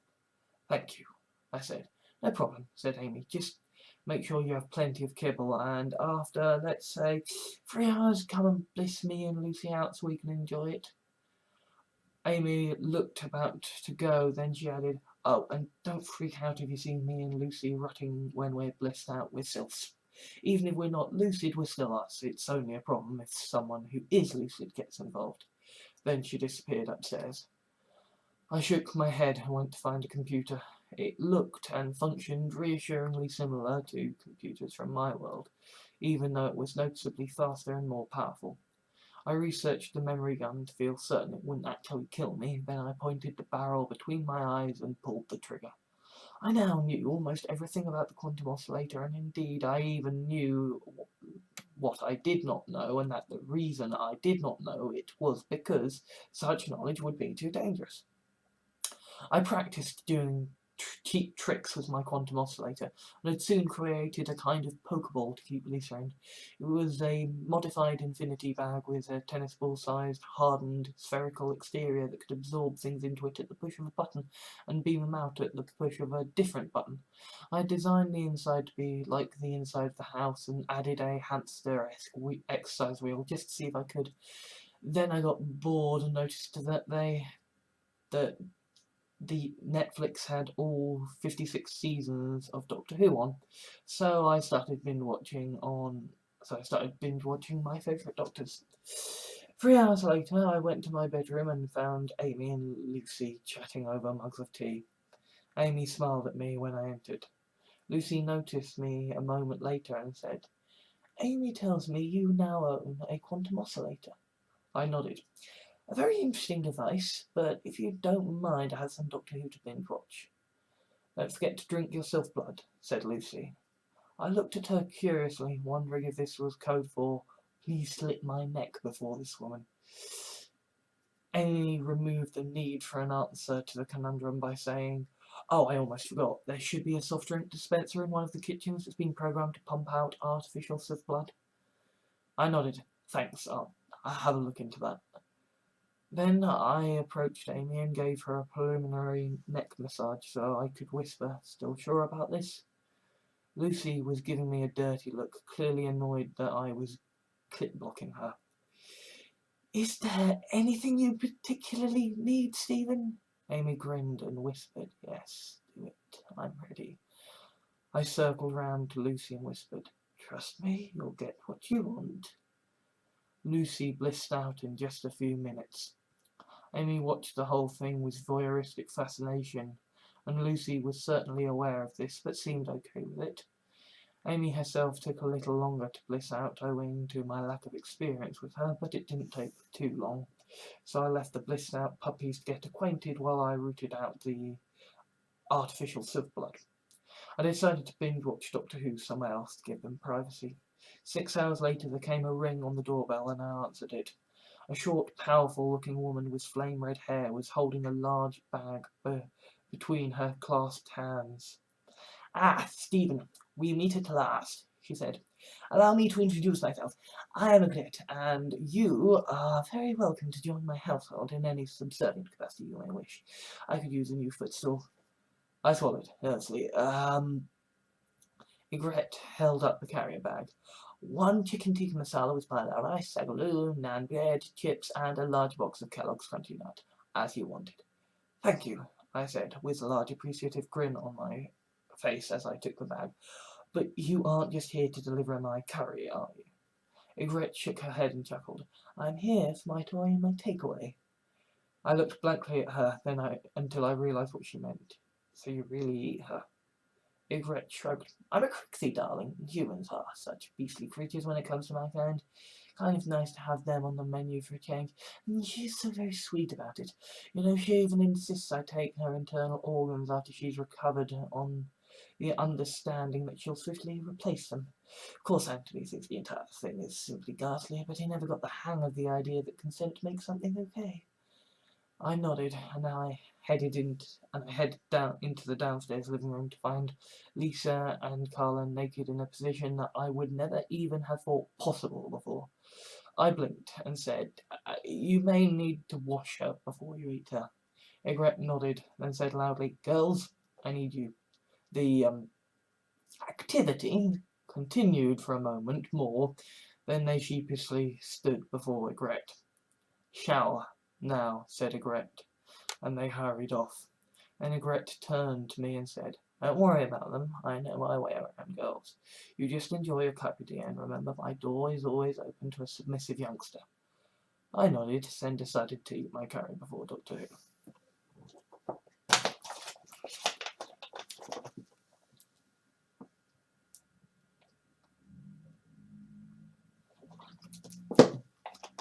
I slept in a bed that night. I had sleep that was strangely untroubled. My world had collapsed overnight in alien madness, but my nightmares of very real events blurred with memories of binge-watching Doctor Who, such that I didn't feel afraid. There was screaming, there was suffering, but through it all there was hope. Hope represented by a strange man in an odd suit saying, No more. I woke to find Amy and Lucy either side of me, both, thankfully, fully dressed. Lucy said, Amy explained about yesterday, so I just wanted to say thank you. I was right to trust you. Right, I said. I was thinking that Lucy could join me over at Anthony's. I mean, I can't stay away long, he'll miss me, but I like her, said Amy. Lucy blushed, then asked, You won't be lonely, will you? You've been through a lot. Go, I said. I have TV and I have food. And that's how the week passed. The Sylphs blissing out at mine, and Anthony's on alternate days, and Lisa exploring the full value of the original Carla before Egret explored the various ways in which to enjoy Lisa's flesh, and I binge-watched TV series on Netflix and ate curries every day. I mean, I'm a were-shark. I can heal fully from a single beating heart, and I have 3 of them. Fat does not scare me anymore. And it's a post-scarcity society where money and regulated capitalism exists as a kind of risk-free incentive system to encourage people to follow their dreams and let a stable popular culture develop. If I wanted this to be my life until the end of time, I could. You maybe see the flaw in the logic there. The fly in the proverbial oyster. I was a smart kid from a rough part of town, and I lost good friends even before the aliens came. That's how I remained so relatively calm. Then I got eaten alive, fell hopelessly in love, became a vampire to stave off the insanity of being a were-shark, became good friends with people who like to be eaten for kicks, and aliens who like to eat people. Oh, and I now had a pet woman, and my saviour's wife looked at me like I was a slab of meat just waiting to be devoured. How the fuck do you return to normality like after that? I didn't even have a job anymore. Didn't have a government to hate, bigots to complain about, or poor people to distance myself from. I mean, Choice World wasn't perfect. What was the vampires and wandering elder gods and Logicios vanishing people? But they all were only allowed to operate because their victims utterly consented. There were problems that in some sense made the problems of my world seem small. The great unending septaginoid war for the safety of the multiverse, the Bamkirch's imperial conquest of universes into joining the united civilizations of the multiverse, the apparently civilized attempt at protecting the multiverse without recourse to the elder gods or their followers, the bigotry and sadism of this Logicios, of great Farshnuk's massive army of superpowered super nerds who did, by and large, actually keep the multiverse safe, but were all complete dicks about it. Except that in my world, Bianca and Thea was impotent and you could do nothing about it, so instead it reminded you that life was worth living because it was all so fleeting and horrible for so many that you enjoyed what small wonders you could and were thankful. Here I lived without fear. I was utterly protected, utterly free to live my life with however I wished, and if I got angry about the state of the multiverse, I could become a Logicio or an architect of chaos, even sign up to be a host for a dislocated elder god who would know how to fight, or I could just find a seg hat or buy one, or find someone who was willing to let me turn them into one, and go off and have adventures by myself without training or backup. I could even slowly build myself a multiverse traveling ship that wasn't powered by a sylph enlightened to the point of transcending into being logic and energy. I had no strings to hold me down, no chains to bind me. I could leave the Platonic cave and I had absolutely no fucking clue what to do with that infinite potential before me. Except for the knowledge that as a former hedge fund manager, I was going to make damn certain I did not waste the potential presented to me. I discussed this with Anthony when we went walking ourselves together. Lucy and Amy were clearly quite close by now, as even blissed out walking as pups on all fours at the end of our leashes. They stuck close by each other, and indeed I did accidentally find myself observing some quite canine rutting once or twice. Anthony suggested I consider joining a vampire guild or finding a suitable person to imprint on and be a pet sylph to. He said that clearly my burdens were how I preferred to be directed in life, and that my were-shark bloodlust and its mastery was one burden that both genuinely needed addressing and might be taken advantage of so as to provide direction. Well, after the sack of my worlds, I was not about to become some monstrous vampire. Besides, it was too easy if I had in my possession a woman who regarded herself as my pet and happily let me drink from her, and a woman who regarded herself as my toy and was driven to near sexual levels of excitement and joy by the thought and practice of being eaten alive. If you're going to pick a gold strive for, pick Everest over a quiet drink at a pub. So I approached Ygritte when she was waiting for Clara and Lisa to finish souring so she could take them with her to Chez Diego.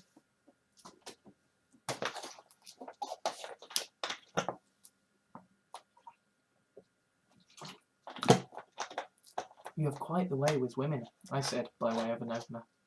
Ygritte smiled. Not women, just the young humans. In the ocean you have to be tough to survive. You have to be a little cold and ruthless inside.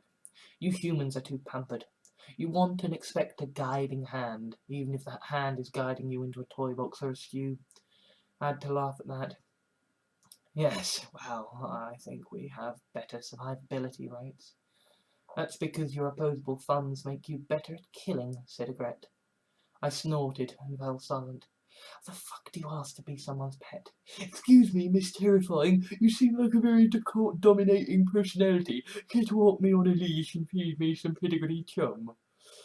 I coughed, trying to encourage myself to speak, but the words couldn't come.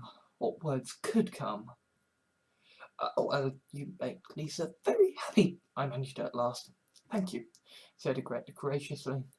Tonight we're having a stew with mashed potatoes. You're welcome to join us as either guest or entree. Yes, I said with enthusiasm, causing Ygritte to look at me curiously, and me to add hurriedly, being a guest would be just fine. Ygritte grinned. So you will come into my parlour? Interesting. At that moment Lisa and Carla exited, and Ygritte handed them a bag each of clothes to put on. Stephen will be joining us, said Ygritte. I trust that won't be a problem, Lisa. Lisa smirked. Never. Good, said Ygritte. Carla studied me with obvious glee before dressing. I have a feeling Lisa's not the only one for the pot tonight. I swallowed. Lisa chuckled and pulled on her clothes. Ygritte patted the small on my back and said, "He'll live, don't worry." Then we walked over to her house and Carla laid the table as Ygritte led Lisa into the kitchen. I found Anthony reading something called the Farscape Collective as the blissed out forms of Lucy and Amy rotted quietly on a soft bed in the corner of the room. He was drinking some brown liquid from a glass and seemed deep into his reading. I also noticed 3 statues standing in an alcove. I'd skipped over them before because normally I don't give 2 shits about interior design, but seeing them in the same room as Amy and Lucy made me realise. One of the blonde women on the plinth was the spit of Lucy, and the ginger on the opposite side was the spit of Amy. "Interesting statues," I said. "Yes," said Anthony. "The original Amy and Lucy, and in the centre, my first toy, Candy." "Why?" I asked. "Because Candy likes it, and the others are safer that way," said Anthony. "Lisa and Carla are allowed to be played with because, well, I can trust them to be obedient. As for the Amy blissed out on the floor, well, she lacks an off switch." "What happened?"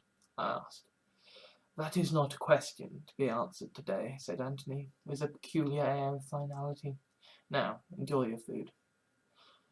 I turned as a smell reached my nose and exclaimed, "That smells amazing." "Thank you," said Lisa, as Ygritte brought a vast pot of stew into the room on a trolley. Lisa's head and shoulders stuck out from the pot, and she looked utterly ecstatic. "Hush," said Ygritte, "no talking at the dinner table." Ygritte pulled a rather large fork and knife from the trolley and stabbed into Lisa's flesh below the waterline. A moment later, a gobbet of meat rose out of the stew at the end of the fork. Ygritte nibbled at it, then reached it across the table so Carla could sample it. "Think she's ready?" Carla nodded and licked her lips as she swallowed the gobbet. Ygritte disappeared back into the kitchen, and I approached Lisa, being careful not to get hurt by the steam coming off the stew. "Hey, are you okay?" Lisa nodded, then whispered, "I'm only sorry I can't sample me." Ygritte returned with 3 plates filled with mashed potato. The potato had been sculpted so there was a hollow for the stewed meat and veg to sit in. Ygritte glared at me and said, "Unless you want to join her, keep away from the meat." I hurriedly backed off and watched in horrified fascination as Ygritte carved meat from Lisa and placed it on our plates. Finally, Ygritte reached a gloved hand into the stew, pulled out a still pulsing organ, and proceeded to grate it as a garnish over our plates before tossing it back into the stew. I stared at my plate of food and tentatively selected a gobbet of stewed meat, saw that it was thoroughly covered with mashed potato, and ate it. It tasted fantastic, and I must not have been able to hide the surprised smile on my face because Lisa was looking at me meaningfully and smiling. It is a matter of some personal shame, as far as I am concerned, that I cleaned my plate. And then Ygritte leaned over to me and whispered in my ear, "We both know that you didn't come here to eat your friend." "No," I said, "that's quite true." "I understand that it must be difficult for you to admit," said Ygritte, "so I won't make you. Merely say no, or stop, if what I do displeases you." And that's when she started massaging my back.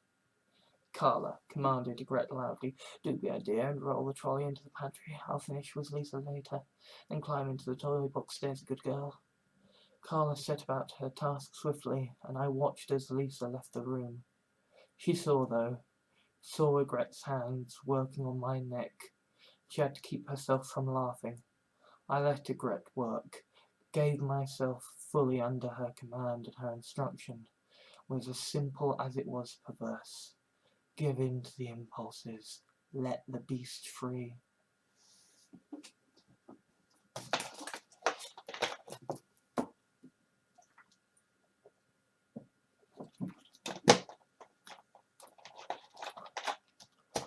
I woke up naked in a cage barely large and barely big enough to sit up in.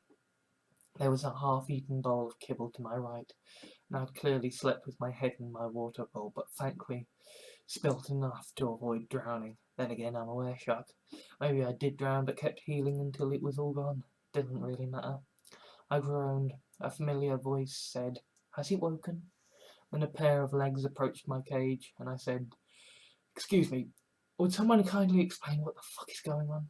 "Yeah," said a familiar voice. "Get Egret." Then footsteps and running. The bars of my cage were rattled, and a different familiar voice said, "So you're a pet now, huh? Well, that makes things a bit complicated." Then more footsteps. A loud voice that I knew incredibly well said, "Get back, he needs space, he'll be in shock." Footsteps again. The door to my cage was opened and a firm hand gripped my neck and secured something there. "Steve, follow my lead, I will explain everything." The hand went away and I felt myself pulled, so I crawled in the direction of the pulling. "How much do you remember of last night?" asked the voice. "Well, I remember I was going to ask you something, then you invited me to dinner, and I trailed off and I sighed. I ate Lisa, and I liked it." And what?" I asked. "What do you remember after that?" I frowned, struggling to remember. "You whispered something to me and I liked it. You started massaging me." I shot to my feet. Suddenly as realization dawned, I glared at Egret. "You drugged me." I saw now that Lucy and Amy were also in the room, fully dressed and looking nervously at me. "No," said Egret calmly. "Then how?" I asked. Lucy shrugged. "Self-blood." I looked at her. Lucy said, "Keeps you sane the way it keeps me and Lisa and the others sane. The third way cancels out the first. The submissiveness cancels out the desire to dominate. You're not imprinted on anyone, but that doesn't mean you're not going to respond to the same stimuli, that you're not going to bliss out." "Oh," I said, feeling rather foolish. Egret asked, "What were you going to ask me?" "If you would drug me," I said with a laugh. Yes, Egret said. "But for now, get dressed and take your girls home.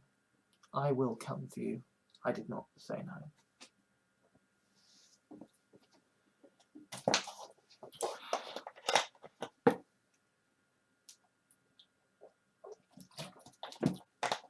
Lisa and Carla naturally spent the day enjoying each other. Even Lucy and Amy spent the day in each other's company, but I felt alone. I tried to ignore it, tried to watch Netflix to experiment with quantum oscillator and my memory gun, but I just couldn't shake the feeling that, like, part of my soul was missing. Then Egret came for me. It was much like last time, only Egret had actually removed Lisa's arms and legs before putting her in the stew, and had put them in the temporal freezer so she could remove Lisa's arms and legs again and deep fry them all at once. Lisa's ribs were removed to be barbecued, and her lungs, kidneys, and liver pureed with herbs and spices to make sausages. This approach was not as involved and painful as Lisa usually liked, though. Egret sliced off one of her ears, and that seemed to satisfy the masochistic girl. I do not feel ashamed for liking the deep fry for two important reasons. One, it tasted fantastic, and unlike any regular deep fry, the portion sizes were hilariously huge. Two, deep fried fast food chains are famously atrocious when it comes to the breeding, rearing, and slaughtering of their meat animals. True, this was a post-scarcity society where deep fry without the torture was possible, but compared to all the deep fry I had eaten in the past, I felt reasonably confident that this was by far the most ethically sourced, as indeed I could be certain of seeing the meat donor in full health tomorrow. Then Carla was put back in her toy box, and Egret returned with a small engagement ring box. She went down on one knee and opened the box to reveal a small white pill that looked not unlike a mint imperial. "Will you, Stephen Banks, please consent to be my lawfully recognised pet sylph?" I laughed and lifted the pill, then paused with it before my lips. "This is legally recognised?" Egret nodded and got to her feet again. helps the elder gods and her followers know you're taken. Legally speaking, you will be treated as a sentient pet under my and my husband's charge. You'll still have your human rights. You'll just have a whole load of extra self rights intended to protect you, since you'll be so easily exploitable. I glared at her. Nobody mentioned this.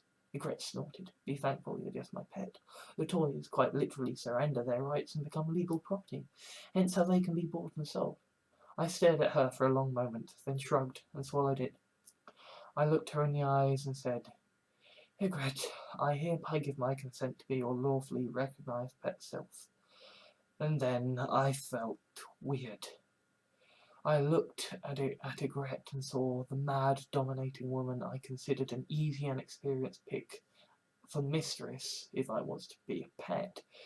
But I was also now seeing, no feeling, Egret, my protector, my commander, my mistress, my god. Then she stroked me. It was like fireworks going off as electrochemical signals rushed through my body to let me know that this was a fucking fantastic sensation. Oh, I said, that felt good. Regret grinned, and she tickled me under my chin. I found myself marvelling at her as I felt a sudden overriding love for her. Follow me, there's a good boy, she said, taking me by the hand.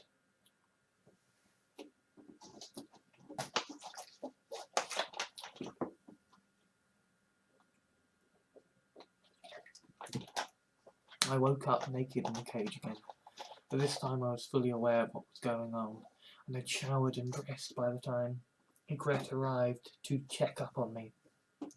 So how do you feel? She asked. I grinned and said, it's hard to describe accurately, but fucking fantastic will suffice. Egret grinned and cleared the hair from my face. I know you're my pet and I accept full responsibility for you in that regard. But I also know that you only said yes because you need to be someone's pet to counteract the Wereshock madness, so don't feel like you owe me anything. I nodded. Thank you. She stroked the hair at the back of my head, and I could see her weighing up her options. I was now hers in a most profound way, and she was clearly tempted by the idea of reducing me to a pup in her arms again. But instead she tickled my chin and said, go be with your pets. Be human again. So I did. The Wereshock blood gave me some measure of protection from the obedience of a sylph. But when your master or mistress offers such a command while priming you with the gestures of friendly control, it is very hard not to do as they ask. Especially when that is what you'd really like to do anyway. Lisa was noticeably interested in my new state as pet, and rather implored me to join her and Carla in a threesome, but I politely refused. I knew where my future lay now. I studied up about seghats and quantum oscillators, to the point where Lucy had to physically jostle me so I'd notice when she came to say goodbye as she and Amy went over to Antony's to bliss out. It was odd, looking at my dear pet and knowing exactly how she felt when my massaging caused her to become a less sentient creature of instinct. It made me love her more in a way, since the doubts at the back of my mind vanished and I understood why this was a lifestyle she wished to indulge in. To her, it must be like moving to heaven from hell. Lucy's life had been war, the worst and highest stakes kind of war. The original Lucy had grown up fighting robots, spent an age walking the parallel Earths, helping to lead the fight back on what would become the united civilizations of the multiverse, been burned alive by the Great Farshanuk, and also she would be physically and mentally able to command every battlefield in the war against the septagonoids, a woman who had suffered her entire life and then turned into a weapon by one horrible man. Then she sacrificed herself to the Contravoxai for a different, better man and endured being eaten alive in, day out for over 100 years. Now her life was friendship, puppy love, and fucking with another sylph who did not share her scars and euphoric surrender of pethood to a kind owner. I envied her the simple joy and happiness this life seemed to bring her, but of course that's why all broken men keep naive optimists about them. They are a lighthouse in dark times, letting even the most jaded and cynical of people understand that there was truly something wrong. You see, I was safe now. I was cured. I had a new kind of family again. I even had the reassurance that my race was not dead. Humanity persists across the multiverse no matter what the Contravoxai do. My culture and civilization lived on, and I could start again, start afresh, become a citizen of Choice World, a refugee from alien lands come to make the world a brighter place. Except in Choice World, in the multiverse, one man really could make a difference, and I had unfinished business to attend to. So I started planning something big. But before I acted on this plan, I wanted to talk to Anthony. I wanted to get some answers. Does it feel weird? Asked Anthony when we began walking ourselves that weekend, knowing that as part owner I could just as easily be walking you. I laughed and admired the beauty of Choice World and said, Anthony, if you want to walk me, you only have to bliss me out, but I am afraid I have long since passed merely weird. Fair point, said Anthony. Well, for what it's worth, I'm glad you decided to become mine and Igret's pet. You make her very happy, and it seems Sammy went to a lot of effort to get you to me. It only feels right to have you under my care and welcome you into the family. Plus, it makes me feel less of a sexist bigot. I snorted and said, I have drunk the freshly spilled blood of a woman I keep as a pet, and eaten the flesh of another I call friend. I think I rather trump you on the pissing off feminist front.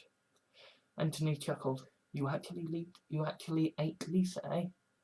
Well, I suppose it was only a matter of time. That girl's the chosen plaything of the Bamkirch. You know, even the toy you can buy in shops likes to have her head cut off and her internal organs dissected. You ever entertain that whimsy of hers? I asked. No, said Anthony pointedly. However, Ygritte will insist that we spend at least one day a month as sharks, and on those occasions the toys are asked to strap vat-grown stakes to their backs and frolic at the surface, waiting for us to strike and pull them under. Lisa seems to take particular enjoyment, so I have noticed Ygritte will often experiment with the most savage of attacks against her. I couldn't help laughing at that, then said, We're going to hell, aren't we? Good thing we're immortal then, said Anthony with a wry smile before adding more seriously. They like it, Stephen. It utterly baffles me and causes no end of worry, but they like it, and God's help me, but I think I like that they like it too. Yeah, I said, as I watched Lucy pause to sniff a turd in the road that I prayed had been made by a dog. I've noticed that too. It feels wrong in my bones, but they look so happy. How can you not find it adorable? Anthony chuckled. I saw Amy try to take advantage of Lucy's distractedness and tried to take her from behind. Lucy turned at this and started trying to kiss Amy. At this point, Amy kissed Lucy, then strode on, leaving Lucy to bound after her. The absurd display of puppy love reminded me of my purpose here today, so I asked, What can you tell me of Sammy?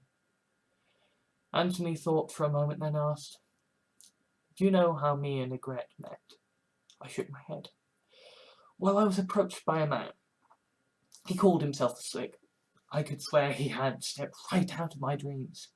He said he found in Choice World that he had very carefully controlled the immigration so that there would be plenty of willing submissives for passing vampires, elder gods, and logicios to take advantage of. This whole place was intended as a honeypot to attract the great and powerful of the multiverse and convince them to settle down, said Anthony. He explained, in essence, that Choice World was not intended as a utopia for its citizens. It was intended as an ark for the great and the powerful. An ark, as in Noah. Why? I asked. Because, as he explained it, if, and God willing, when, the great septagnoid war is over and the logicios are given sufficient a bloody nose to stop being so sadistic, sexist, and immoral, and the Bamkirch's attempt at playing Napoleon is quashed and all the Lucys have been quietly rounded up and retired, something is going to have to rebuild multiversal civilization, said Anthony. I nodded. So this is like the Library of Alexandria, a record of civilization from the world erupted in war. No, said Anthony. It's more like the Vatican, a strange little nation-state with pretensions to godlike power, whose job is to keep civilization going after the great empires fall by providing the necessary education the leaders of the new world will need to not completely fuck it up, and keep it vaguely moving in the right direction.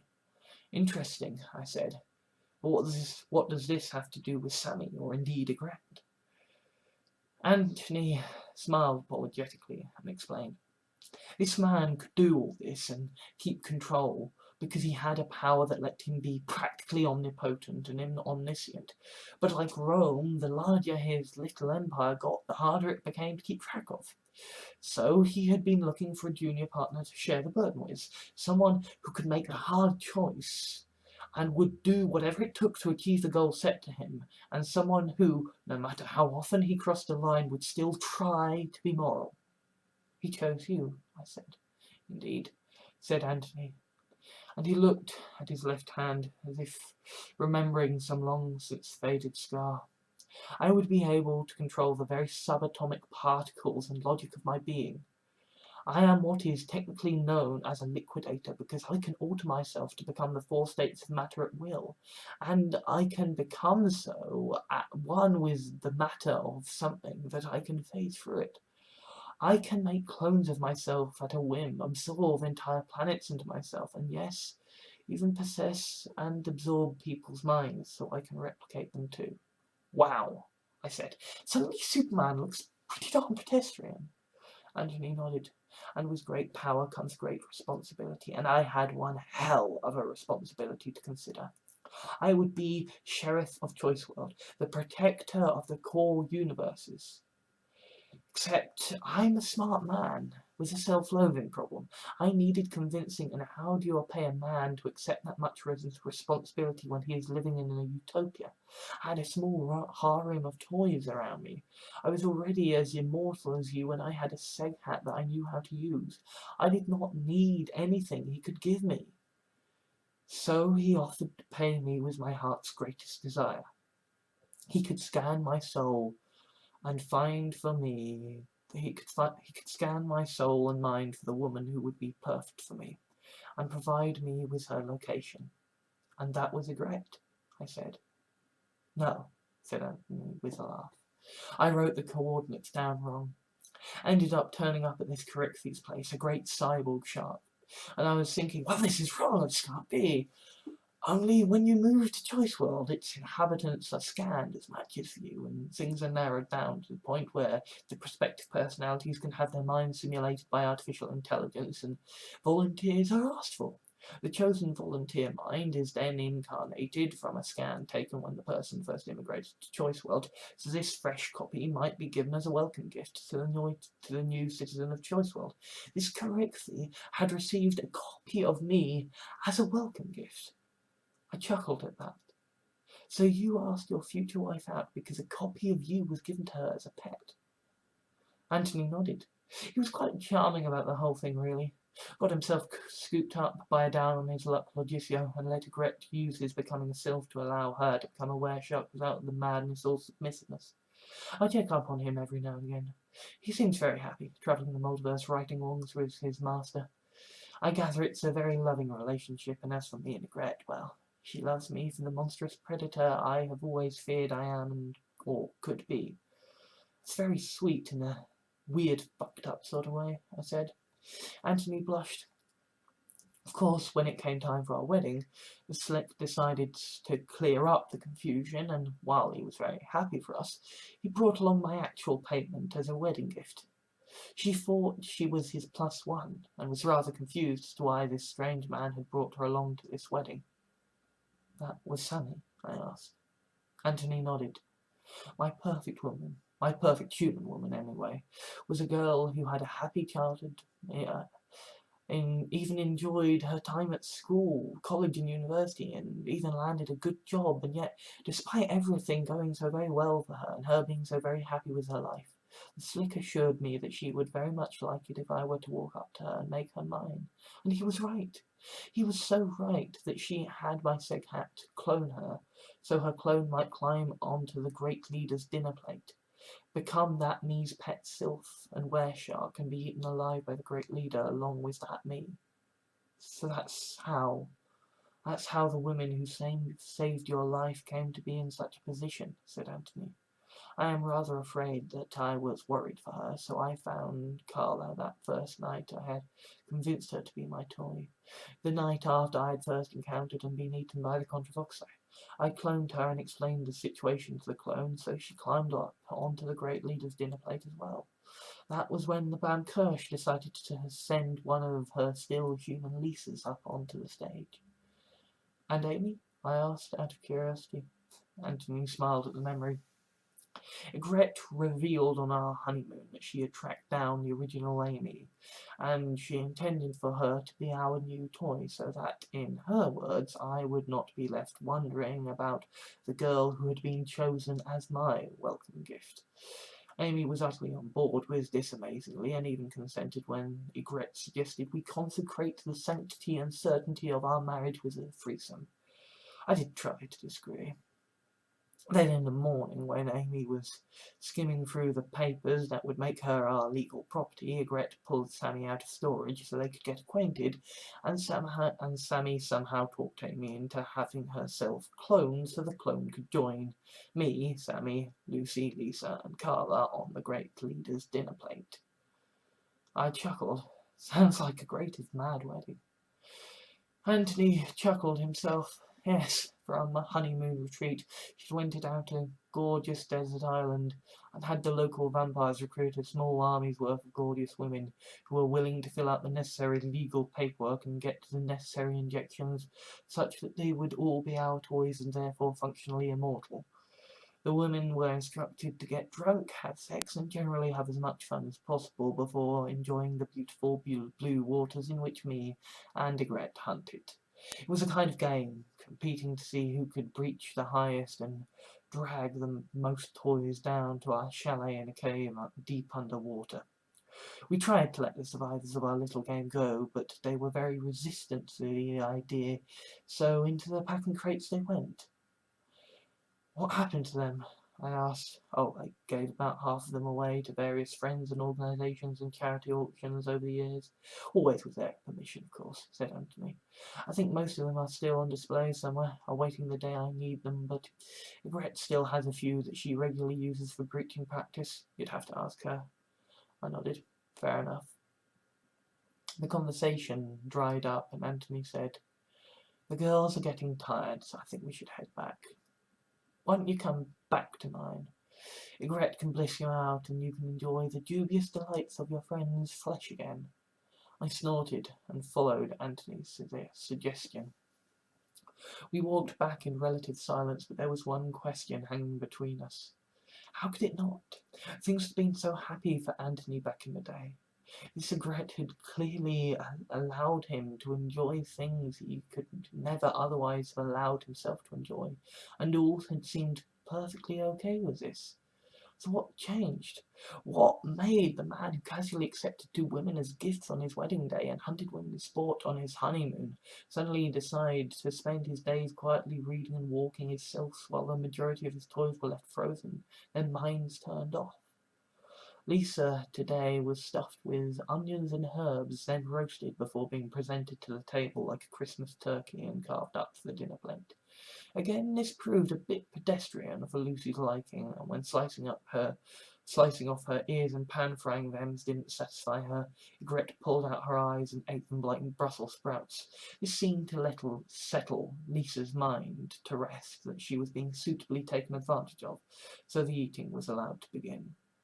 However, Ygritte was so rattled by Lisa's obstinacy with regards to her cooking that she started stroking and massaging me before I had even taken a single bite, and I somewhat regrettably blissed out before I could.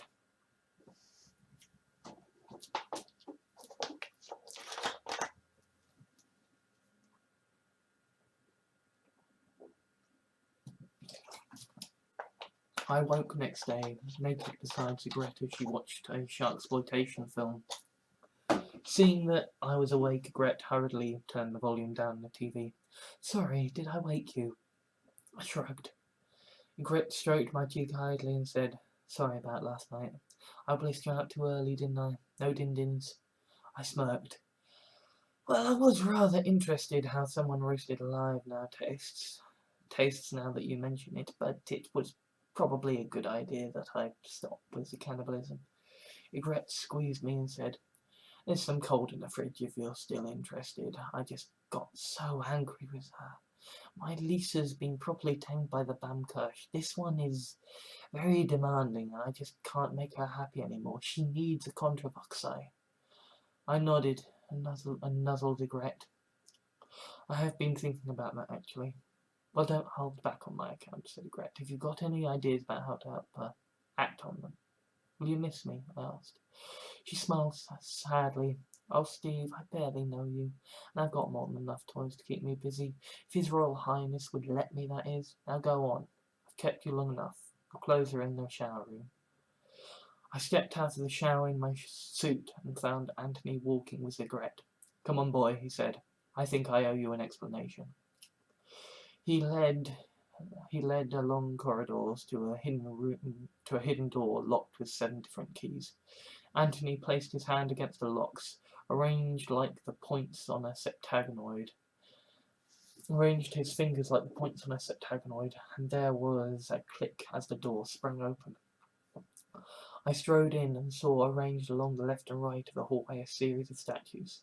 There was one of Anthony, one of some gruff guy with a beard, one of some short blonde woman with spectacles, and then one of Sammy. And this is where I keep her, explained Anthony. I call it my Hall of Heroes. To the casual observer, it will just look like a fancy display of the more recent Bamkirch toys. You're a toy? I asked incredulously. The Bamkirch cloned me before I joined Choice World when I had so little left to live for, and she's good, said Anthony simply. I nodded, satisfied, and went to examine Sammy. This is really her? I asked. Anthony seemed to falter, then said, Sammy, she died. She died, Stephen. How? I asked. Septagonoid logical void gun. Not even the elder gods can survive a direct hit from one of them, said Anthony. He stared at the statue of Sammy and stroked her cheek. It gave between her fingers like real flesh. I always wondered why the Doctor travels alone. I suppose I watched too much of the Arrow. I thought fighting crime could be a team effort, despite how much more powerful I am compared to everybody else. And bless her, she was so keen, always running into danger by my side, and most of the time she was fine. I mean, I've had to recover her body parts from the bottom of the ocean and deep space before, but she could always be pieced back together and allowed to heal. I'm sorry, I said, but I have to ask, what was the Septagonoid doing here? Living, he said sadly. Just living. Choice World is the one place in the entire multiverse where Septagonoids are allowed to be people, just so long as they keep the whole trying to end the multiverse hobby on the back burner. It's why it's so safe. Even the great enemies of the multiverse respect Choice World as a safe haven of peace and tranquility. And what happened? I asked. We were taking out an arms dealer who was kidnapping citizens off the street to turn them into biomechanical weapons. We needed the best weapon to counter it. We needed a Septagonoid. I was able to bring one around and convince it to work with us. Then Frederick tried his luck. Nothing would please this sick fuck more than turning the great scourge of the multiverse into his little toy. But the Septagonoid wasn't having it and things got heated, so she lashed out, and Frederick ducked. The bolt vaporized Sammy's heart, brain, and soul, explained Anthony. He turned to me, tears in his eyes. I tried to save her. I always back up everybody's memories before we go out on the trip anyway, just in case, and I always kept a spare of Sammy on the off chance, so I was able to copy the spare soul and fuse it with what was left of her body. In time she healed, and I gave her the latest set of memories. She looked me in the eyes and was so fucking cheery, ready to go out to battle again. Oh well, my soul was vaporized, and I'm a Frankenstein's monster of soul, memories, and flesh, but I still live, so no harm done, eh? And I just couldn't take it. I had saved her, yet I also knew I had lost her, and I didn't want to lose her ever again. So here she stands in perpetuity, I said. He nodded. And the copy? I asked. In the toy box, he said, never to be woken. I just can't do it. I failed her. She was the most beautiful woman, and I am the reason that she's dead. If I had only been smarter, if I'd only been quicker. Could I have a moment alone to pay my respects? I asked. Of course, he said. And then he ran outside the hall and closed the door. I could hear him sobbing outside. I removed my quantum oscillator from my jacket and turned Sammy's mind on. Hello, she said cheerily. Who are you? Remember Antony's wedding in the Contravoxai? I asked. How could I forget? She said brightly. That was the day my life finally had meaning. And the Contravoxai, yes. I left a copy of myself with them, which would make you that me's bit of rough. I saved your life, didn't I? How did you know? I asked, before adding awkwardly, and me and Sammy aren't really, She laughed and kissed me on the cheek. Don't fret. You're exactly my type. She just probably hasn't told you because on top of being submissive old me, she's also a sylph. Now, why are you here? To return the favour. Save your life, I said. Sammy shrugged. I don't feel very dead. That's not what your owner thinks, I said. Sammy rolled her eyes and said, blessed little idiot. By the time I was given to him, he'd faced dying of terminal illness, turning evil, losing his mind, and being eaten alive. But if I get caught in one little sectagnoid blast, suddenly I must be hidden from view and kept safely switched off until the end of days, lest I get vaporized again. He's got to spare anyway. Wonder how that poor girl feels. At one time she might be expected a chance to be played with, and still I'm hogging the limelight and all because I was here first. I smirked and bit my lip. What is it? She asked. Just thinking about how much I miss you is all, I said. But I'm not. Oh, you mean the other me, the one back on the Contravoxai ship, she said. There's a Contravoxai by the name of David. Claims to love her. I can't compete with a man who can eat her alive. She really loves that, I said. Sammy laughed and hugged me. Oh, you dear naive fool. This isn't a competition. This David fellow can eat her body and you can own her heart and soul. You've just got to have the confidence to ask for it. That's all Anthony did with me. I nodded. Very wise, and I said, come with me. Sammy hopped off a little plinth and said, very well, lead on, my brave Prince Charming. I chuckled and led the way outside. Anthony was sobbing into a sodden handkerchief and blowing his nose every few minutes. Anthony, we need a word, I said. Anthony turned to look at me, then jumped in fright. Sammy, oh, my poor girl. Sammy smiled sadly. I'm fine, Anthony. Your soul was vaporized, cried Anthony. And she's better now, thanks to you, I said. I know you're scared, and I understand exactly how you feel. My Sammy gets eaten alive for kicks. No one should have to look at their lover's internal organs, least of all on a regular basis, but this is a life she chose. It is a life she loves. How do you think Gret feels knowing you're going off to battle criminals every day? Criminals who could kill you. That's different, said Anthony. How? I asked. Because I am a survivor, and Gret can trust that I will do whatever it takes to return home, said Anthony. And you don't trust me to do the same? Asked Sammy. No, said Anthony. I'm sorry, but nothing about you has ever led me to believe you wouldn't walk willingly into death's welcoming arms. Sammy bit her lip. Okay, I suppose he's kind of got a point there. Anthony nodded. See, she admits it. I turned to Sammy and looked her in the eyes. Sammy, you don't know me, but I know you. I know you very well, and I have a message I want you to deliver to me the next time you see me. What sort of message? Asked Sammy. I kissed her lightly on the lips. She kissed back, so I smoked her passionately, then broke off. Good message, said Sammy, clearly a tad dazed by the experience.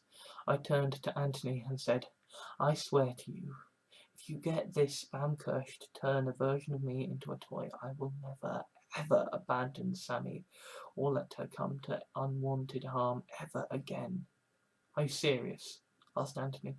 I looked him in the eyes and said, you said you would take me somewhere. Well, I am going back to the Contravoxai to be with my Sammy and save what is left of my people. If riding back into hell isn't commitment, I don't know what is. Anthony nodded. I believe you, and I shall see what I can do to help you. I can't do anything big. I'm not going to help you harm anyone, but there may be some things I can give you. Thank you. One last thing, though. Make sure Amy and Lucy, your toys, I mean, make sure they are played with as well. For too long you have let your doubt and fear imprison your friends. What? Said Amy. He's not even let Amy and Lucy free. Wow. All right. Clearly I have to make amends for a lot of things, but I need time to think and find things out, said Anthony. Will you please just let me take you to Egret? Sammy was flabbergasted. Why should I go to Egret? He means me, I said. Oh, said Sammy. Then she reached her hand through the buttons of my shirt and felt my chest. Submissive with a six-pack. Oh, you just keep getting more perfect. I could feel my ears burning and carefully pulled her hand free. Honey, how would you feel if I did that to you? She grinned, care to find out. I looked to Anthony. You mentioned Egret. Anthony snorted. Follow me, there's a good boy. We'll have you blissed out in a jiffy. And Sammy? I asked. Anthony smiled as tears dried on his face. It's been a while. We have catching up to do. So we walked to Egret. She was cooking up an exotic seafood recipe involving fish that were cooked and eaten while still alive. She was looking up. Oh, sorry, she said. I was just trying to find a recipe that would be suitably exploitative of Lisa. Then she noticed who was with us and squealed, Sammy!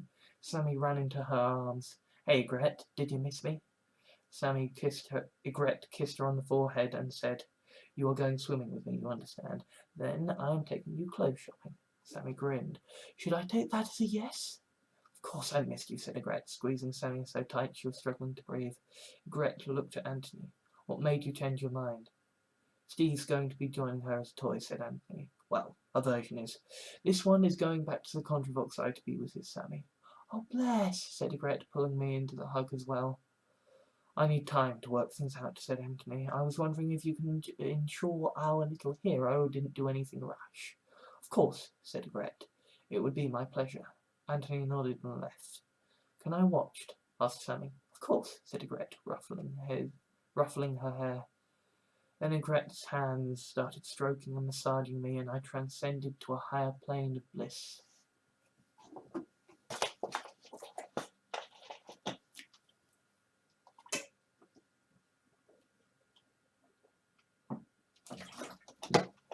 I woke naked in a cage.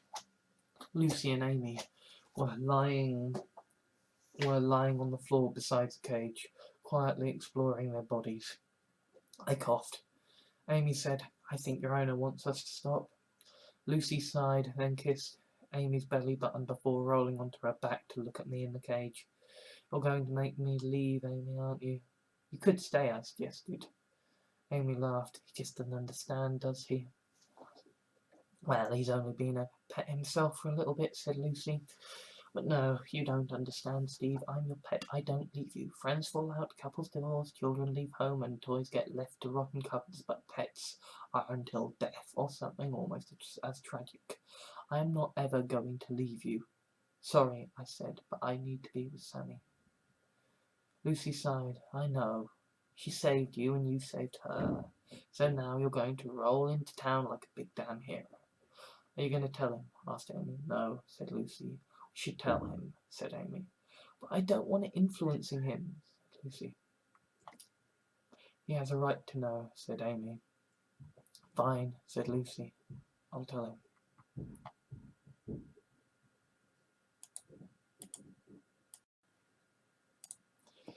Tell me what? I asked. I'm pregnant, said Lucy. And so am I, said Amy. How? I asked. Well, we like each other, said Lucy. We spent a lot of time together enjoying each other's company while making him very, very happy. I mean, how do two eggs make one fertilized one? I said. Amy sighed. We're sylphs, and sylphs are, technically speaking, an artificially created subspecies of genetic packaging designed to help any species survive without being survive through being exploited. Females being able to reproduce without the need for men and properly reshuffle their genes is just more efficient and a better fallback for a species desperate to survive. I will have to give birth the traditional human way, but lucky Miss Pureblood here can just lay a couple of eggs.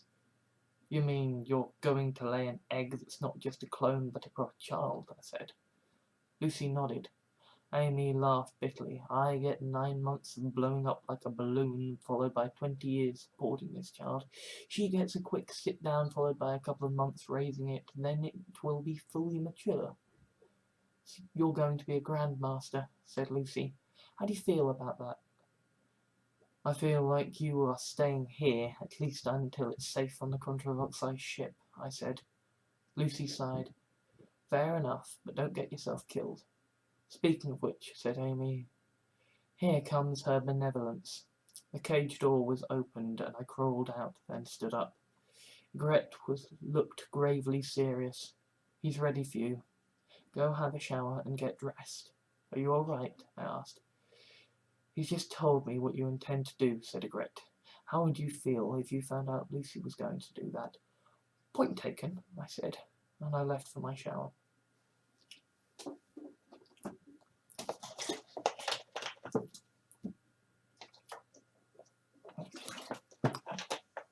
I exited the shower wearing a tuxedo and found Gret waiting for me. You look good, she said. This isn't my usual suit, I said. No, said Gret, but one must always dress for the occasion. Fair enough, I said. Gret led me into the Hall of Heroes once more. But this time, where the strange blonde woman statue had been, there was a fridge. Enter, said Gret.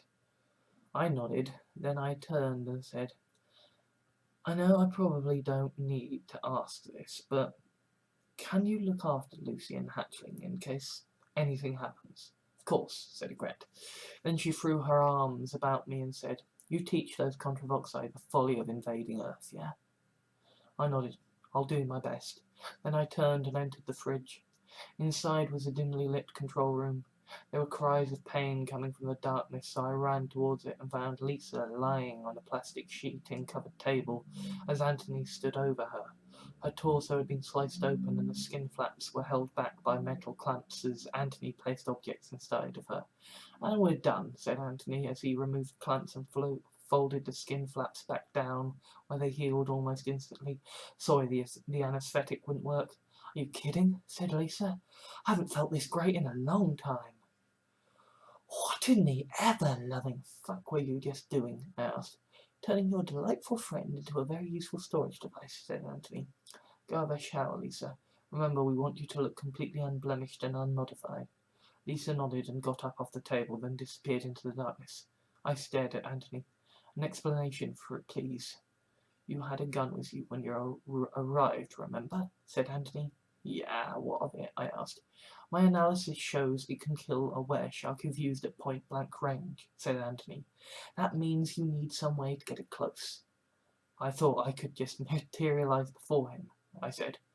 Anthony laughed. But Bam Kirsch got to take me as her toy because the Contravoxai traded her knowledge of my genetic code for traded their knowledge of my genetic code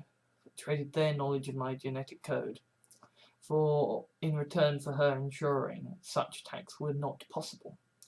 Didn't want me double-crossing them at the last minute. You will need to get to the Great Leader the same way you will need to get to the Great Leader the same way you did the first time. I've also seen to tightly pack a suit into her chest as well. I thought you weren't going to help me kill, I said pointedly. Anthony sighed. Utilitarian morality. I just can't stand by and let you find a way to blow up the whole damn ship. But I can help you cleanly end one life instead. Okay, I said. And what of Sammy? Is my end of the bargain being held up? Yes, said Anthony. But she will expect payment. You will have to sacrifice a friend to join her toy range. Right, I said. Then Anthony strode over to a different part of the central room. his hands somehow becoming immaculately clean as he walked.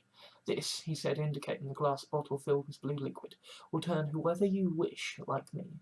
They'll know just enough to avoid doing anything dangerous with their powers at first, but they must be taught by a mortal they trust with the knowledge contained in this memory gun round." He indicated the round. I nodded, giving the rebels an edge. "I can't turn against Contravoxai. They have too many things that are precious to me," said Antony. "This will give the rebels someone with no such restrictions. If, that is, talking can't prevail first." Then Antony walked over to a large crate and pulled out a small squirming creature. "This is an albino sylph squirrel. It is a biological machine.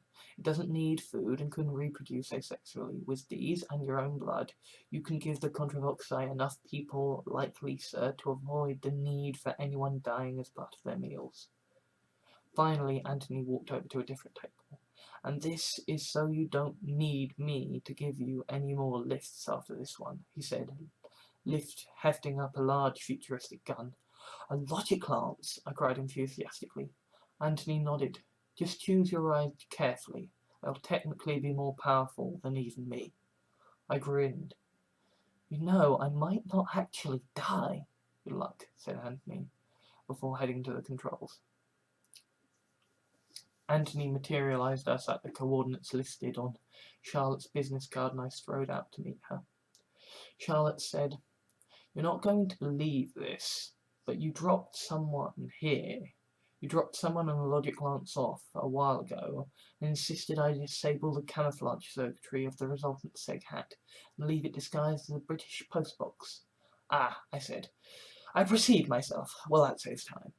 Supplies for the mission were moved aboard the new seg hat, and then we took off. The "we" being, of course, I, Lisa, and Charlotte.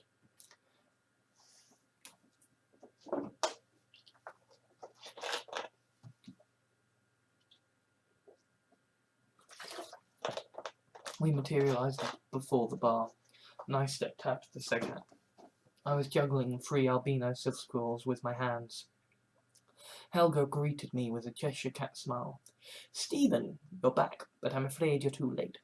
Roxy and Fiora met their end in Mel's stomach as I had planned." "Where's Eliza?" I asked. "Handcuffed to my bed," said Helga with a smile. "She is a sweet girl." I nodded politely, then scoured the bar. I found Emma and Gerald sitting at a table. "We're next," said Gerald, with a note of certainty in his voice. Emma was more hopeful.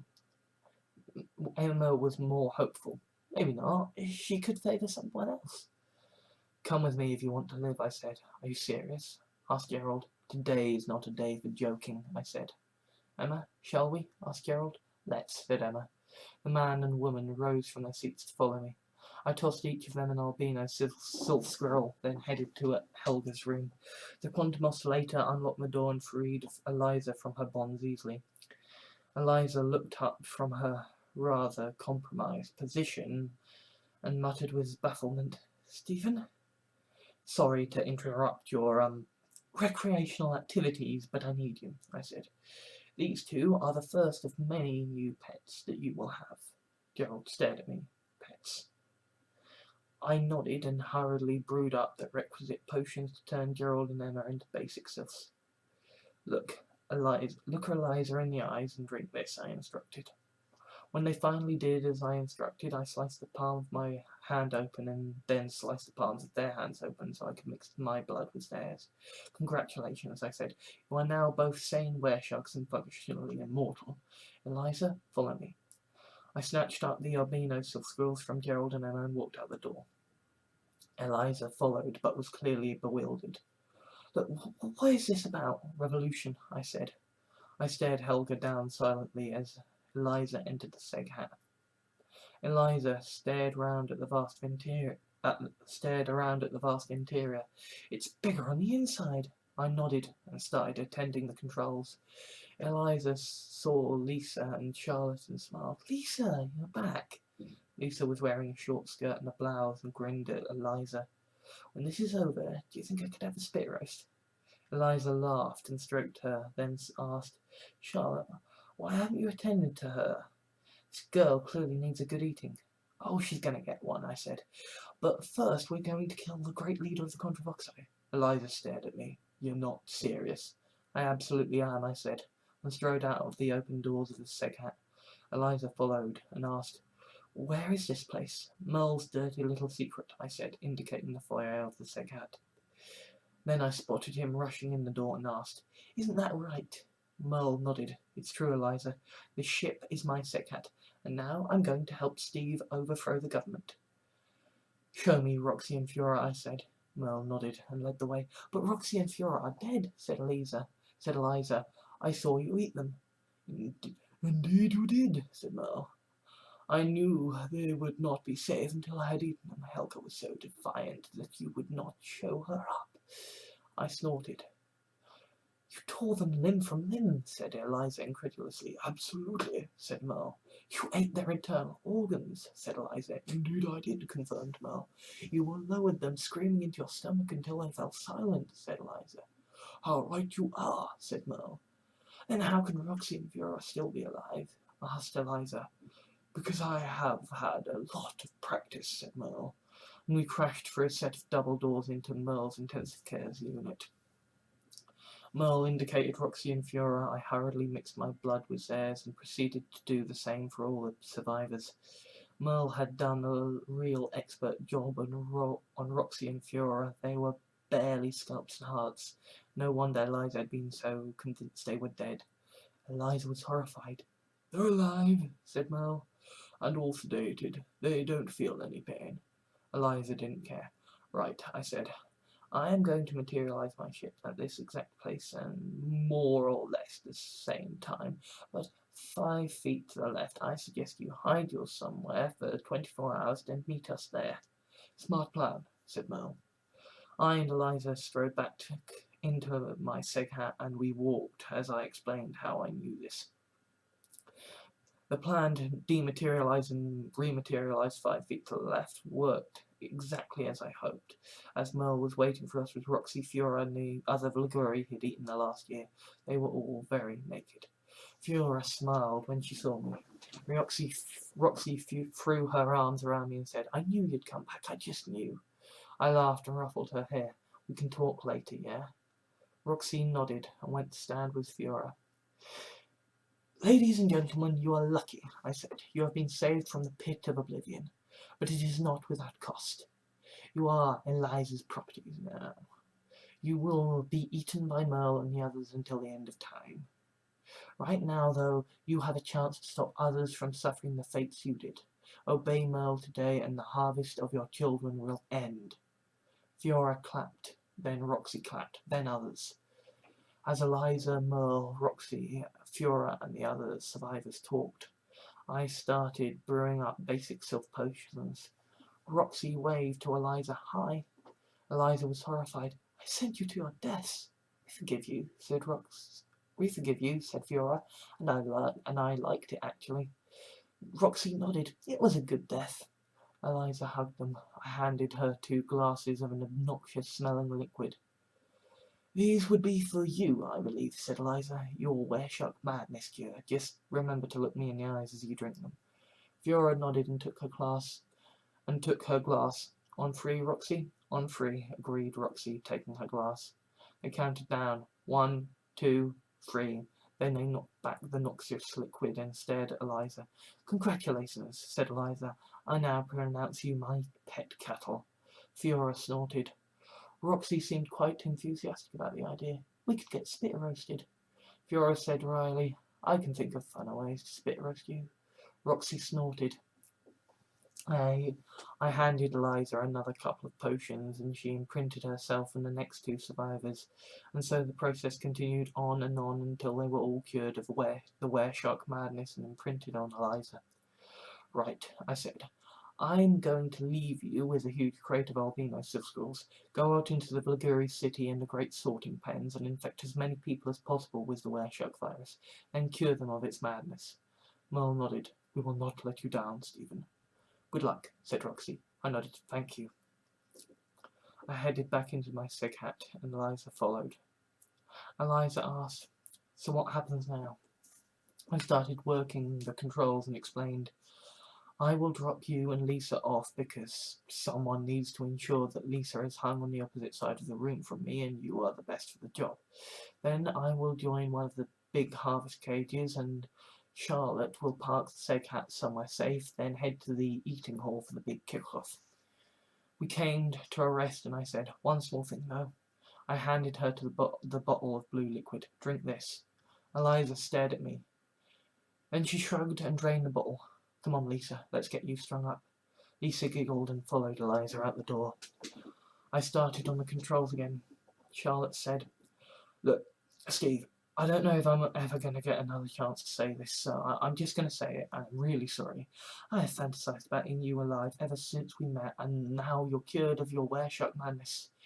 Look, I just want to, I want to eat you, and I am so sorry because that is so weird, but there we are. I want to eat you, and I hope you want to be eaten by me." I finished materializing the ship and said, "Charlotte, you're very brave, and I care a good deal about you, but it's showtime. Park the ship, yeah?" Charlotte nodded. "I know, I'm sorry." I sighed and realized I was still wearing my tuxedo. I'd stick out like a sore thumb in this, so I said, "Tell you what, as time is of the essence, strip me." Charlotte perked up, and with a speed and finesse I would not have thought possible, she stripped me completely naked. As I exited the Seg Hat, I heard her say, "One day, my love."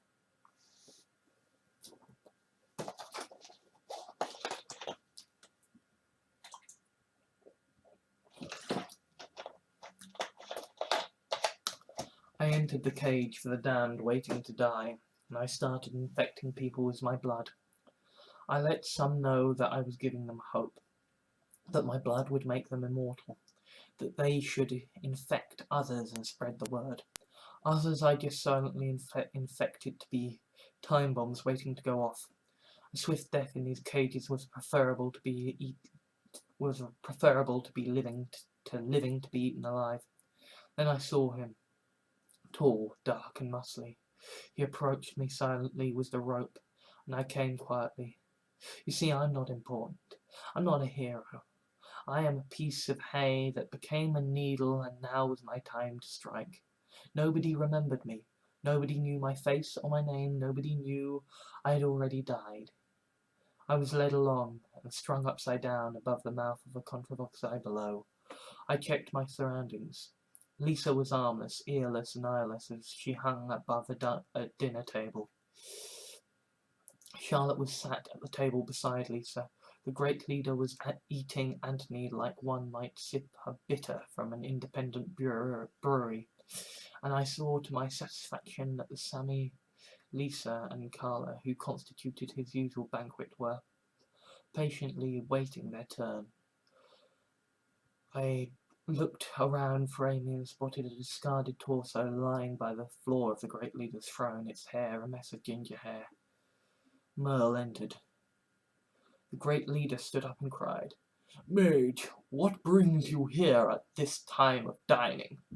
Merle bowed his head and said hurriedly, "My lord, I really must recommend that you make some concessions to the Vliguri. You cannot keep treating them like this and just expect them to lie down and take it." The great leader laughed. "My dear Merle, the Vliguri are treated far better than our own kin." "Sir, you eat them alive," said Merle. "They like it," cried the great leader to the laughter of the Contravoxai present. "The poor things practically fall over themselves in their desire to enter our cooking pots." "Then why are so many Contravoxai starving to the point of cannibalism?" asked Merle.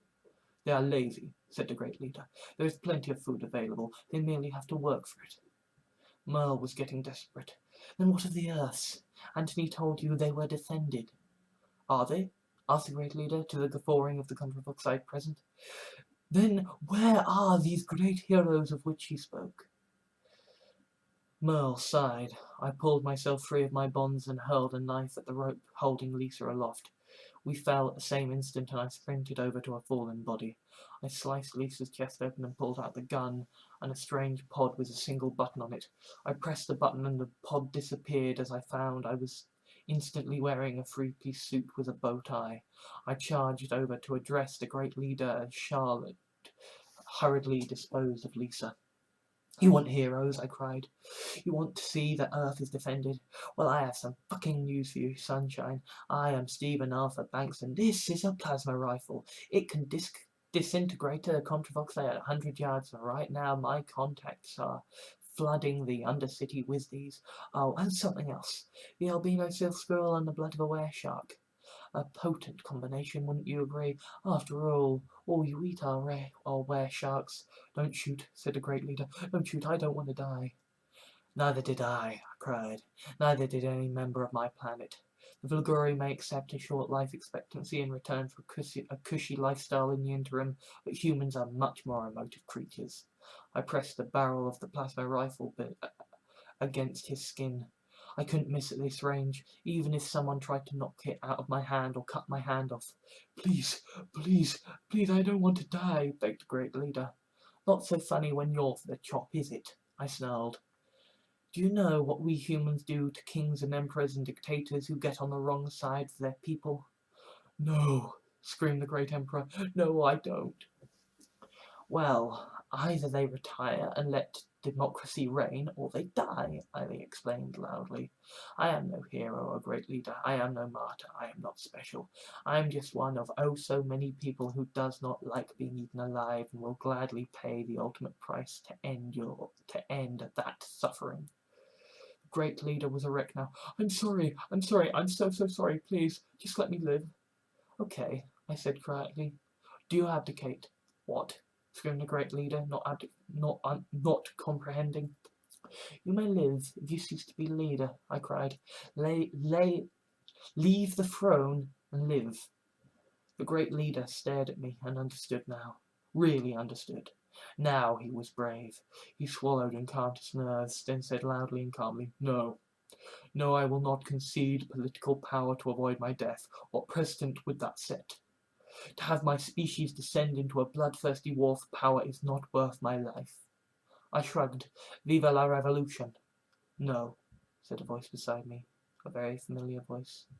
Her hands grabbed my arms and she said, Look me in the eyes, Stephen. Look me in the eyes and know that I do not want him, know that I do not want him dead, and I especially do not want you to kill him. Sammy was standing before me, pleading with me not to kill the monstrous head of the Contravoxai machine. I fancy the fuck out of you, okay? Said Sammy. It's why I saved your life. Maybe I was wrong, maybe I should have let you die. If you know anything about me, if you care the slightest iota about me, you won't kill the man who makes me so very happy. He eats you alive, I said pointedly. And I like it, she said. Please, just don't kill him. Let him live for me. The great leader wafted a gentle tentacle down to her shoulder. Oh, Sammy, you don't have to do this. I wanted you to live, said Sammy. I wanted you to love me. I never wanted you to kill anyone. Fuck, I said quietly. Sammy, I don't get to get out of this alive, you know. You don't just get to recover from trying to assassinate a political leader. I know, said Sammy. I saved your life and clearly I was wrong too. Will you die for me now? I tried to ignore. I tried to focus on the great leader. But how could I shoot dead a noble man who was willing to die for political stability? A man who was a wreck that had begged for mercy, and a man that the love of my life would wish that I was dead and that I hurt. Remember me, I said. Then I cried it, remember me. I lowered the gun, and walked away, and then I was torn apart by tentacles and felt myself suffocate in burning acid. Then I felt nothing and saw nothing until consciousness itself ceased to be.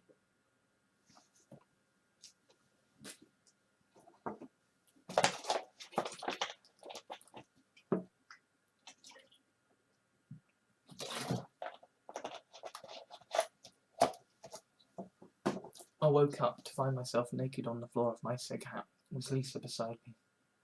Charlotte was looking over us. I laughed bitterly. Oh, I cocked that up. Charlotte said with a rather embarrassed tone of voice, I had to eat you to save your life. I had to make it look authentic. I sighed. It's fine. And I said, actually, This is a time machine, so fuck it, eat me. Charlotte recoiled. Are you alright?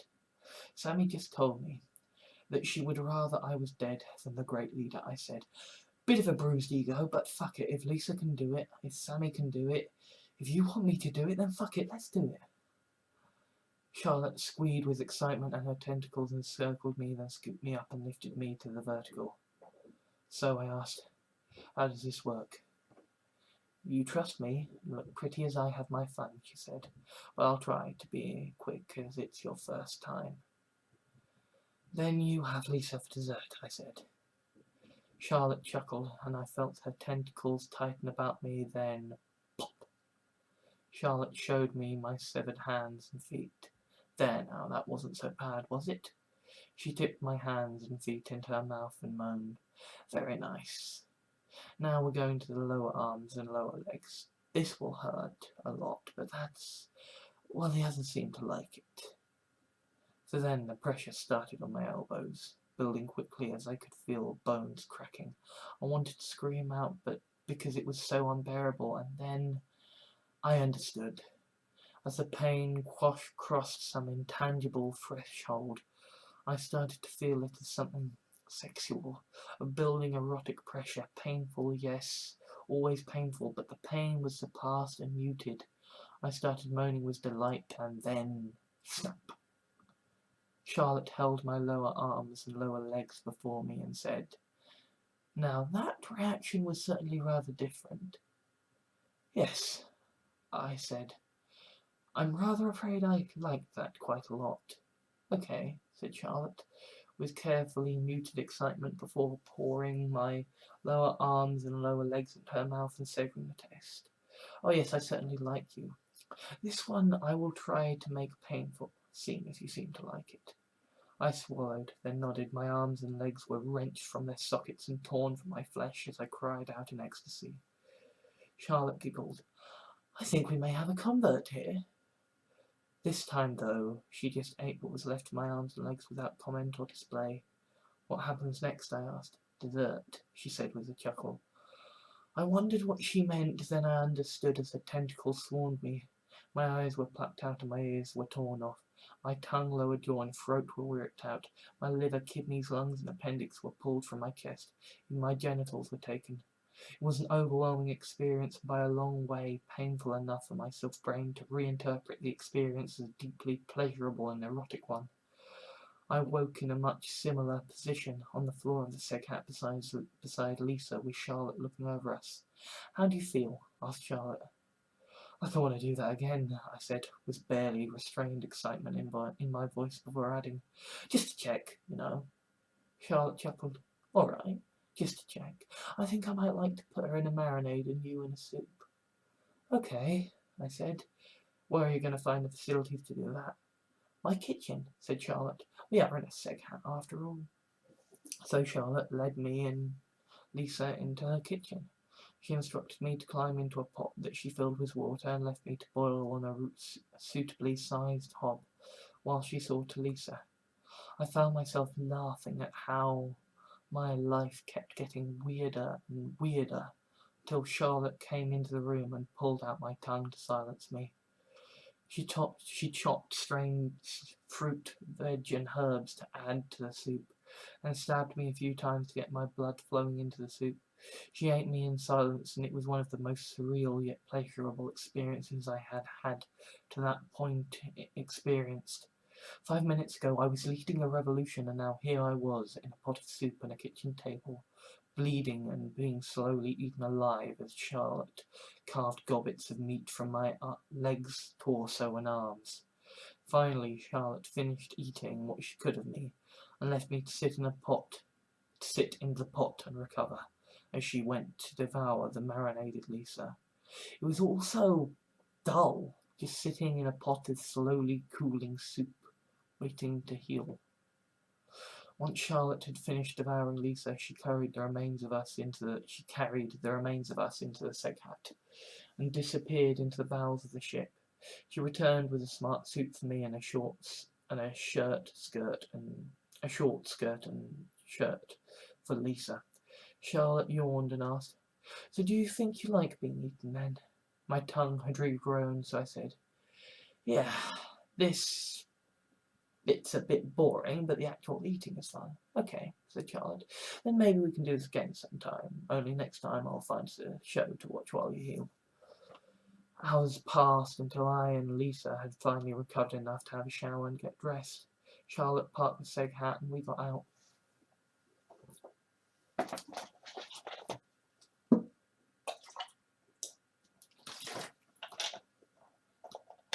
I walked out the seg hat to find David eating soup as Sammy sat beside him wearing a gorgeous dress. Carla sat to his other side in a matching but different coloured dress. Lisa ran to Carla. I approached Sammy. Charlotte introduced herself to David.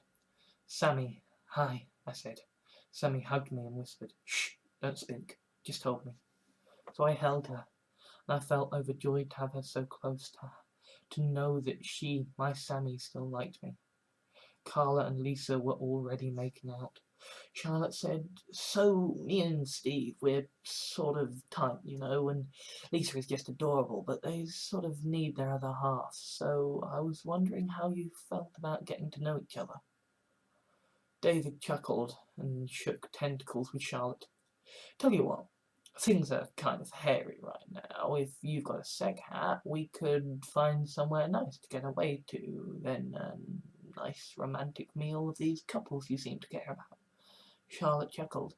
"Seems really weirdly sweet, that." Then she was hit by a bolt of realization. We could make it a triple date. Let them each share a romantic meal together before, or even as we have a romantic meal with them. David smirked. "That is one wicked sense of humour you've got there. You're on." Helga came to gloat. "Your revolution failed, Steve. And what's more, that girl and boy you thought you'd saved has just been eaten by David." "Nah," said Dave, lifting Gerald and Emma's heads and torsos from his soup. "They're fine." "Why?" asked Helga. "You didn't know?" "I did," said Sammy. "I never gave up on you, Steve. I always knew you would return for me, that you would bring the Vluguri the cure." "Except you did give up on him," said Helga. "Your preference to see Steve dead instead of the great leader is why the great leader still lives." "Oh," said Sammy. "You're willing to die and abandon revolution for that me?" I nodded, then said, "Sort of discovered you've got a point too, since I like being eaten." Charlotte helped me find out. Sammy grinned. "Oh, we must get eaten together. We simply must." I laughed. "All right, but first I have to tell you something. I think I love you." Sammy chuckled. "I know. I love you. Always have. You just didn't ask." Eliza entered with Fiora and Roxy. Helga stared at them. "They're dead. What are they doing alive?" Eliza shrugged. "What matters is that they belong to us now, and they will gladly be eaten by any passing Contravoxai." "Really?" asked Helga. "Really," said Eliza, before reaching out for Roxy by way of demonstration and casually cutting her arms and legs off in turn and placing them on the bar. Roxy sighed. Eliza said, "Here, pluck out her eyes. She's fine with it." Helga tentatively reached out with a knife and removed Roxy's eyes and said, "Would you look at that? We'll make a fortune of her." "And from Fiora and Gerald and Emma and at least 8 others," said Eliza. Helga grinned. "We're rich." Fiora approached us and said, "Look, I know it didn't go as well as we wanted, but the albino filth scroll from Wershek's blood is in circulation now. Plus, we owe our lives. We owe you our lives, so anytime you want us, just ask." "Actually," said Charlotte, "you and Roxy are a couple, aren't you? How do you feel about joining us for a romantic meal of couples having romantic meals?" Roxy asked, "Are you going to do anything with my arms and legs? Because I'm fairly certain they will reattach." Well said. "If there's arms and legs going begging, I'm feeling a bit peckish after all that exertion." Eliza chuckled, of course, and chucked Merle Roxy's arms and legs. Merle eagerly snatched them up and devoured them before approaching the bar. "And are those her eyes? Take them," said Eliza, with a nod. "Why, thank you," said Merle, snatching up Roxy's eyes. He asked, "Is there any chance you could put her in a broth for me? It seems a shame to waste the rest of her." "For you, Merle, Anything, said Helga as she scooped up Roxy. Merle turned to address me. I know, I fucked up, I said. Au contraire, my dear boy, you've quite run us the revolution, said Merle. How? I fucked it all up. Nearly got Lisa killed, nearly got myself killed, and the political structure continues. Merle shook his head. If you had killed him, or even if he had abdicated at the barrel of a gun, all you would have done is create a power vacuum which would then be filled by someone worse. Instead, you showed that the great leader is not invulnerable. You showed that humans and Liguri are not without strength, and you showed that it is the morsels that have the power. The great Sammy, the epitome of playing with your food, and she saved the great leader's life, and not with violence but with words. And I will continue the revolution itself by arming the populace with the immortality granted by the silverware sharks. And this too shall get the revolution among the Contravoxai classes going, as the poor and the needy can have the food to eat and fight back. The structure will be reformed. Helga returned with a thick broth made from Roxy. Here you go, Merle. Oh, fantastic, said Merle, accepting the broth. Fiora looked sadly at her best friend and lover. Jealous? Asked Merle. Just a bit, said Fiora. Don't like not being with her, you know. Then I shall have to make sure I eat you afterwards, said Merle with a chuckle. Charlotte sighed. Oh, you know, I think we might have to cut our losses with Fiora and Roxy by now. David nodded, then turned to Sammy and asked, Me and Charlotte are thinking of having a romantic meal, so we might get to know each other. Wondered if you and Stevie Boy would mind being the main. Sammy looked at me. What do you think? I shrugged. A Victorian adventuress suddenly stood beside me and said, Yes, what do you think of being eaten alive with your dear precious Sammy? You're so wretchedly cute together, it makes me want to vomit. You know, he elected to have himself made into a toy, so that all the little toy Sammys wouldn't have to be alone. Despicable bastard. Sammy snorted, then said, That is actually rather unbelievably sweet. I shrugged. You're here for your payment, aren't you?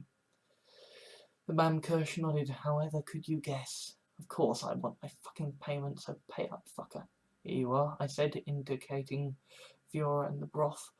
Fiora and Roxy, perfect toys. The man Kirsch was taken aback. You're paying me double. I shrugged. They're cute together. The Bam Kirsch looked at them and sucked her teeth, then said, Yes, they sort of are, aren't they? All right, I'll have to owe you. I nodded. Fine by me. Then she vanished. Actually, that reminds me of something, I said. And I pulled a gun out of my pocket and shot Helga between the eyes. Helga blinked and shook her head, then said, Thank you. Eliza looked at me nervously. Helga looked into Eliza's eyes and said, He's just given me the most wondrous power over you, dear. The knowledge to control your abilities. Oh, said Eliza with nervous excitement. So what happens now? You will have to be very obedient, said Helga as she cleared the hair from Eliza's face. Oh, I am sure, said Eliza. You might even have to discipline me if I get things wrong. Helga smiled. Eliza returned the smile. Then David and Charlotte led me, Sammy, Lisa and Carla away.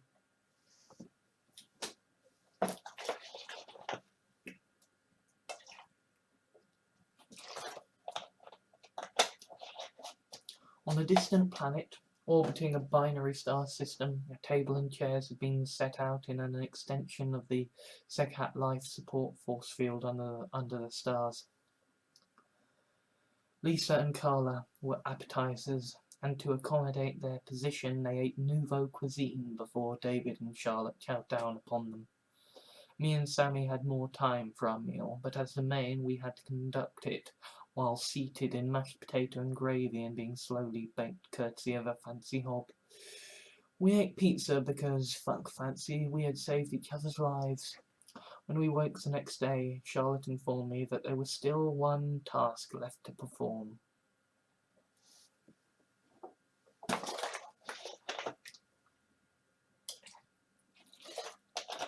Tipton, West Midlands, Great Britain, Earth, 5 years before the Contravoxai invaded. Stephen Banks is having an argument with his best friend about him being a crazy loser, conspiracy theorist scrounger.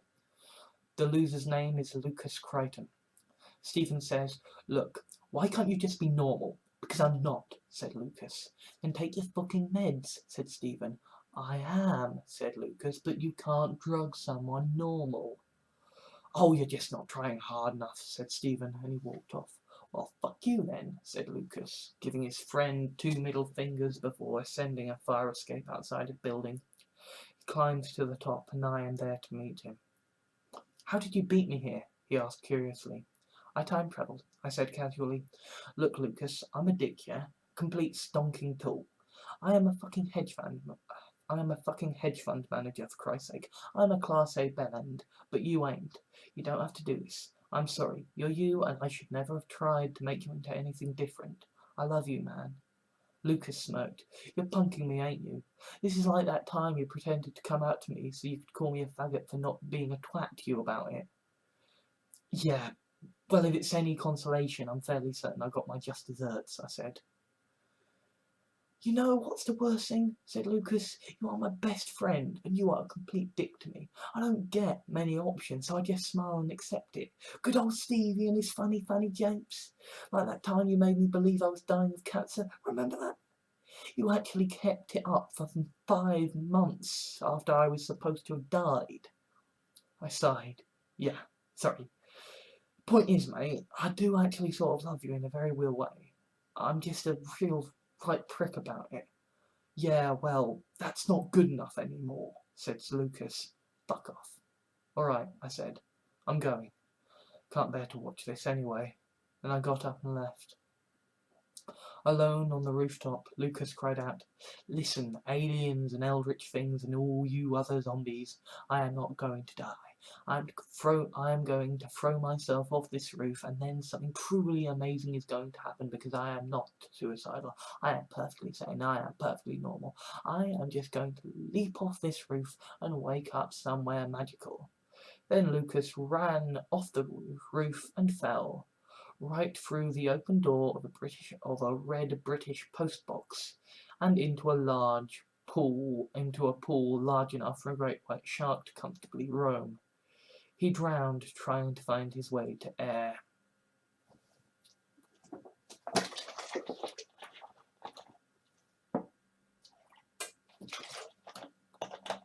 Lucas woke with a splutter on the floor of the central control room. I was holding Sammy for emotional support. David and Charlotte watched with nervous interest, and Lisa and Carla watched with curiosity.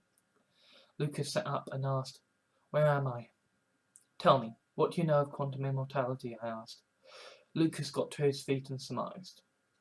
"It's the theory that states that since you can only experience universes in which you are alive, if you were to riddle yourself with nanotech that automatically killed you, given any scenario less than ideal, you would only experience the ideal scenario." I nodded. Very good summary. That's you." "Who are all these people?" asked Lucas. "Well, those two are polyamorous toys who love to be eaten alive," I said of Lisa and Carla. "This is the love of my life," I said of Sammy, "and those two are tentacled man-eating aliens called Contravoxai," I said of David and Charlotte. Lucas nodded. "May I see a demonstration?" "Oh, I think we can do that," I said. Lisa giggled and took Carla's hand. "Love you later, honey." "You too, sweetie," said Carla with a nod. Then David lifted Carla up into the air and casually devoured her as Charlotte cheerily devoured Lisa.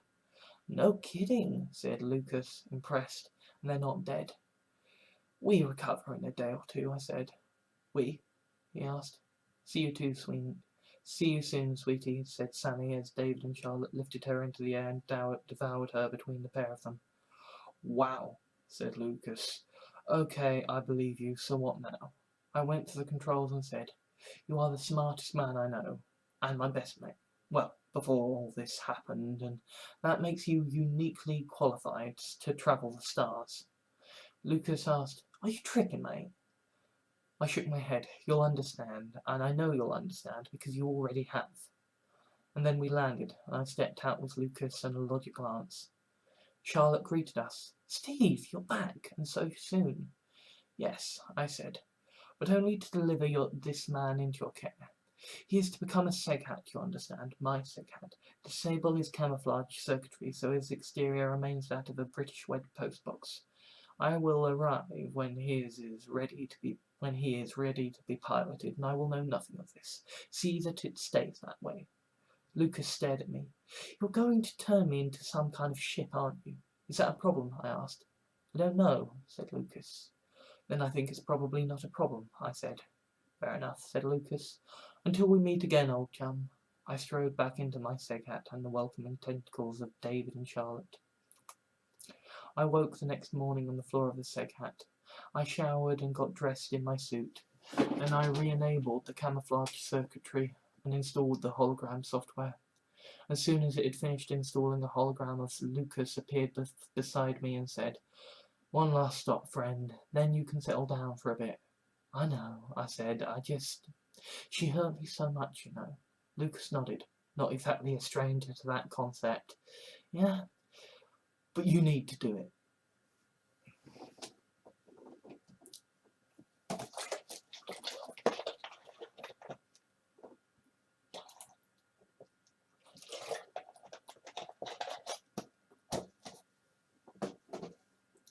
The great leader had gone into hiding with her personal banquet in tow. And that meant he was well clear of the no materialization zone. Sammy lay awake as the others slept, just staring into space. Then a trap door appeared before her. I crawled out of it. "You're alive," Sammy said, utterly surprised. "But I watched you die." My Contravoxai friend Charlotte is very skilled at making friendly munchings seem terrifyingly fatal, I explained. "And for what it's worth, I now understand why you want to stay with Great Leader, because I like being eaten too now." "Aw," said Sammy, pulling me close. "My poor baby, you should stay. I'm sure the leader will forgive you, especially when you let him eat you." "Well, that's handy," I said, exposing my chest. "Sammy, I love you. Each and every version of you. Where you go, I go. This me can't stay with you because this me has a different Sammy that he's very fond of. But I only have that Sammy because you decided to save my life, and give me your heart. So this is me returning the favor." I sliced open my chest and pulled out my human heart. I cut it free and handed the still beating heart to Sammy. "Look after him, and he will look after you." Sammy held my heart in her hands and said, "I will treasure him always. Enjoy your Sammy, Steve. She's a very lucky girl." "I know," I said, and I left through the trap door again. My Sammy was waiting for me in the seghat control room with the hologram of Lucas. "Is it done?" she asked. "Will she have a version of you to love?" I nodded. Sammy flung her arms around me and kissed my neck. "I think you should head to Anthony's," said Lucas. "Your baby's having a baby." Sammy stared at him. We materialized and exited the seghat in time to watch Lucy's egg hatch. "It's a girl," announced Lucas. "Congratulations." Gret and Anthony were holding each other as Amy and Lucy watched the hatchling together. Lucy looked up at me and said, "Thanks for making it." "What happened?" asked Gret. "Oh, that's a long story," I said. "But you might want to get the deep fat fryer on. We've got 2 Contravoxai back there, and it's not just Lisa who likes good eating anymore." Sammy grinned and squeezed my hand. "You're a Grand Master." Lisa and Carla exited. "Right, I think I had best get cooking," said Gret. "Come on, girls. Let's get you deep fried as soon as possible." "Deep fried?" asked Carla. "Oh, it's fantastic," said Lisa, leading the way.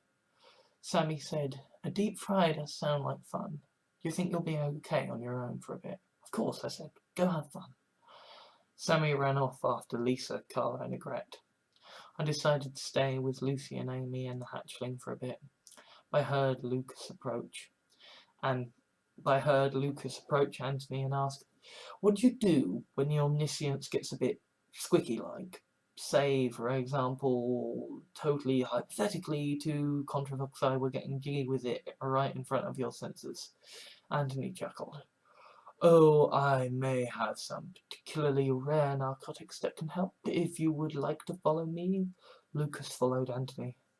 I was left alone with Lucy and Amy, so I asked, "What happened to the toys?" "You arrived," said Amy. "Your toy, I mean.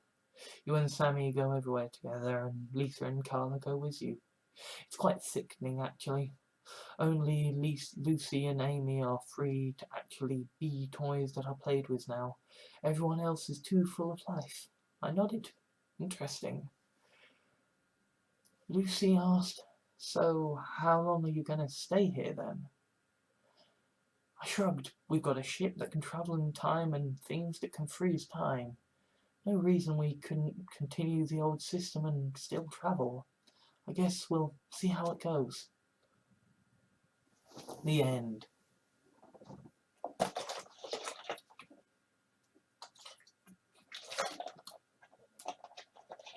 This chronicle is dedicated to the memory of Earth that was and my small impact on Contravoxai relations. I know some bits might seem a bit needlessly graphic for a chronicle of events, but it is the story of the events themselves that delivers the weight by which people's minds are changed. The facts on their own without the context of detail and emotion are meaningless, or at least that's my perspective. I am 80 now, and I still look in my early 30s thanks to the whole were-shark thing.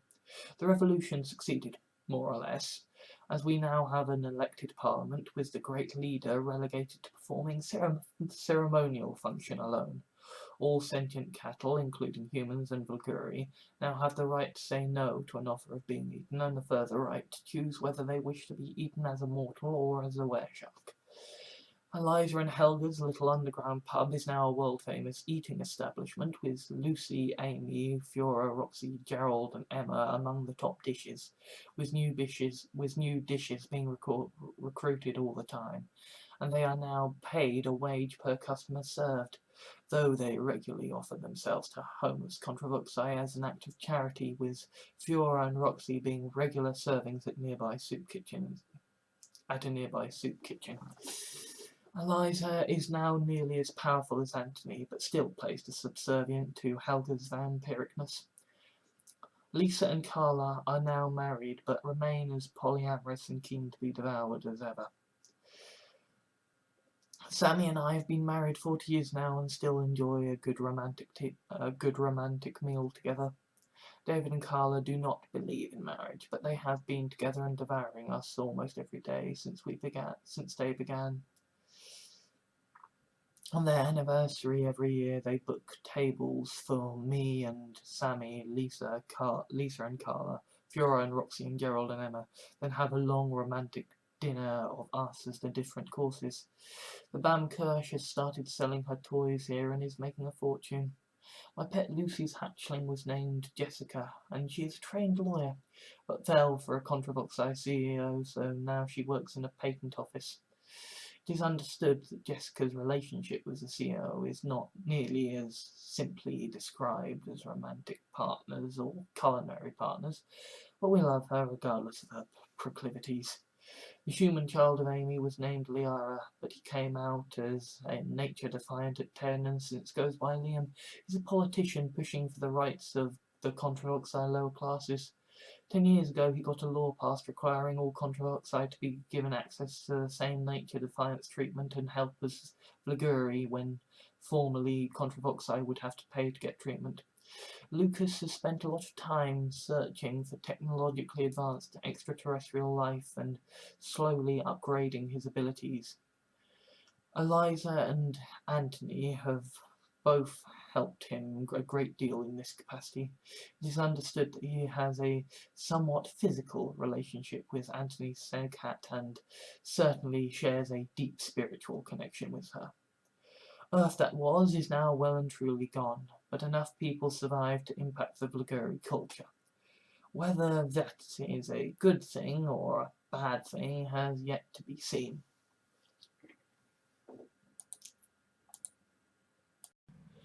Thank you for watching this video, ladies and gentlemen.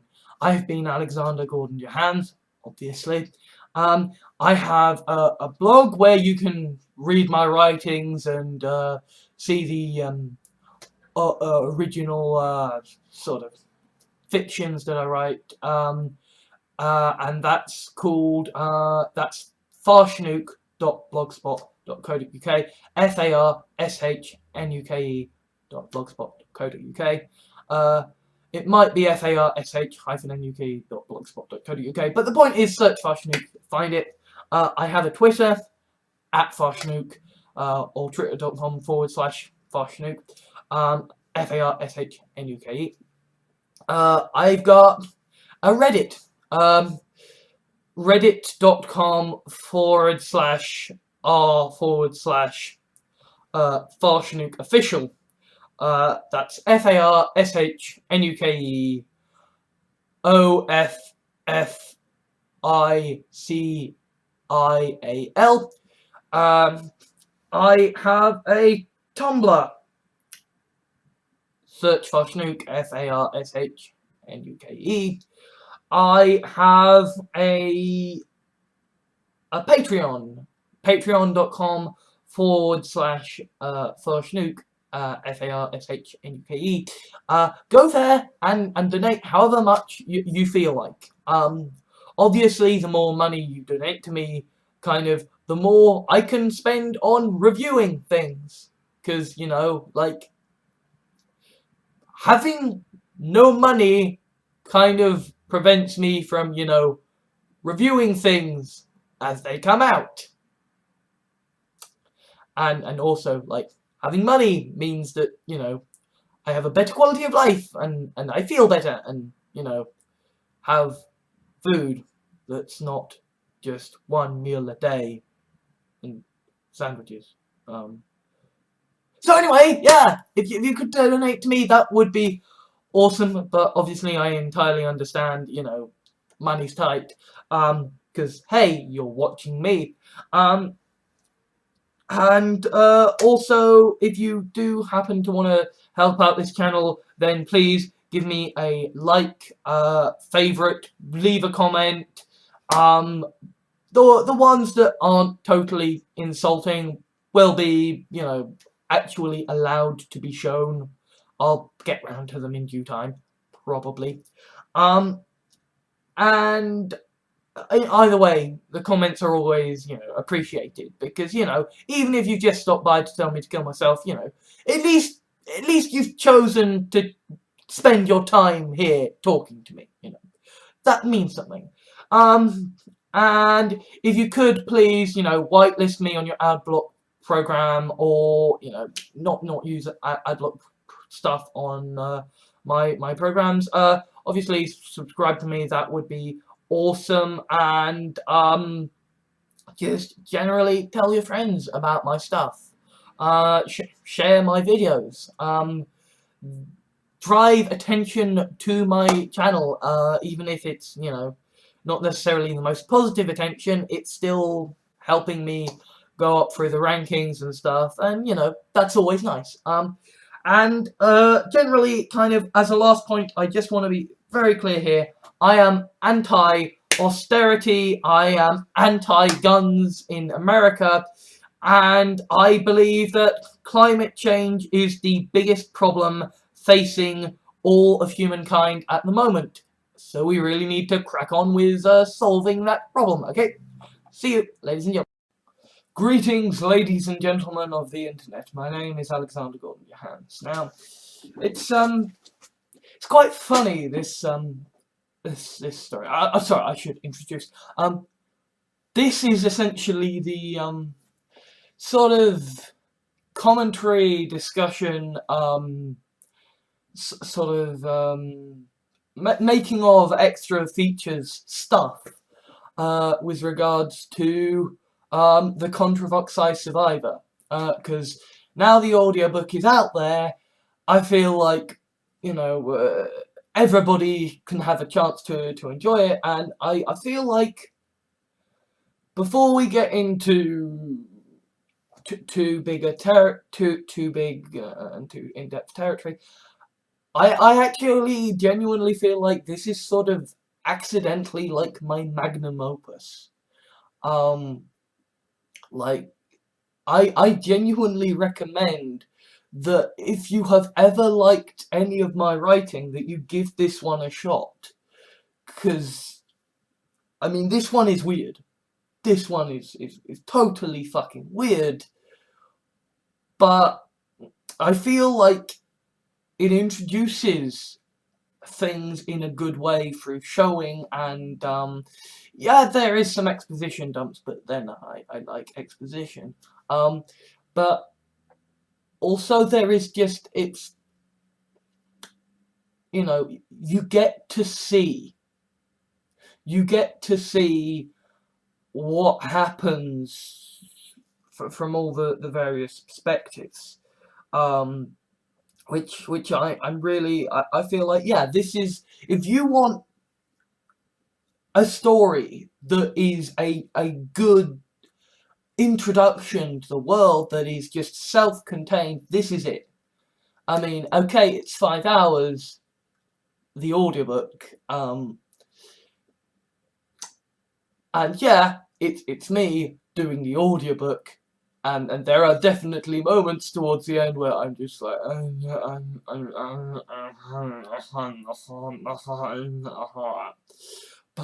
but I actually think the audiobook is better than the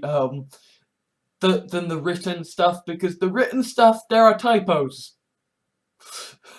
Whereas the audiobook, like, I actually have to read it out, so there are less typos, although there might be sort of audio typos. Like at one point I know I said the Great Emperor instead of the Great Leader. But yeah, I would, either way, I would highly recommend that you go and check this out. But assuming you have, or that you don't care, this is going to be talking about it. So, yeah, this is kind of a funny story about this one, because, essentially, the Contravoxai, they are the first alien species that I have, ever created. They were going to turn up in a sort of thing with the Bamkirsch, and it was going to be like, the Bamkirsch, you know, sort of, she doesn't want to get involved. She just like, hey, I'm just here to pick up some chicks and be on my way. But there's like an alternate version of her that's there, and there is an alternate version of Lisa there, and you know that essentially the Contravoxai are invading, and like her first thing is to say, look, I'm just gonna go to the Prime Minister, let him know, hey, these are aliens, do something, send all of the nukes. Except that, you know, in this story, it turns out that effectively Jeremy Corbyn, or his alternate universe counterpart, has been elected, and he's like, no, we'll be good, we'll make peace with the aliens. And she's like, oh, for fuck's sake. And so eventually she does find a way to talk to the aliens, and does find a way to explain the situation, but essentially has to do a sacrifice, to essentially force the kind of eldritch entity of the Bamkirsch out of the human host, and that in order to do that, she basically has to kill the people around her and herself, so that the Bamkirsch will like leave her body and dive outwards after the one remaining thing that will give the Bamkirsch a chance at life. And once exposed to the air, then it's like, oh, aliens! Yes! Contravoxai! I am a Bamkirsch! I am an eldritch entity! I have all power! You guys, shut the fuck up and listen to me. I'm gonna drop some knowledge on your ass about how to speak human and how to fucking deal with these people, right? And so it was kind of gonna be the ultimate, fine, you want us to talk to these people? You want us to fucking talk to these people? Fine, we'll fucking talk to them. And it's essentially a sacrificial ritual, and essentially the alternate universe version of Jeremy Corbyn sacrifices his life when he realizes, oh shit, I made a boo-boo. Kind of, yeah. People died so that my forces wouldn't have to fire upon enemy soldiers. So he technically made the right decision, because, you know, peace won out in the end through talking. But people did die, and he wasn't happy about that. So he kind of sacrificed himself to save the others, and it was going to be and then they go merrily on ever after. But that's kind of no longer canon. And then there was this Arrow fanfic story. The first sort of half of it is out there, so you can see this guy Max and Anthony sort of first encountering the Contravoxai and being like, look, I've got to give them a message of peace. I know you want to fucking commit genocide against them, but I've got to give them a message of peace. And he's like, just, dudes, listen, there are people down there who are gonna wreck you. Okay, all of America has guns, you know. They've got tons of nukes, you know. There's fucking ISIS down there. Okay, and fuck that. There's the Arrow, there's the Flash, you know. Somewhere in Gotham is a guy called Bruce Wayne who can fucking beat your ass every which way and up. And then somewhere in fucking Metropolis is a guy called Clark Kent. And God help you if you piss him off. And, you know, and oh yeah, there might be also this other fella called Darkseid. Don't want to mess with him. You know, there's always people in this world you do not want to fucking mess with. So step the fuck off. And the great leader's just like, yeah, sure. Tell why don't you just come into my parlour and let me have a nibble on you while I think. And once I'm finished deliberating, we'll see what I have to say. And so, of course, this is all like, the great leader's sort of like, I can't believe the fucker fallen for this. He's letting me eat him alive. He's gonna be so dead. This is gonna be so funny. Except, Anthony's a wereshark. And the Contravoxai leader is going down, reaching down to eat him, and he goes, oh shit, didn't I already eat that? Fuck. Get the translator. The fucker could heal. This is not good. I have eaten a fucker who could heal. Okay, guys. We're not messing with these people. They can heal. This is not good. We do not want people who can heal. Okay. And then pretty much, you know, story ends. But it's building towards something. There are a series of tests and challenges, and this happens. This is pseudo-canon because it's a fanfic, but essentially, or at least it has fanfic elements. Essentially, the Farshnute, essentially, Anthony is given a toy of Lucy, you know, as in, you know, the one that the Bamkirch turned. And he's like, okay, I've got to get the memories to restore this person's, you know, agency so that they can live a good life. Where are this person's memories? Well, she's, you know, she's leading every, you know, battlefield on the great front lines of the, you know, great Septagonoid War, which the United Civilizations of the multiverse are fighting against. Oh, okay, I'm just gonna go into there. And it's just like, no, dude, you will die. You will fucking die. You can't go into there, right? If you go into there, fucking Farshnukes, Bamkirches, they die. You, so dead. So very dead. It doesn't matter that you're a wereshark. One bolt from a Septagonoid blaster and you're dead. So he's like, okay. but I've got an idea. Because he knows that he can travel to the universe where the arrow is. And that means that there is also a Flash in that universe. And he's got a quantum oscillator. Which means that he can essentially scan the Flash, scan the fucked up logic that makes his Speed Force shit work, go, boop, replicated, and now he's got super speed. And essentially, you know, he and some of the guys go in to one of the many battlefields and essentially rescues Lucy and her force from, you know, a fucked up situation. And Anthony is again saying, look, I just want to make peace with you guys. You know, once again, walking up to the alien bad guys that everyone is trying to defeat and saying, it's okay, peace, we can do this. I know you're septagonoids, but you know, I'm a nice guy. We can make peace. Except these are septagonoids. These are people who want to destroy the multiverse.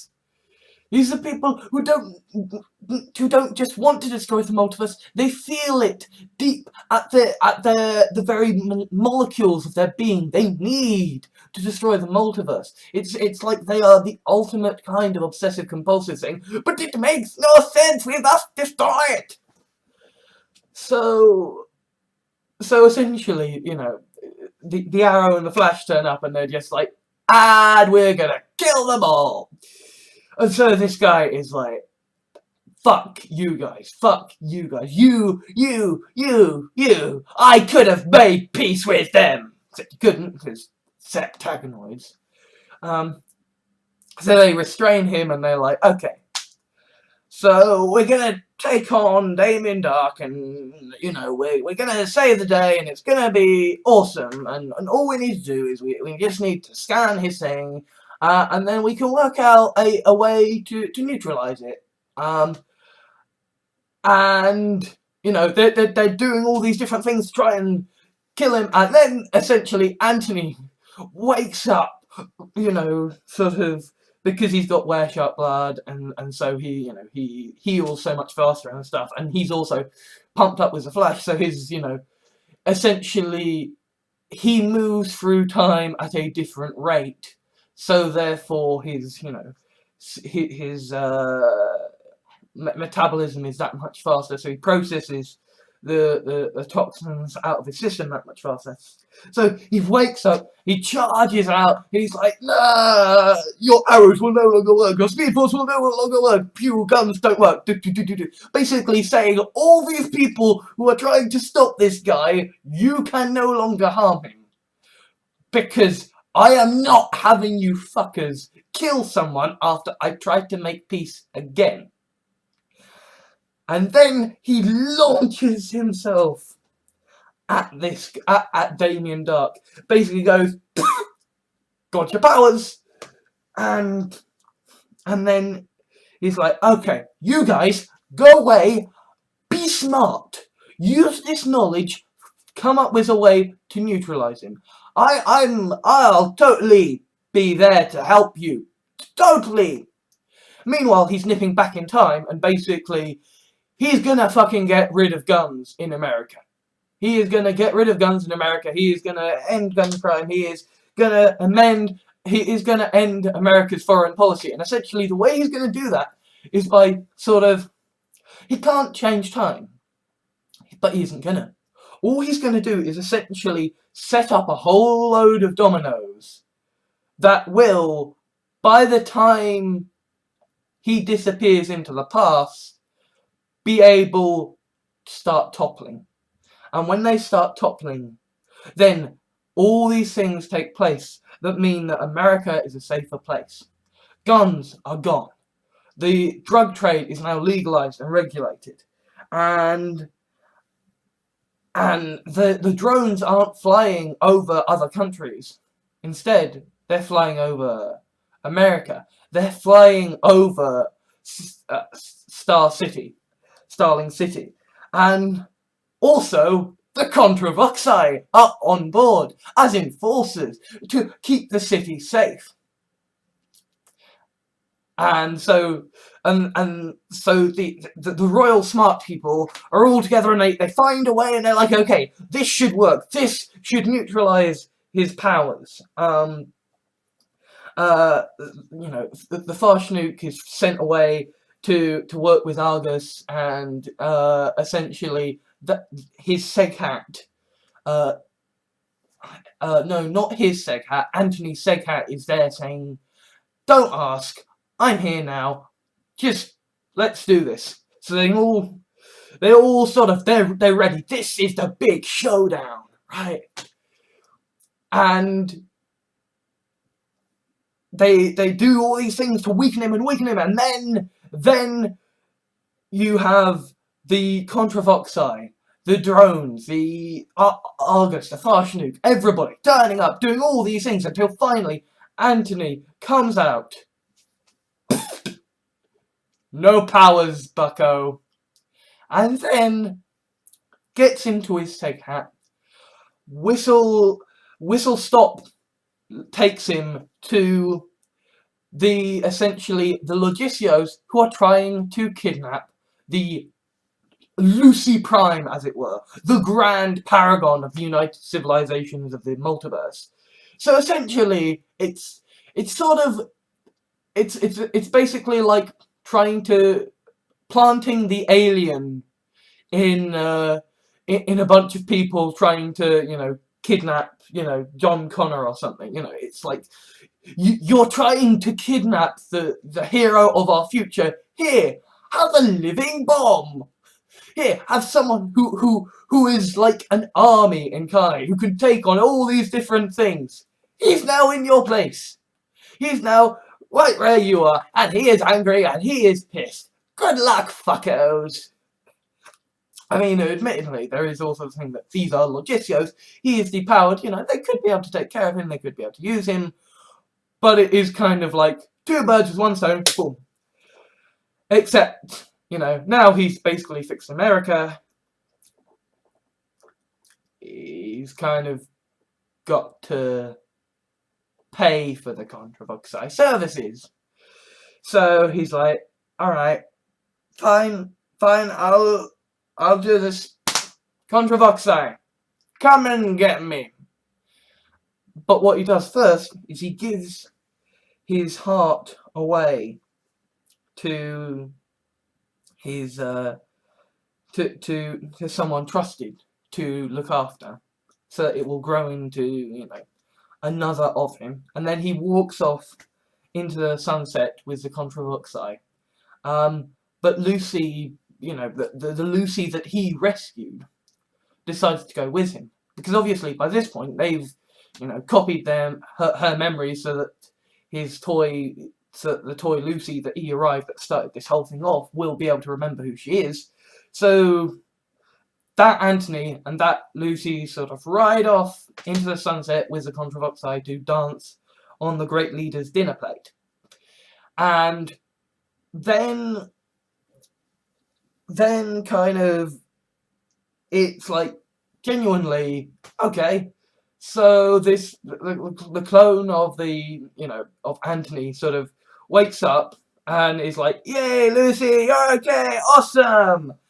And then the Slick turns up and it's like, welcome, you are now going to be the Caesar to my Augustus. You are going to be the prince to my king. You will help me rule this world of Choice World, and you can run it fairer than I do. You will protect it. You will be the sheriff of Choice World, and you will be a Slick like me.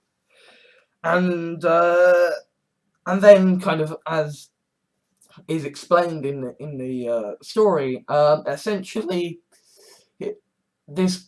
essentially Anthony's like, I'm immortal. I've got a Seghat. I've got a small harem of beautiful, submissive women. I'm in a post-scarcity society where, you know, I don't need money.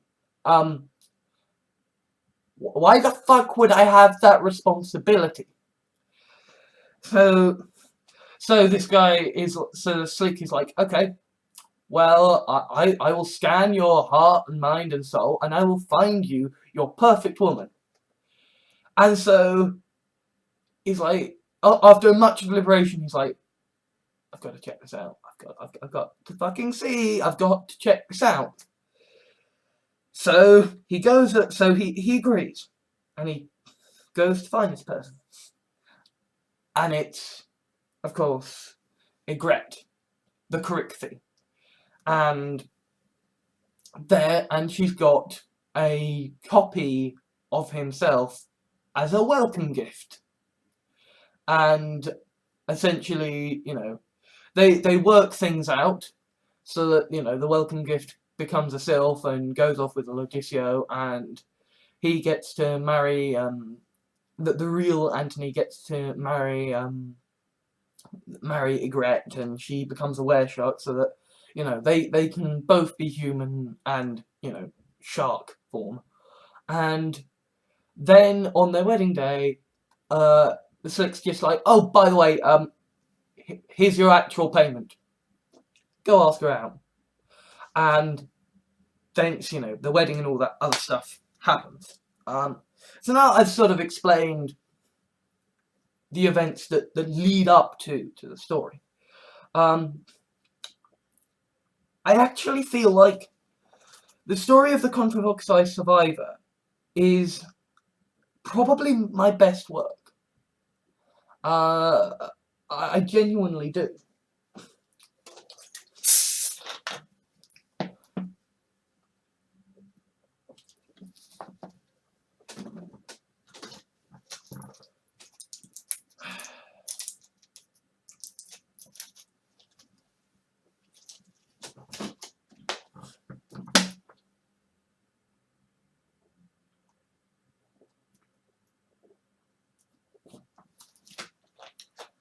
Because, okay, first off, the Contravoxai Survivor contains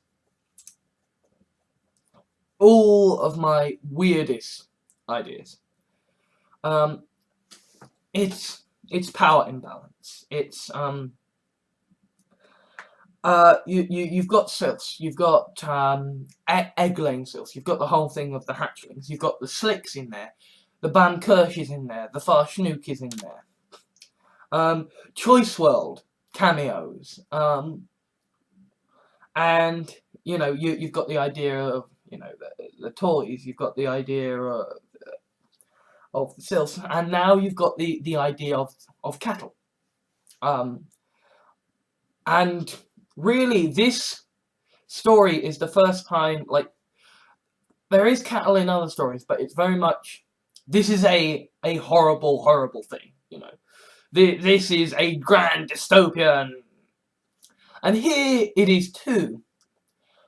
But there is kind of this odd twist to it, which is that, essentially, the Vlguri have a post-scarcity society, They have a very egalitarian society. They can, they can be as, powerful as they'll get out, I mean, yes, it is told from the perspective of the male gaze,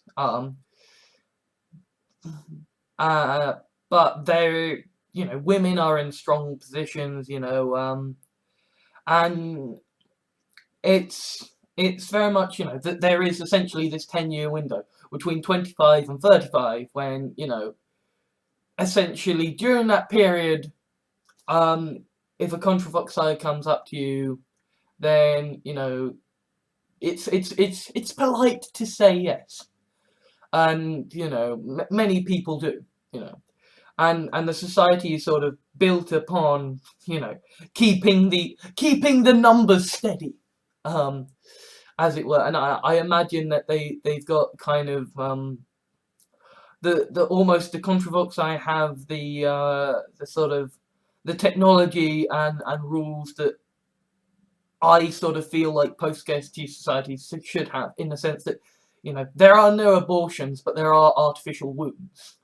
So essentially, if a couple of people decide to have a kid and then, or accidentally have a kid, and for whatever reason they want to get rid of it, then essentially they just get it, quickly taken out into an artificial womb without the pain, and the child can then grow up to become a fully functioning member of society, and then at some point probably meet their end between the ages of 25 and 35. And obviously, the whole idea of, aliens keeping, people as cattle is a very dystopian idea, but the fact that,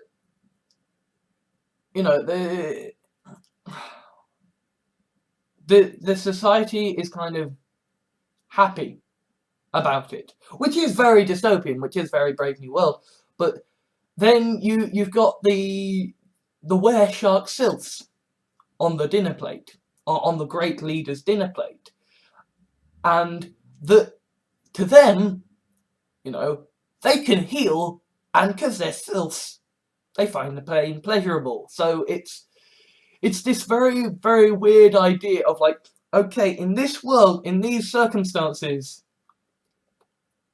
people being cattle is weirdly okay. Which is kind of like, that's a line. That is a very clear line, like, sort of, I mean, the Bam Kirsch is a line, anyway, because the Bam Kirsch is literally, yes, you will become a toy, you will have no rights, you will literally be an object that I can sell. But that works on the basis of logicular replication, and, essentially, you are you, whether you have been, gone through a quantum teleportation machine or not. So we just make it so instead of destroying you, the process merely scans you, then the you that steps out the other side will still be you. So, if you agree to this, if you consent to this, maybe it's okay. I mean, clearly it's not, because the Bam Kirsch is doing this to essentially sell people so that she can fund her war effort, but, it's... This is well and truly... So these are aliens who are eating people alive. But... so it's clearly terrible and horrible, and yet, in this circumstance, you can almost say, okay, in this specific circumstance, because they can heal, because, because their society is well looked after, because they like it, it's okay. And so it almost, and that's the other thing, is it is a story of revolution, but it is a story in which it's not guns that help, It has the thematic beats of, of you just need one good guy with a gun to turn up and change and save the day. But at the end of the day, it's not a good guy with a gun who saves it. It's one submissive woman and one dominating woman. The submissive woman being Sammy on the great leader's plate saying, no, Stephen, don't do this. I would rather you died. Will you die for me? Because I don't want you to kill him. And Charlotte, being like, okay, to save your life, I'm gonna make it look like I'm killing you.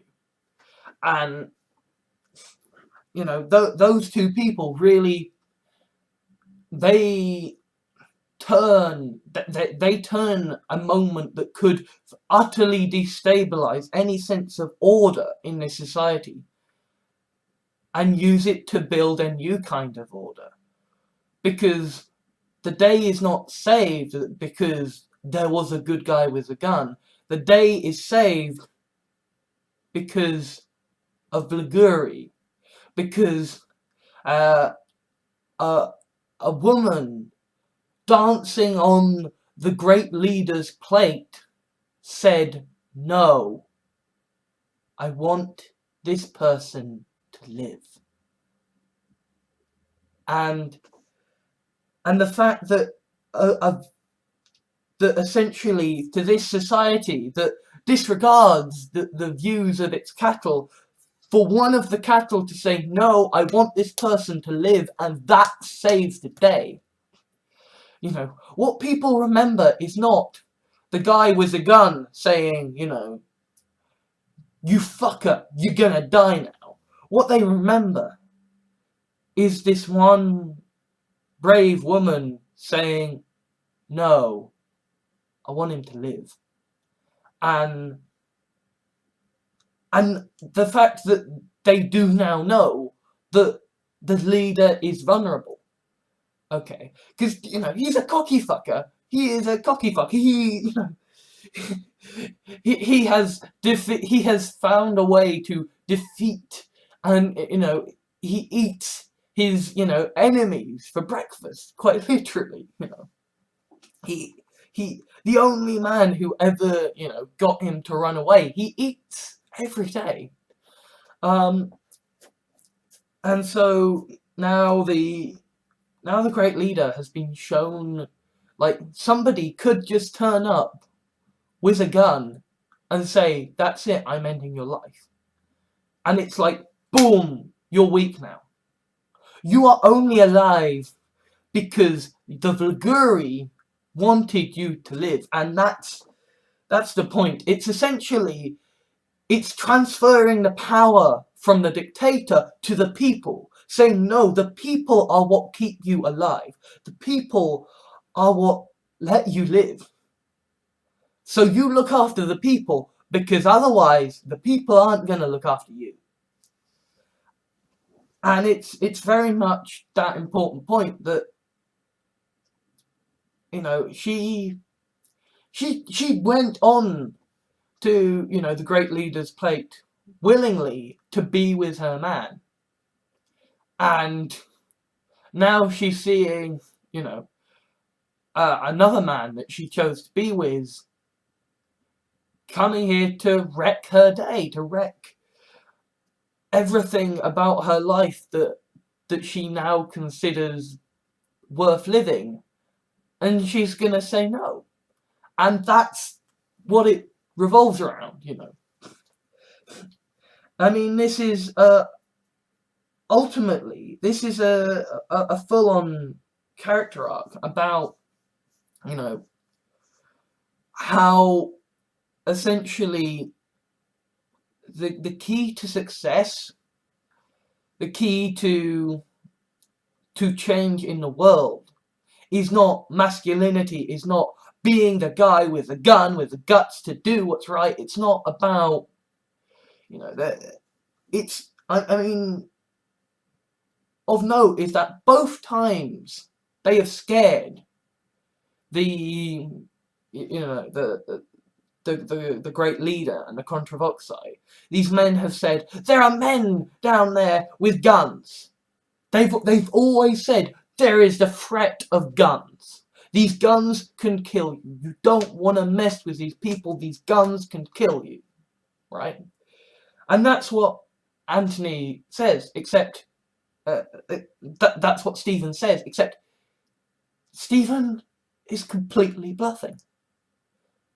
He's got one gun, and he's using it. One gun. Okay. There isn't any other gun. There are no guns that can kill Contravoxai, but what there are wereshark sylphs spreading through the populace, and that's ultimately what saves the day. Because a gun is like, what? You know, you counter a gun with a bigger gun. But if your cattle, if the people that you rely upon to outnumber you because you need to eat them every day, if they're angry and they can heal, then God help you. Because you can eat them alive and you can chuck them aside and they're going to get up and they're going to try again. And you're surrounded. You're surrounded and you've got an entire underclass that outnumbers you and they can heal. Now you can either treat them with respect, you can listen to what they want, you can give them some basic fucking rights, or you can try and take on an army that outnumbers you and can heal. Because the Contravoxai are terrifying creatures, you know. They are meant to be ferocious aliens. They are meant to be the great other to seek out and destroy. That is what I designed them to be, you know. The legs of a tarantula, you know. Body like Cthulhu, covered in tentacles. A great maw for a head, ringed with eyes on stalks. You know, they can see in every single direction. You know, they've got teeth in their anus. You know, they can fly, and they can tear people apart. You know, and they do it in a kind of cold, calculated fashion, going like, how much strength do I need to? Yep. And they've got so many tentacles, so many eyes. They could, you know, walk into a load of people and start attacking. And that's how they take over planet Earth. Because here's the thing about the Contravoxai, right? Their internal organs are spread about their body. There is no brain to hit. There is no heart to get bleeding. You know, there is no single point of failure. You know, like, sure, enough violence will kill them. You give them a direct strike with a bomb, that's gonna kill them. That's gonna literally obliterate every cell in their body. But if you just shoot at them, it's not gonna work.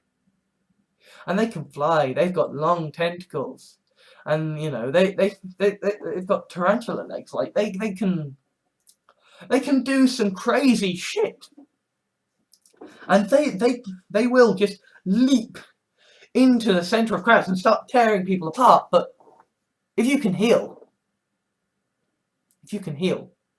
then if you can heal and you outnumber them, and your species is already used to being eaten, is already used to having its numbers whittled away every day, and has to be able to replenish its numbers, then oh my god, no, that is one dangerous pile of doo-doo that Contravoxai don't want to mess with. And what I like principally is that essentially for the Vlguri, you know, all they need is to be able to become a were-shark self. You know, that's literally all they need. They've got everything else. The Vlguri live in a post-scarcity society. You know, the Vlguri can, you know, live their lives without ever working. They can do whatever they like, you know.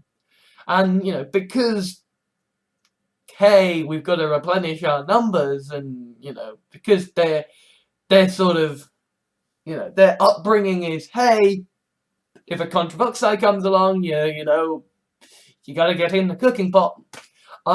They're kind of very free and easy, and, you know, all free love and stuff. So they've got pretty good lives. The one thing they need is to be able to live. Is to be able to survive the moment that they are all heading for. And now they've got it. Now, by the end of the story, they've got it.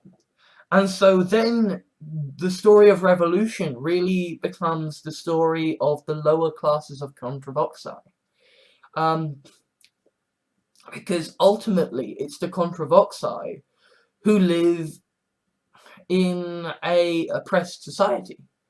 Because they, you know, they aren't the cattle.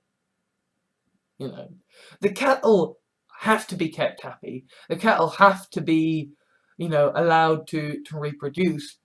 regularly because you need them.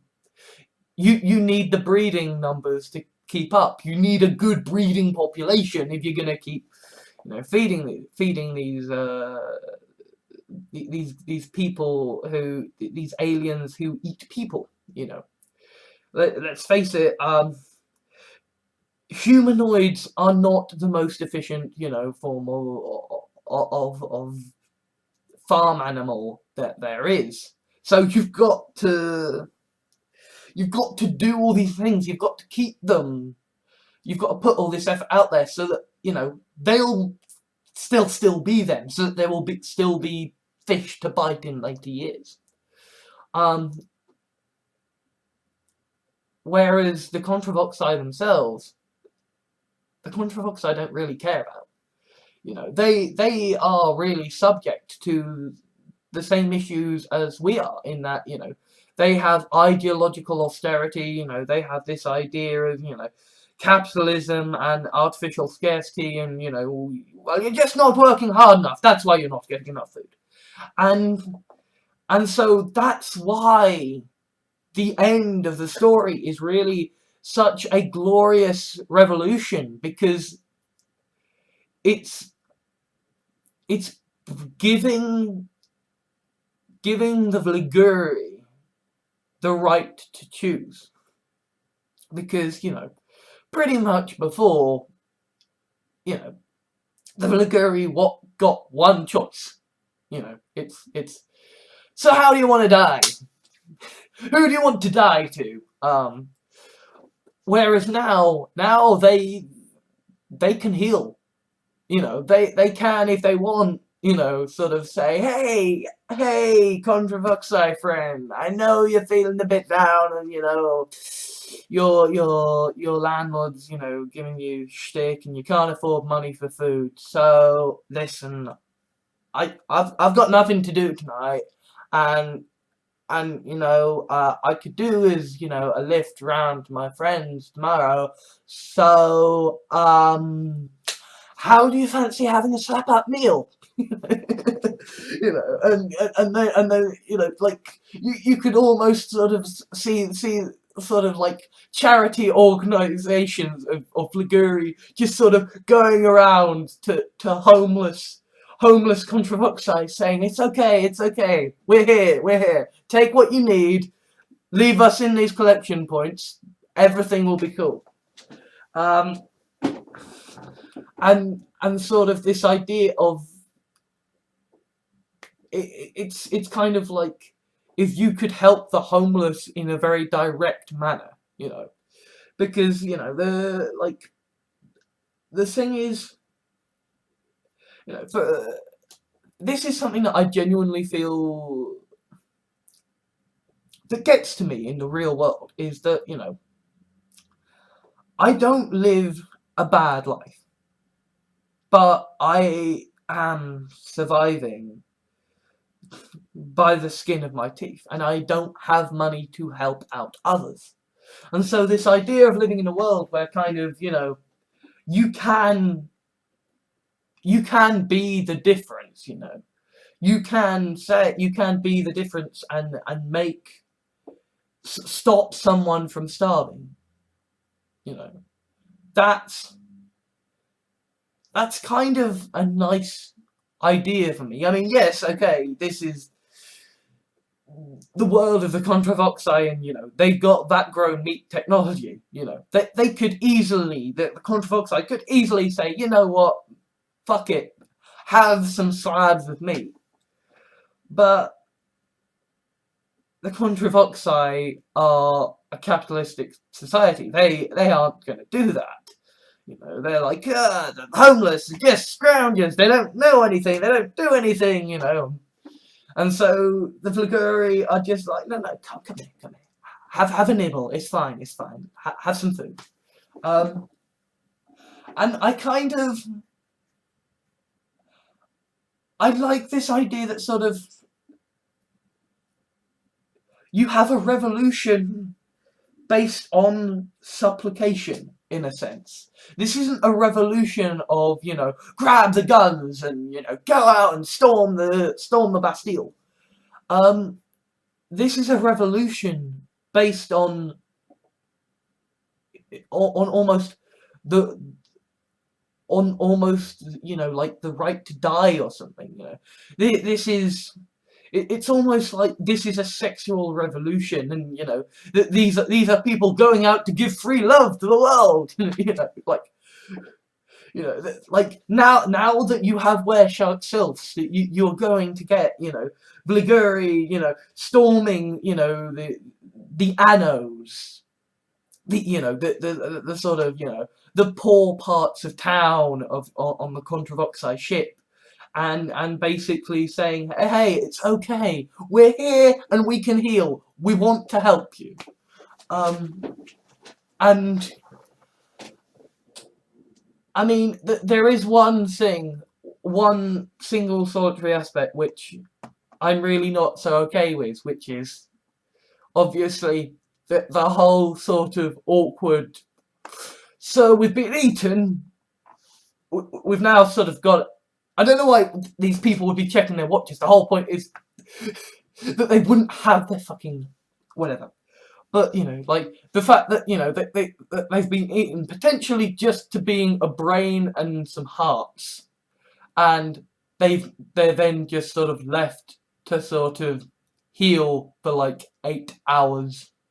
So, kind of, I think what I'm going to do in future stories is kind of have somebody, is kind of have like the Bamkush or somebody basically rig up a way so that people can have a sort of off switch, so that after you've eaten, so after they've been eaten, you know, they can be turned off until they've healed again. Just because, yeah, waiting those, you know, 8 hours to heal, just sort of staring at a thing, isn't so good. That's the one part that I'm like, yeah, that's still not cool, is it? The rest of it is like, well, they're Weresharks, they can heal, you know, they can live, they like it because they're Sylphs, you know, but they still have to sit on their asses, bored of their tits as they fucking heal. But I genuinely, like, this has got to be up there with the most fucked up things that I have ever written. But I'm really kind of proud of it. Also because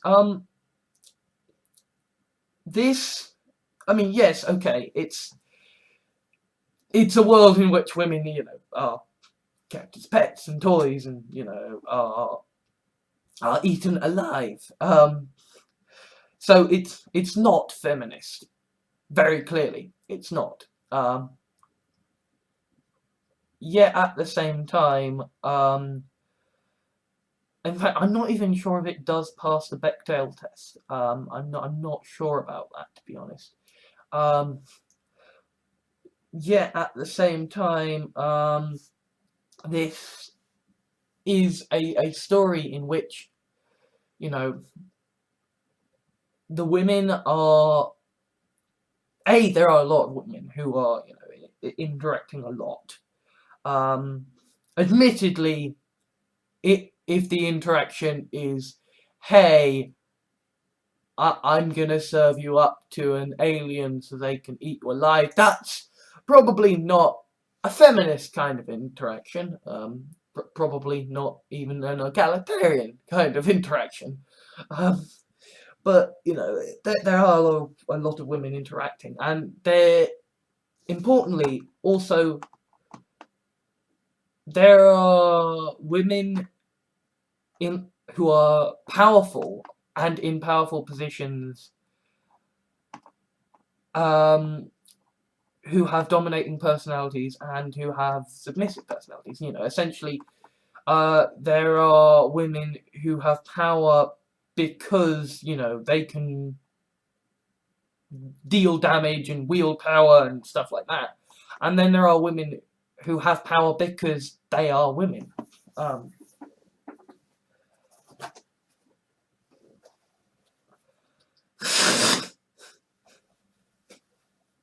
Sorry about that. I'm a disgusting individual, but if you needed see that, to know that, then I'm kind of surprised. But you've got Sammy, and she is kind of the love interest, and yet she is the reason the plot exists.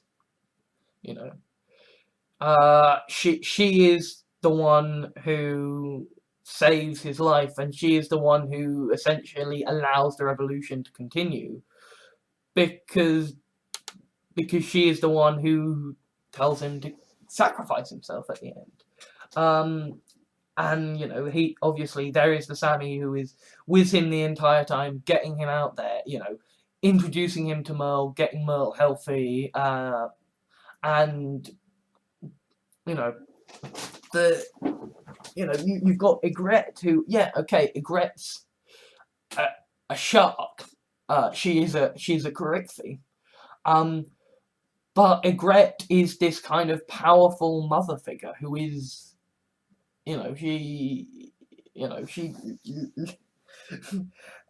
she takes upon Stephen and is very open about it from the beginning, saying if I've got a position for a submissive male, if you would like to join. And sort of, she is someone who has got a distinct amount of power, yet is feminine. She cooks. She's the one who says, "Hey, I've made you a curry and stuff." And yet at the same time, she is utterly, she's not the most powerful in the relationship with her and Anthony, because Anthony's literally like an elder god. Well, he's a slick, so he can control every subatomic particle in his body and stuff. But, she is a very powerful figure, and sort of almost she fits with Anthony because she allows his darkness to run without fear that it will go too far. And you have Eliza, who is probably the most powerful person in the entire story. And yet she is someone who does like to be submissive.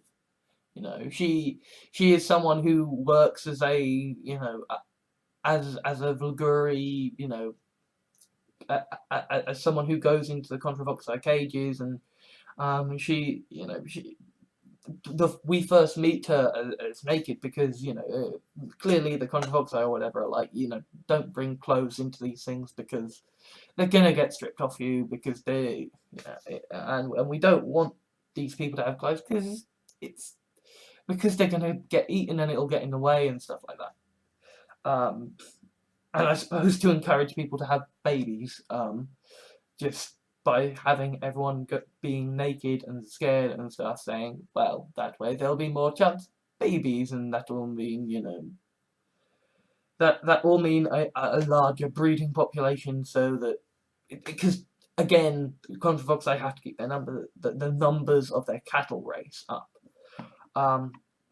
But Eliza is, she's subservient to Helga, and yet got power in her own right. Literally at the end when she becomes a slick, but she is the one who sort of sees what's going on with Stephen and can identify with people on kind of an emotional level, and she's she ultimately in the end decides to be the ultimate mother figure, and by becoming the mistress to all these pets, who to all these men and women who Merle has eaten and are now going to be their cattle. And partly it's because Helga's got to run the store, and it's because essentially you want to have a check on power. You want the powerful slick to be someone, to be subservient to someone who has got the knowledge to say, no, you're being a dickhead. So it kind of, it makes sense, you know, from a kind of ethical standpoint, that, you know, you have the superpowered individual, the individual who's going to be, you know, mistress to all these, you know, immortal cattle, be herself subservient to another.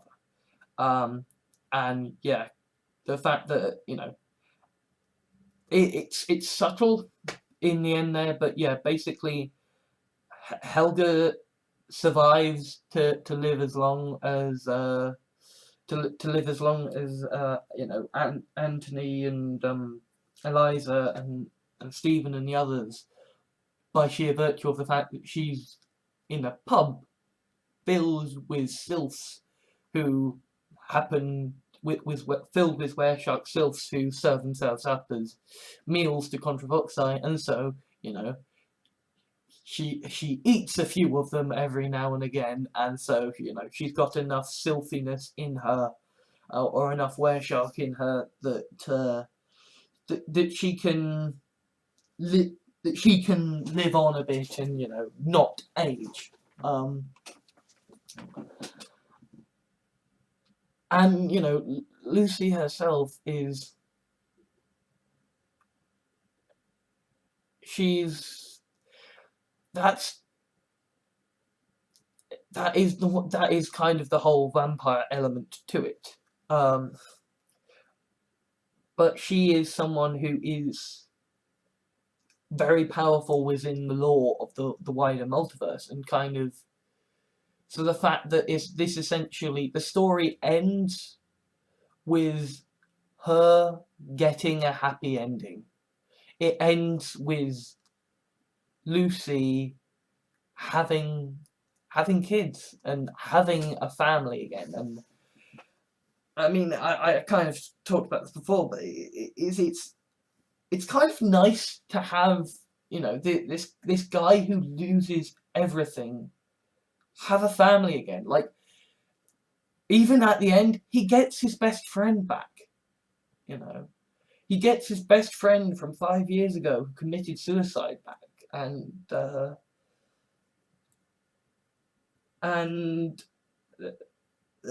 fact that, you know, in this fucked up world, that people can find happiness,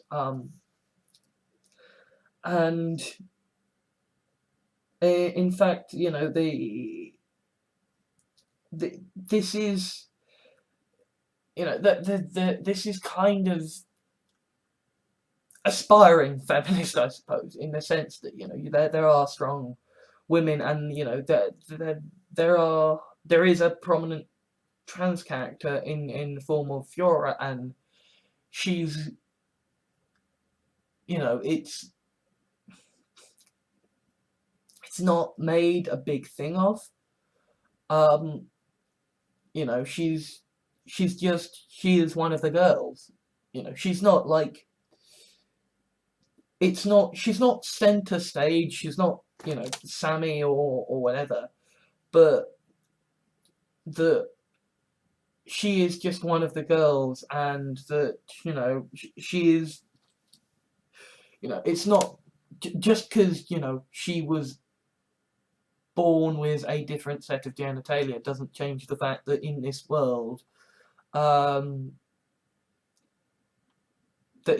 she's a woman, and, you know, she's a young woman, and that means Contravoxai are going to be interested. Although obviously you see with Gerald too that, you know, the Contravoxai really don't give a shit. They will eat anyone. But yeah, she's just a person. It's just that she happens to be a person in this world, but where being a person means being food. And there is Charlotte, who I kind of like. That you've got this absurdly I almost sort of, I almost sort of imagine her being sort of like the Emma Thompson of the Contravoxai.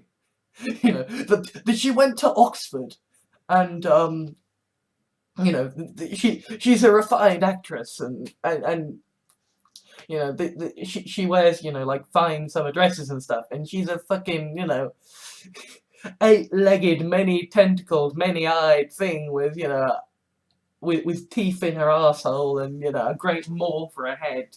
Um, and she's just kind of like very gentle and loving and funny and like, yeah, let's have a sit together and chat while we have lunch and I eat one of your friends. But she, at the same time, she is very moral and just like, I'm only gonna, you know, go on people who can heal and will like it. Which obviously is why, you know, Stephen and her can be friends, and why at the end, ultimately, Stephen can sort of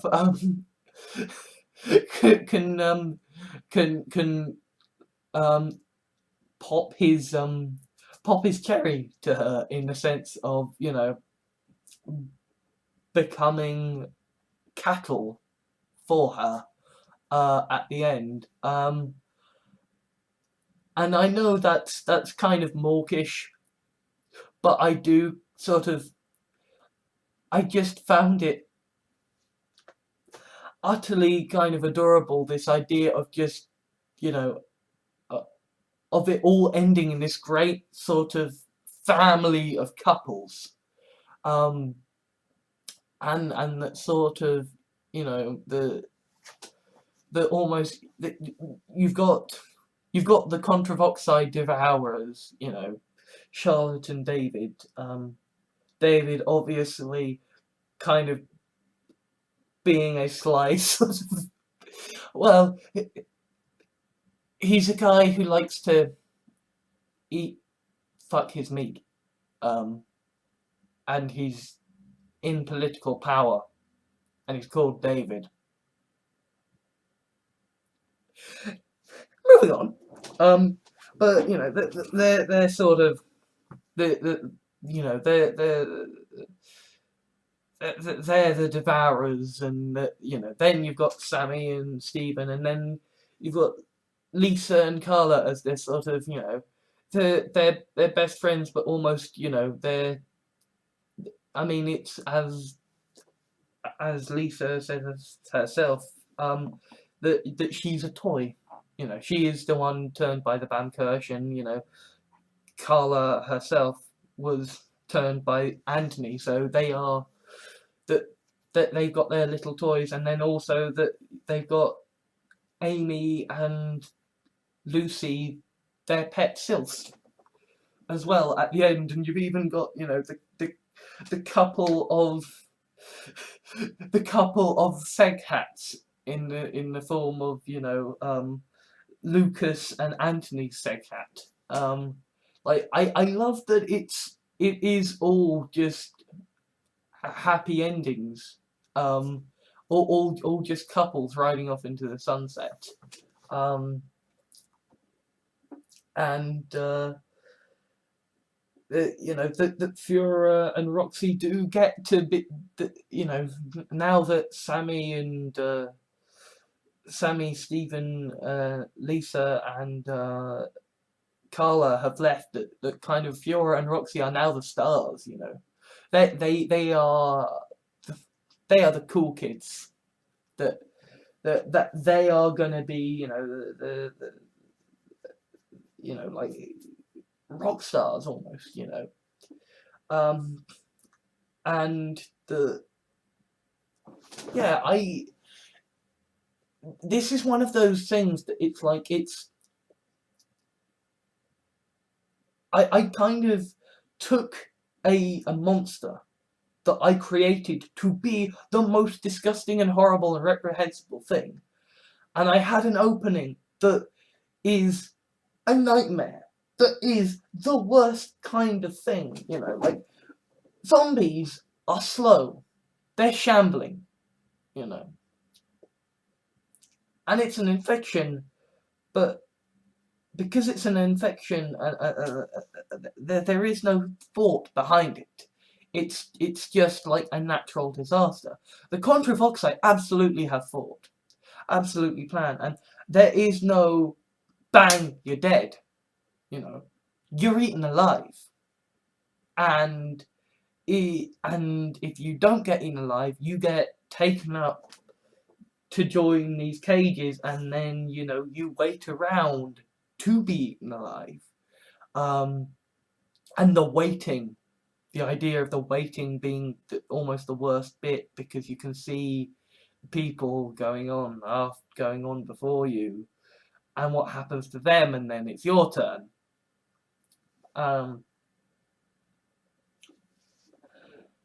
And so it is absolutely a commentary on the sort of capitalistic culture we live in, and the fact that obviously I'm a lapsed vegetarian.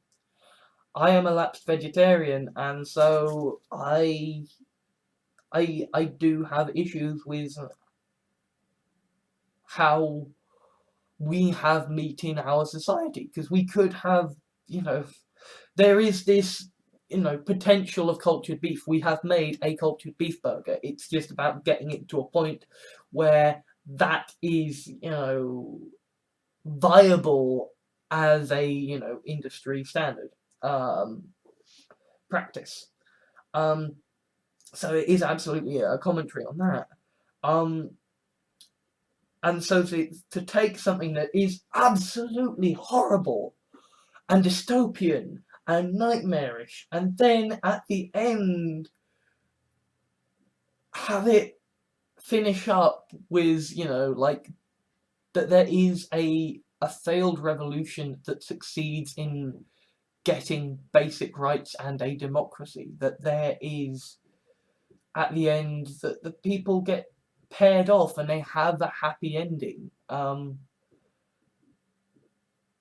And that, almost that from darkness comes this light. And yeah, it is almost in a way a sort of a descent into the abyss. It's, down the rabbit hole, weirder and weirder and weirder things. It's like, first this happens, da da da da, and then finally he ends up on the dinner plate himself, loving it. And going, okay, so this is my life now. This is my world now. Okay. And I like that. I like that from the worst of darkness, from the worst nightmare, you get this bizarre happy ending. That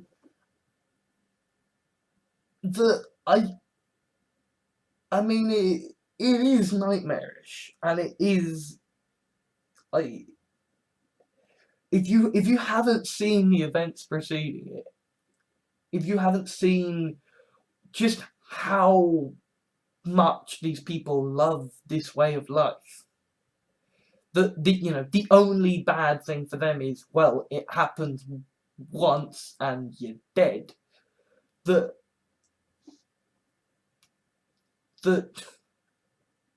I can absolutely see that this would be a horror movie, but that by the end, I feel like it kind of becomes almost a feel-good thing. Like, yeah, oh, look at them, oh, they're all happy. There is one sort of thing I do really have an issue with, aside from the whole, it's fucking weird. It is the fact that there isn't, a gay male couple. And I think, if I'm honest, that's because something I realised when I wrote The Consumption of Me is that essentially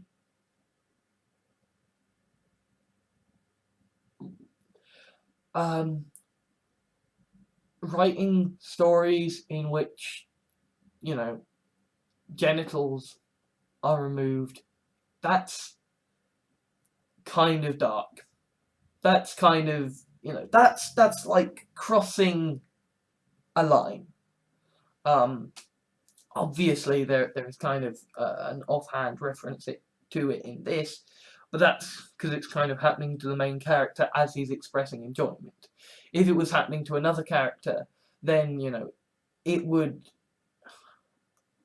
be very weird, because this guy would, you know, be commenting on another's sensation, and you would be seeing it either as horror, or if it happened after that point, it'd be this very weird, oh, I bet he's enjoying that, which would kind of be even weirder. So, I mean, I suppose that's the only sort of vague justification I can have for that, is just that it would have felt too weird to have people's genitals being torn off. So yeah, and that's like I've got this, like, I draw the line at kind of, you know, sexual acts. People being eaten alive, people being turned into toys, people being turned into pets. That's fine. People can be torn alive, you know, and eaten alive. That's absolutely fine. But, you know, you want to have sex? No. I'm not gonna have that on my stuff. But yeah, that's the one sort of regret I have, is that there is no male gay couple in this. But it's a very weird story, and I'm sort of proud of it. And, you know, I do want to write more stuff with the Contravoxai and Liguri in future. And yeah, as I did write a piece of fanfic called The Many Claras, in which essentially, as far as I am concerned, it is my headcanon that the Bamkirch stumbled across a version of Clara after the events of Series 9, and basically created a copy of her and dropped her off with Helga and Eliza to be with to work at their restaurant as a meal. So, you know, I suppose that's the last sort of thing from them for now, but I am planning something. I am working on something now, something big. All I will say is Graphalod, like, essentially, these guys are gonna be the reason that the Contravoxai are so terrifying. Graphalod are gonna make them look like heroes. At least I hope, if I get this right. Yeah,